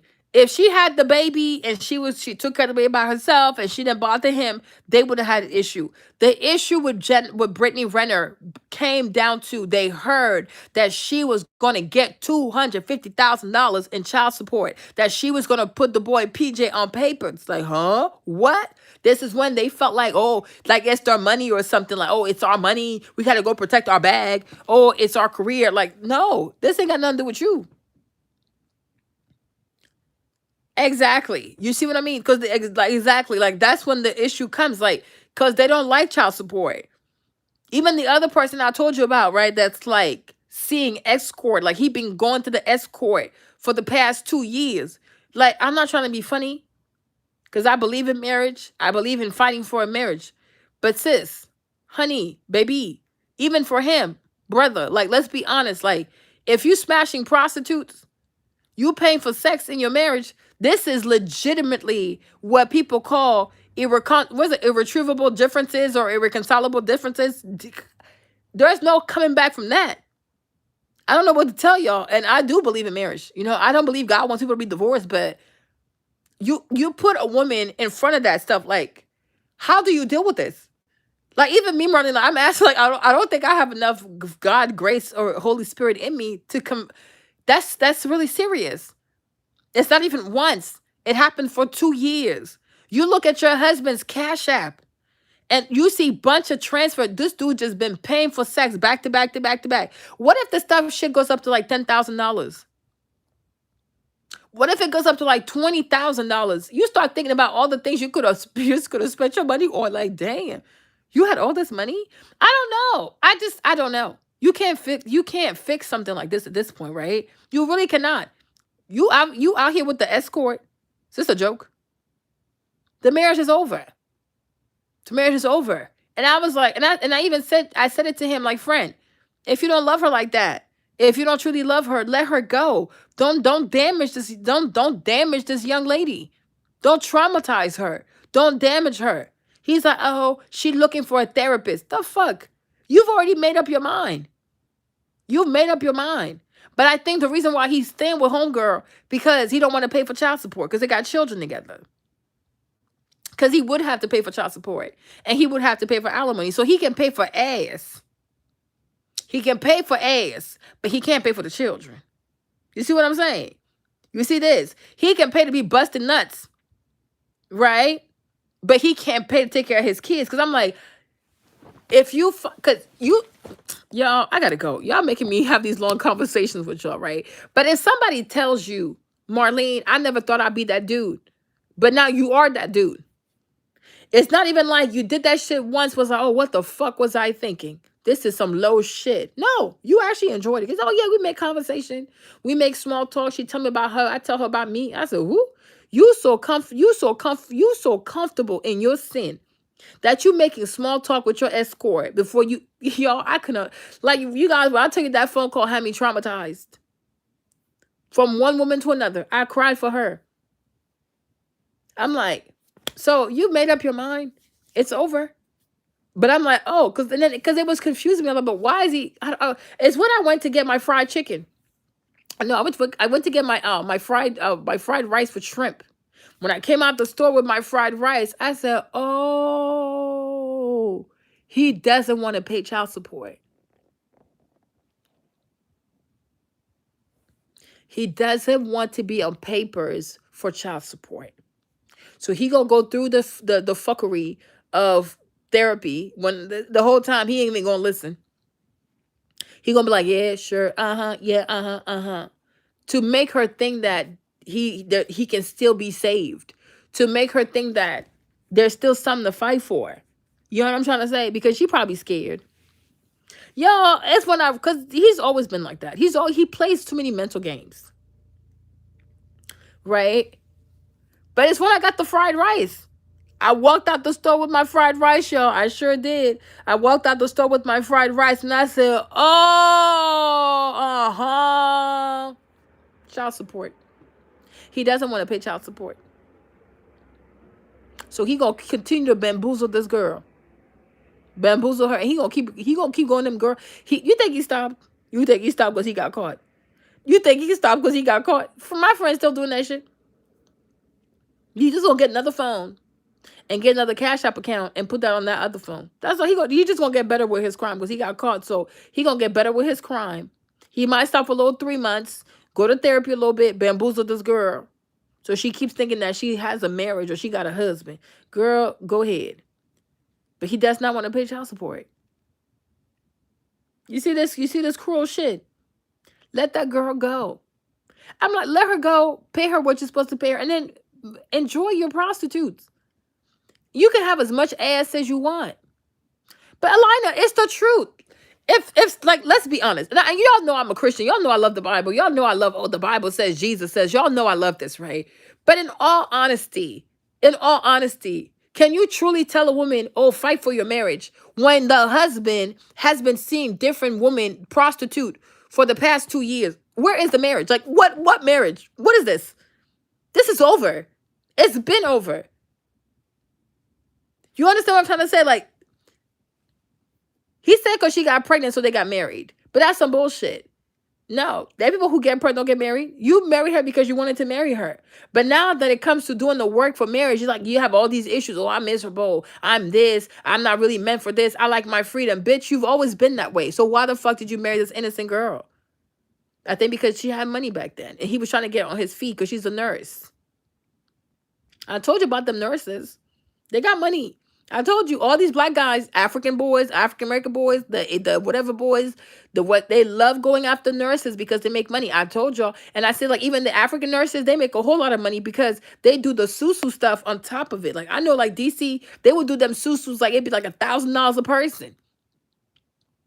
So people in the DMV, people love themselves some nurses, child, because they got money. They make a lot of money, girl. So I think initially, because he was still in school, so I think she was more steady with the money. She was more steady with the coins, right? But now it's like she got the kids, so she stopped working or whatever. So she hasn't worked. So if they go through the divorce thing, Yeah, it's true though. She said, "Oh yeah, some of these dusties really expect to be called." What did she say? Hold on. Where's my comment? Called the head of household while they watch TV all day, and the wife is working at the hospital. Yep, yep. In DC, the DMV area, oh, they are notorious for going after nurses. I'll tell you, these African boys, they be even when yo, even when they come, they freshly come. They know go find you a nurse. It's disgusting. And in DC, like the DC DMV, like the African scene, they call nurses ATM machines. They call them ATM machines. You got them men is sick. These dudes, they sick, sis. They is sick. They are sick. They are sick. I was talking to my little sister yesterday, and I said, "You, this dude that you're seeing, he resents you. I hope you know that, because she has money and she's always traveling and she buys expensive shit and he can't afford it because he ain't got no money. He just came. He on a visa, and like every time she says something, he quick to like put her down and call her names and shit. I was like, yo, because the Holy Spirit was telling me he resents her. And all of a sudden, I saw a trip that she took, and then I saw his heart. His heart was red, like his heart was red, like it was red with anger. And then he would, then I saw it scene like he would look at her like he was giving her like nasty looks when she wasn't looking. Like the Holy Spirit was showing me. I've never seen this boy, but I'm telling you, I'm not lying. I was sitting on my bed. I told you I have visions. I was sitting here on my bed, and the Holy Spirit started talking to me, and I could see things. Like I would see like different images. And I say, "You, this boy resents you. He resents you. He resents you." And I said, "You can kiki with him, do whatever you want, but don't give this boy your heart, because he will never get over that shit. And even if you do marry him, he will always make you pay for the time that you had more than him and you were treating yourself and he couldn't treat himself. Stay away from people that can't afford your lifestyle." Me, Marlene, I'll tell you all the truth. Y'all don't know what it's fine. People always think I'm a mean person, but you take a step back, you be like, Marlene was right. Marlene was right. People will resent you out this bitch. And a lot of girls feel like, oh, it's okay. I'm fine if he doesn't make more than me. That's cool. He will never be fine with the fact that you make more than him. He will never be okay with that. And every time he builds something, he has something, he's always going to be competing with you, not trying to compliment you. And that's a problem. That's a problem. A lot of dudes, they resentful as fuck. And they punish you for that. And I bet you he's punishing her for something too. These men ain't shit. And he's my friend, but he ain't shit. He ain't shit. Come to think of it, most of my guy friends ain't shit. I told you the other one, he killed his wife. So I'm just saying, they ain't shit. And they will have sex with you. They will, lick you, all that kind of stuff to make you think, like, to convince you, like, yeah, I got you, I'm down for you. And the whole time, this man is planning a whole murder-suicide on your black ass. Ladies, please be careful. Please be careful. Man, these dudes know how to use their penises. I'm a CEO of a whole company. Look at me. But I'm being serious. These men they know how to use their third legs. They know how to use their tongues. They know how to lie to you and say things that you want to hear. And the whole time, they playing a whole murder-suicide. They know how to get you hooked to their little third leg. And the whole time, he just wants you hooked so he can traumatize you. Y'all, I'm being serious. I'm being serious. Just like that Korean thing I be watching. I told y'all to watch it because you're going to learn a whole lot. You're going to be very mad. But listen, like, pay attention to the movie. The thing is called Love, Marriage, and Divorce. It's on Netflix. It's Korean. There's one lady in there. She comes from a rich family. She is from a rich family. Her parents gave her everything. But she wanted to be noble. Oh, I'm going to love for the sake of love instead of doing what needs to be done. Keep up the bloodline. So because she chose to be in love with a poor person, her parents cut her off. So she had to work. They completely cut her off.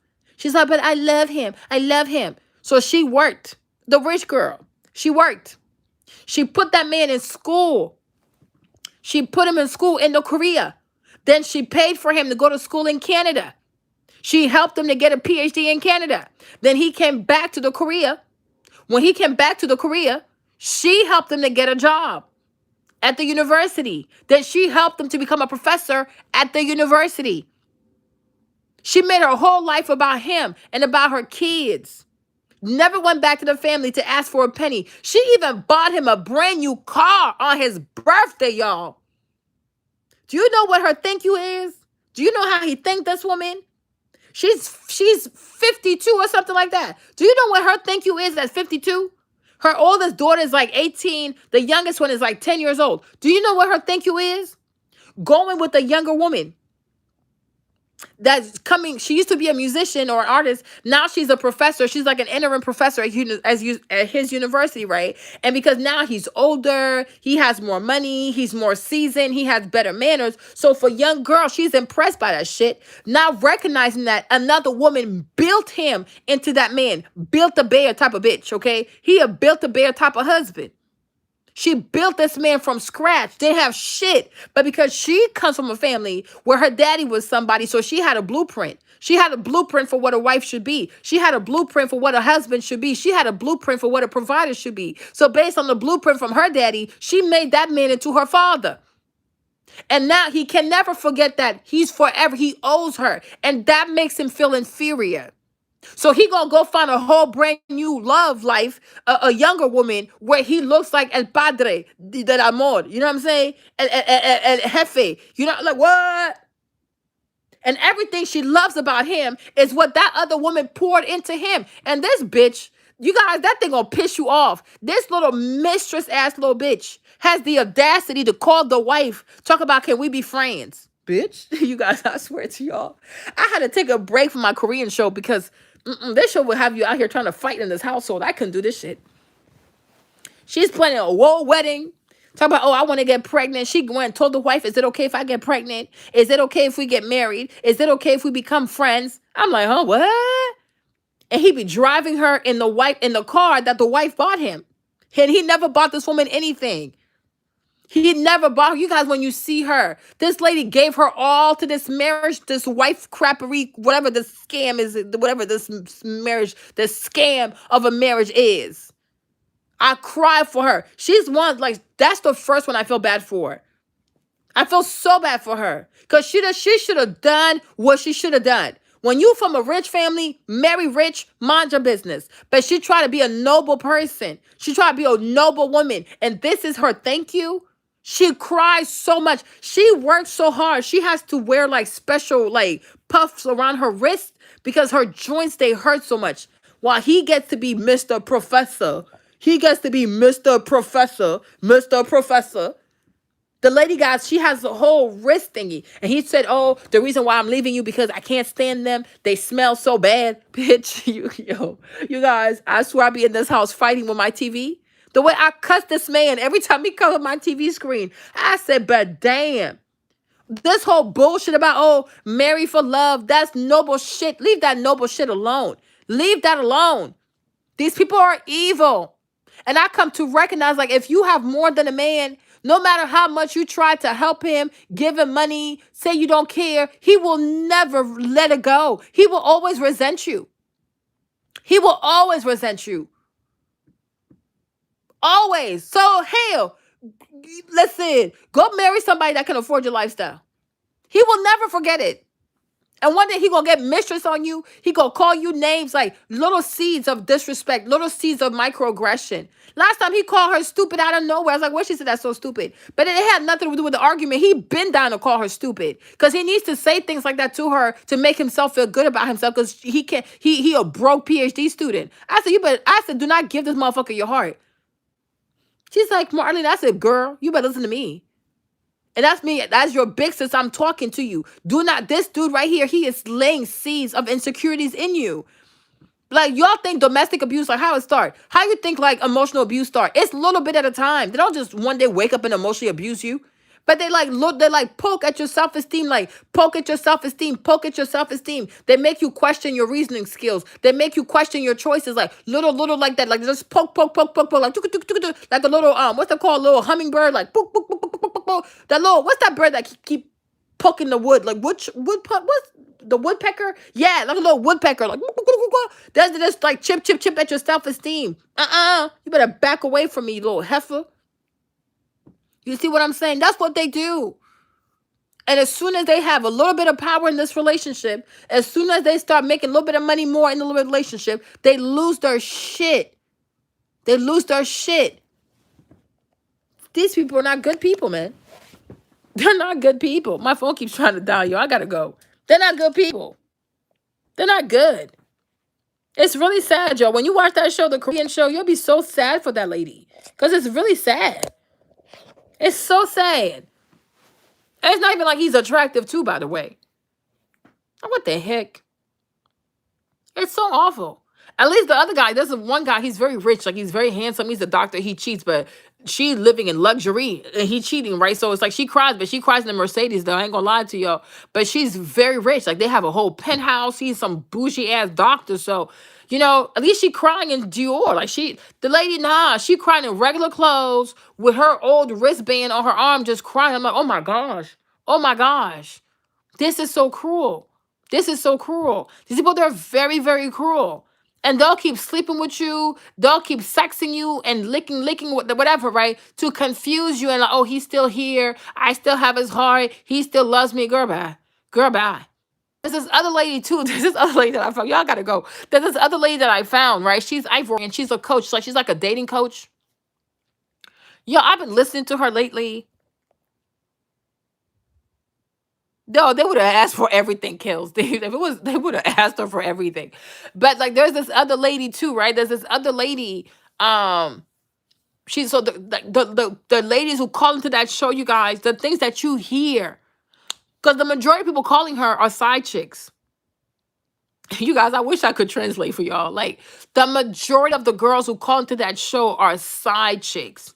When you see the stuff these guys do for their side chicks, when you hear the things they do for these side chicks, when you, y'all, I said, but like, I couldn't believe it. I cannot believe it. You guys, the older I get, the more I discover things. I'm like, wow, ladies really have to be careful. Women truly, truly have to be careful. They truly have to be careful. Like, this is war. Like, this is serious. Like, this is truly, truly serious. I'm like, this is unbelievable. The stuff you hear. They be buying the side chick cars and trips and things and houses and whoa. Whoa. I said, whoa. Oh my gosh. Oh my goodness. Oh my goodness. But the majority of the time, too, this is struggle love. A lot of these men, when they didn't have shit growing up, they have money growing up, didn't have bad bitches growing up. When they get older and they finally make it in their careers, they want to catch up. They want to experience, they want to taste, they want to experiment. All the stuff they never had, the stuff they didn't have, or they couldn't afford to have, or they were too broke to have. They want to play catch up. I'm telling you, you will never be enough for a man who was never enough for himself. You better hear me. Marlene, girl, I don't want y'all to be mad at me because I'm innocent, but I am telling you, oh, I grew up poor. Girl, let him be in his poverty. Let him be in his poverty because, the trauma from that, he's not going to get over that.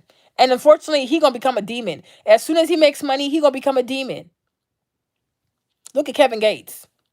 Didn't grow up with much. As soon as he started having much, he couldn't control himself with the woman.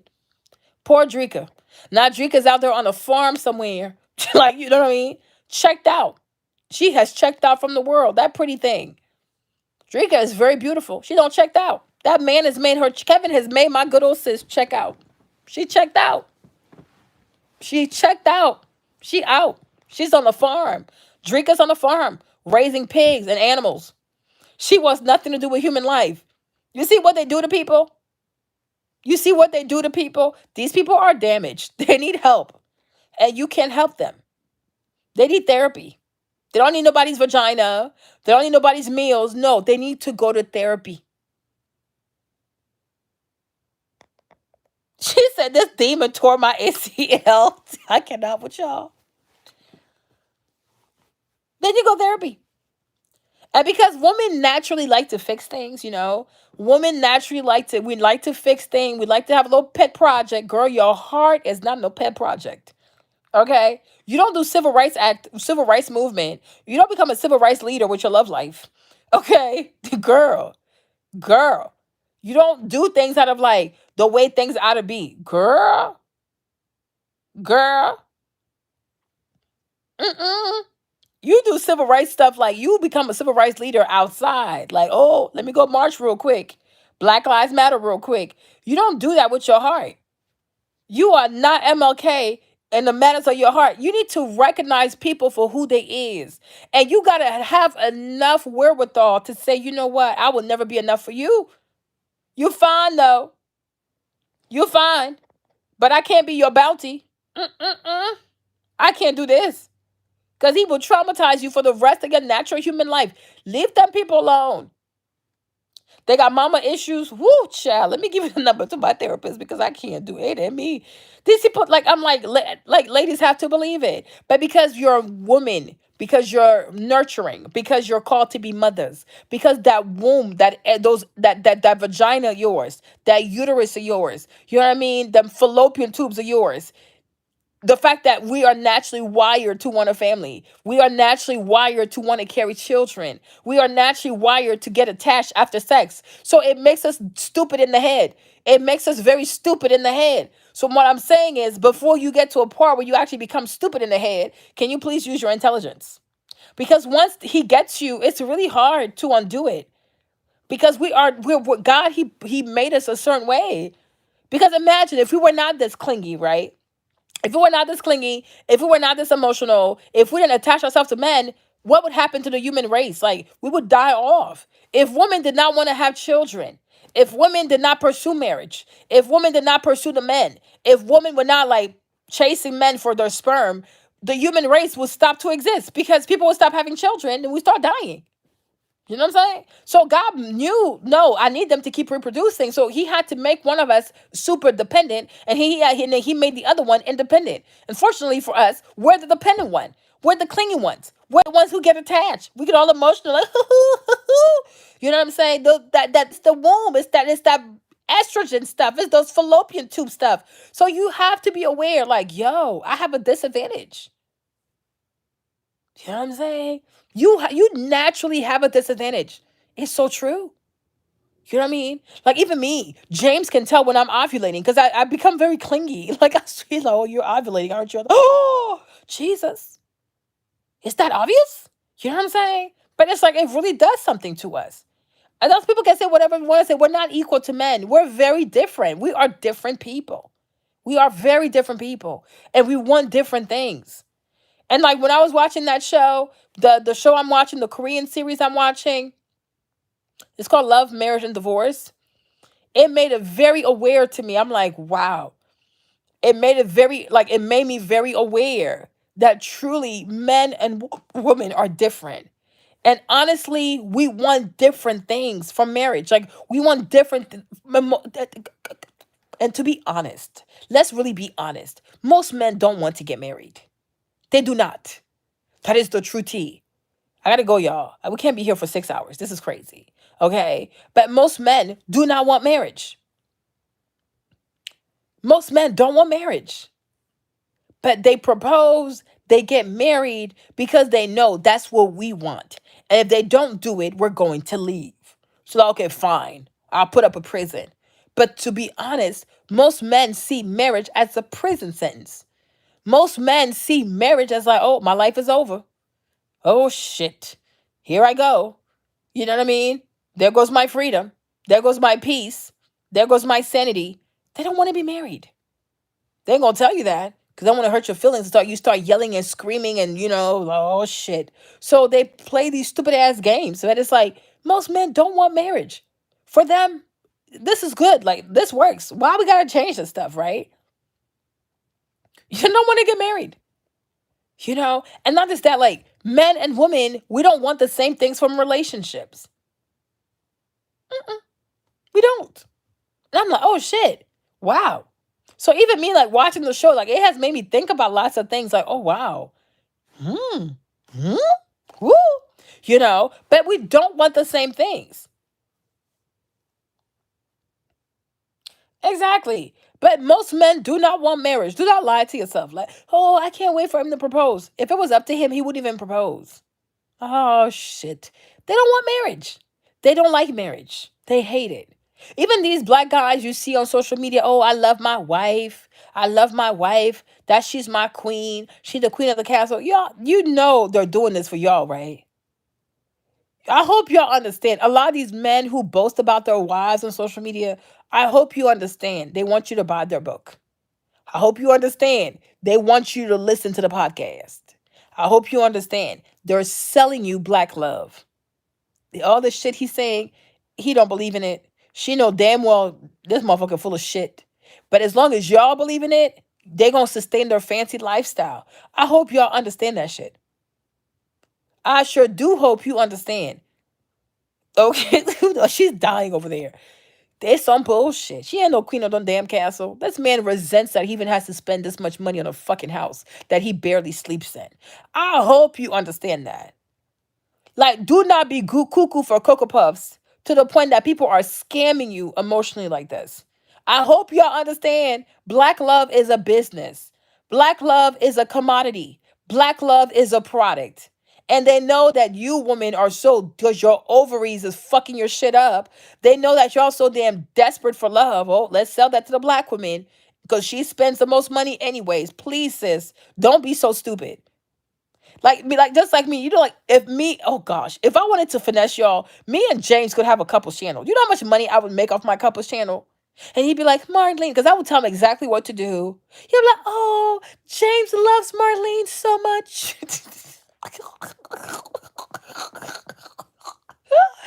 Oh, look at James. Because I'm like, Daddy, this is what you got to do for my channel to work now. He'd be like, okay, shit. So if I do this, you don't got to ask me for money. I'm like, no, do it. I want to ask you for money. It's okay, fine. What I got to do? You got to rub my feet. I'm like, ladies, oh, James is rubbing my feet because the launch of the palette was so exhausting. I told my husband I needed my feet massage. And he said, okay, wife, you've worked so hard on this collection. Thank you, husband. But it's a bullshit. He don't massage my feet worth a damn. Okay, like what the freak? Like the way James is so full of shade, y'all can take it. Like I'm like, what the heck? You know what I mean? But it's like, I hope you understand.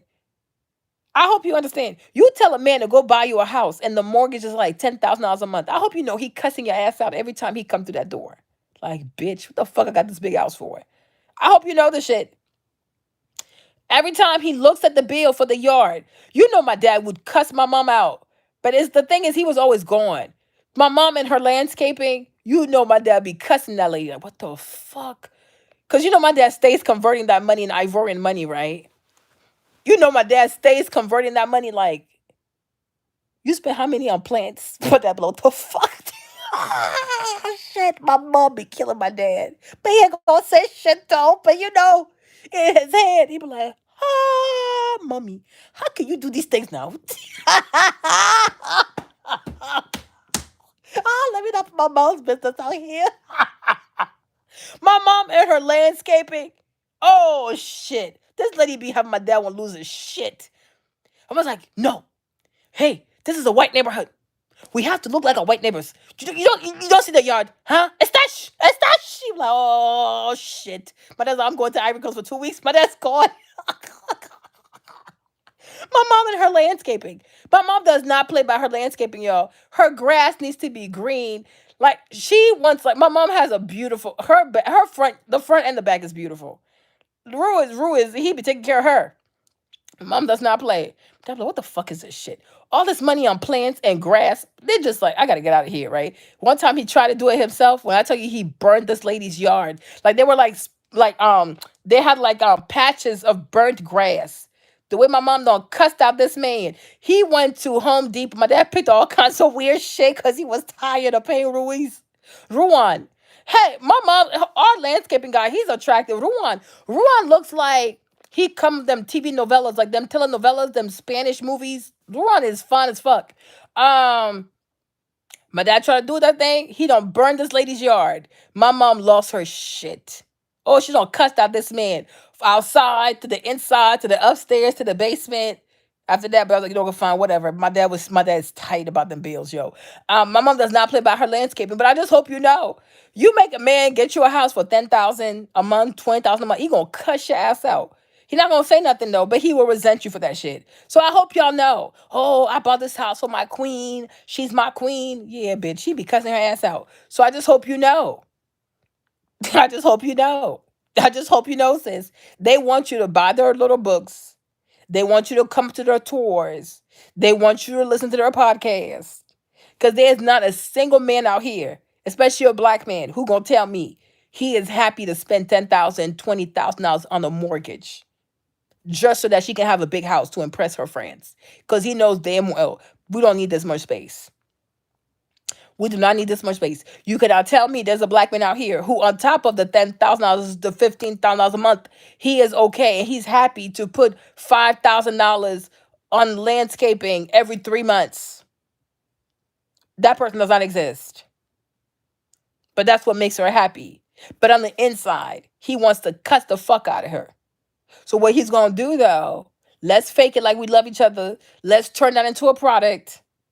So that way, when they pay us, that's how I'm gonna sustain your stupid ass little lifestyle, your little slick ass little ponytails of yours. You know what I mean? But like, I can smell bullshit though. But go ahead though. Listen, that's what you gotta do. You gotta finesse, right? But I just hope you know that. Like, no. Most men, if they could, they put all of our asses in an apartment and call it a day and save as much money as possible. Like the way we eat people's money out here, it just stresses the fuck out of them. But you didn't hear it from me. I'm innocent. I want people to hate me. I'm a really nice person though, right? But it's just that black love is a product. Black love is a product. Making black women believe in this in the fairy tales and making black women believe that there are men out there who want to marry. Most men do not want to marry. I even think James wanted to get married also. I'm being really honest. I don't think so. I think he would have been just fine with us just being together. Like, okay, let's just be together, right? Most men don't want to marry. They don't want to marry. It's us. We want that. And we put pressure on them. Even like, I ain't gonna say nothing. I'm not get in trouble. But look, I can say this. One time I listened to this one podcast, right? And the man was saying like that the woman put pressure on him to marry him. She was like, no, I didn't put pressure on him. He's like, yeah, you told me if I didn't do this, and that, we wouldn't be together. So it's like, yeah, she did put pressure on him, but she felt embarrassed because she wants to make it seem like, oh, he was chasing after me and he planned this amazing proposal. No, he knew if he didn't do it, she was going to be gone. So he proposed to her out of pressure. He married her out of pressure. And like it's the truth, and there's nothing to feel bad about it. The honest truth is, most men don't want to get married because they know what's going to happen when they get married, and they don't want to do that. They don't want to do with that. And then also, if I marry you, you gonna put me on papers and like they're very funny about their money like that, right? So most men don't want to be married. That's a fact. That is a fact. They like to give I can give you a little money, but I don't want to be on papers like I owe you something. They don't want that part. I don't want to be on paper like I'm responsible for you. They don't want that part. So no, I'm being very honest. Most men do not want marriage. They don't. They're perfectly fine seeing you, having sex with you. Y'all can have kids, but they don't like when you put the government and stuff like that in there. Like, hold up, sis. That's too much now. I ain't trying to be your daddy. You know what I mean? They don't want that. Does that make sense, y'all? So please understand, like a lot of the stuff you see on social media, people are pandering to you because this is a product, a committed husband, a wife that's always happy, a wife that has everything she wants, a wife that's always shopping, a wife that gets the house of her dreams, right? Look, she stayed with me when I had nothing, so now I gotta hold her down and I give her everything she wants. Like, go ahead with that goofy shit. And I hope y'all realize the only reason why he's giving her everything she wants because y'all paying for that stuff. When you buy the books, when you streaming, when you watch the YouTube videos, like you guys are paying for her to have the dream of her life. He ain't paying for that shit. So they got to finesse y'all so that he can give her, so he can be a man. But all this stuff, it's all finessing. It's all finessing. Like I could have a couple channel too. And I can finesse y'all. Oh my gosh, look at what James did for me. Oh my gosh, oh my God. And y'all probably will eat that stuff up. But that's not, I can't do that to y'all because I'm like me, I fear God, right? I fear God. And I don't have that kind. It will be so wrong to do that. Like that's just because that's just not how it works for us, right? But like let's say I truly wanted that, like, oh, I want to make it, I want to have more views, I want to have more engagement, I want to have a couple channel. I have a husband, 12 years. And I've never pimped this dude in 12 years. Can you imagine? I'm a really nice person. You know what I'm saying? I'm a really nice person. I'm like, I could have finessed that stuff for 12 years. You know how much money I would have made, like just having a couple channel. I could have had baby. I could have been pregnant with baby stuff on. I could have had James rub my belly. But I don't finesse people like that. That's too much for me. That's excessive, right? But a lot of people like they lie. They lie, they dramatize that stuff, they oversell that stuff, they over glamorize what marriage is, they over glamorize the struggle love. Struggle love ain't nothing to play with. And a lot of times when a woman gets involved in struggle love, she gonna be struggle sad. She gonna be struggle divorced. She gonna be struggle bitter. She gonna be struggle broke. She gonna be struggle disappointed. She gonna be struggle scammed. Okay, because struggle love usually it's rare that it ends in something good. Because as soon as he makes the money and he can be the man that he wants to be, like there was a tweet that was going around. There was a tweet that was going around, but the guy was like, "Oh, my girlfriend, she thinks I'm gonna stay with her when I become rich, but the real tea is when I become rich, I'm gonna bounce and find the girl that I really want to be with." You know what I mean? That's the thing. Struggle love it means like he's settling for you. You're not really what he wants. You're what he can afford, or you're the person that demands the least out of him. You're the person that allows him to get away with the most things. So he gonna put up with you. Okay? But you're not really what he wants. That's why he's still struggling. Ooh, Marlene, what you mean? I dead ass. Dead ass. If he really wanted you, like if you were goals for him, if you were his goals, like if you were his Beyonce or his Kim Kardashian, you know what I'm saying? I don't know, but if you were really goals for him, he wouldn't be struggling. Why, Marlene? What does that mean? Because he will do everything he had to do to make sure that you wanted to stay with him forever. If he had to go get two jobs so that you would never have to work and stay by his side, he sure will go get the two jobs, okay? If he really wanted to, like, he would go above and beyond. When a man wants something, there is people out here selling drugs so they can buy shoes for the girls that they love. People out here catching life in prison so they can buy cars and houses for the woman that they truly love. People out here doing all kinds of illegal stuff under God's son just so they can have the woman that they love. People out here doing all kinds of PPP loan scam just so they can impress a girl. So when you date a man and he said, "Oh, I want you to accept struggle love," you better know he's not in love with you, girl. He's not in love with you. That's why he's asking you to accept struggle love. Okay, listen to me. Listen to me very well. Listen to me very well. Listen to me very well. Because if he really loved you, he'd be out here, girl, you'd be surprised. You see what I'm saying? But when the day he gonna put up with you, because you gonna put up with him and put up with whatever. But the day he gets what he really needs to get out you, and he becomes the man that he always saw himself becoming, he will find another girl, and she'll have the platinum wedding. She'll have all this crazy stuff. She sure will. All this, oh, if you hold me down when I ain't got shit, I ain't shit. I'm gonna repay you, bitch. Please. He gonna repay you all right by cheating on your black ass. You better believe it. You better believe it. I don't lie. I tell the truth. I do not lie. I tell the truth. If you see any man with a woman that has more than him, that makes more than him, he has a plan for that bitch.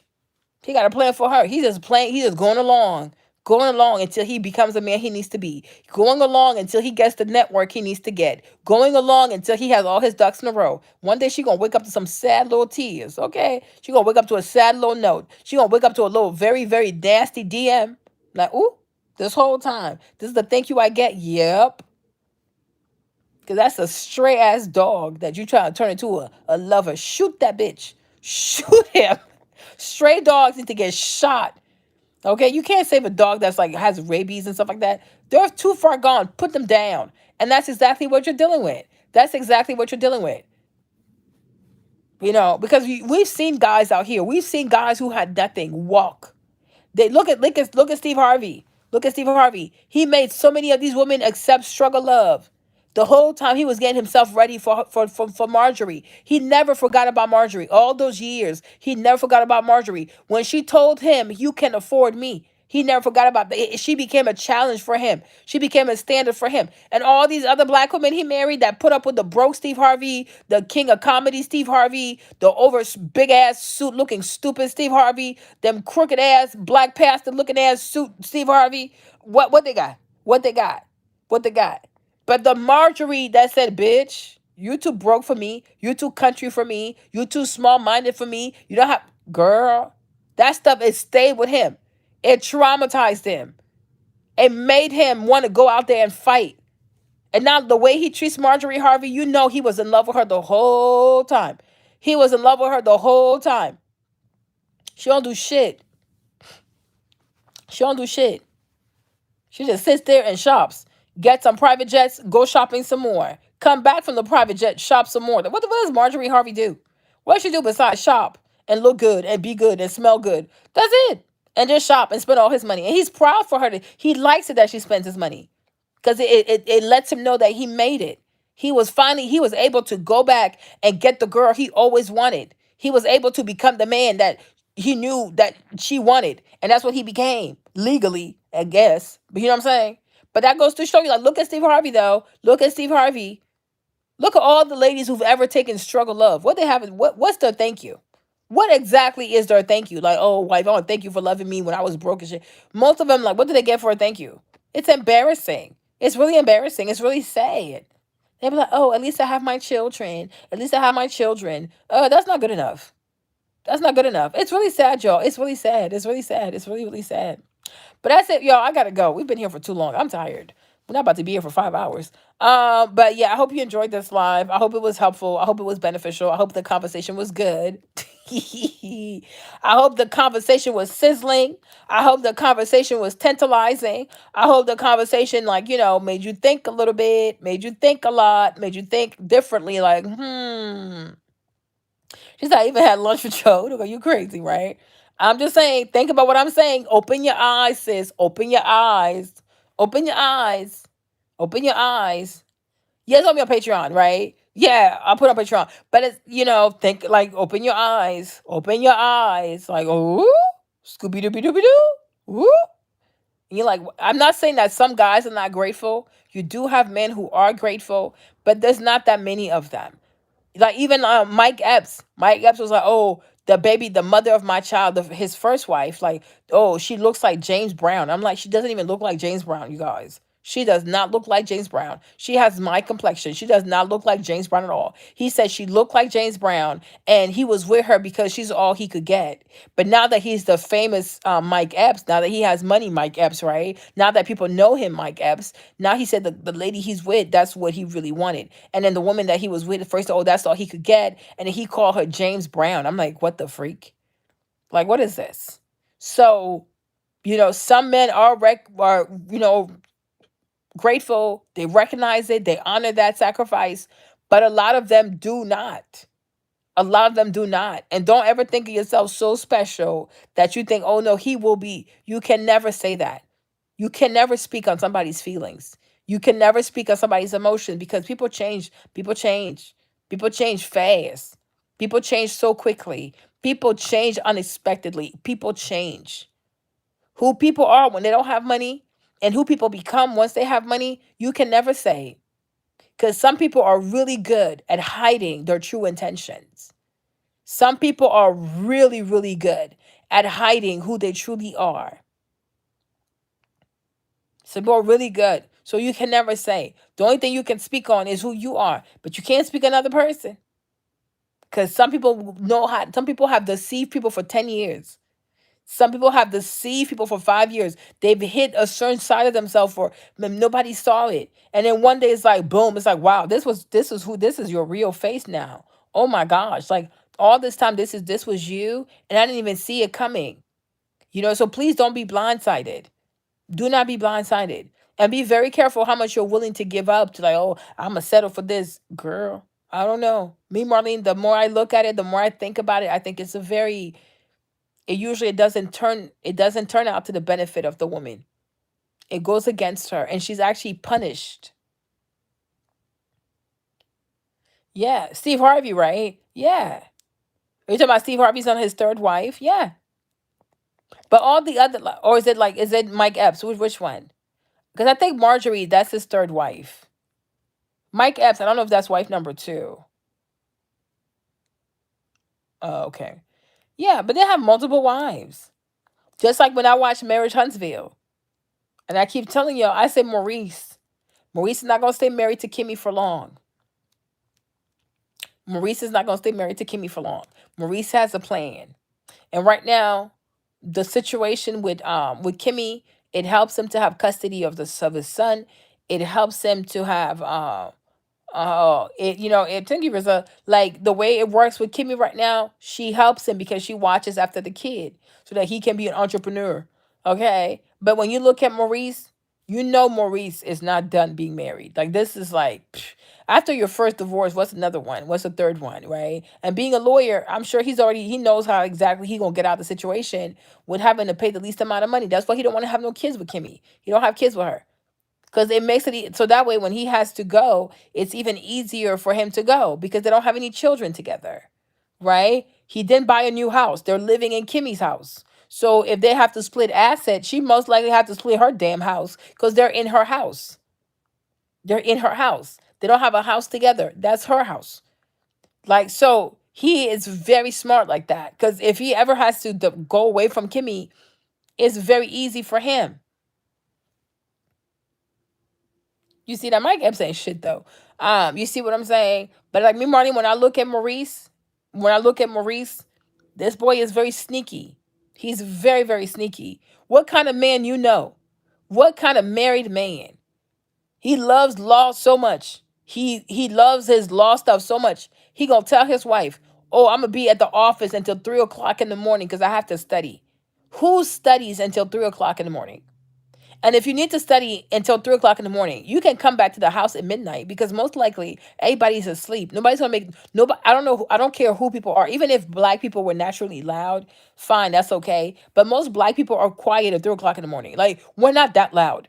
Okay, so you can come home. You can come home and study. You can study at the library, and then like after when it closes, like 11 or midnight, you can come to the house and you can study. It's quiet. Everybody's asleep.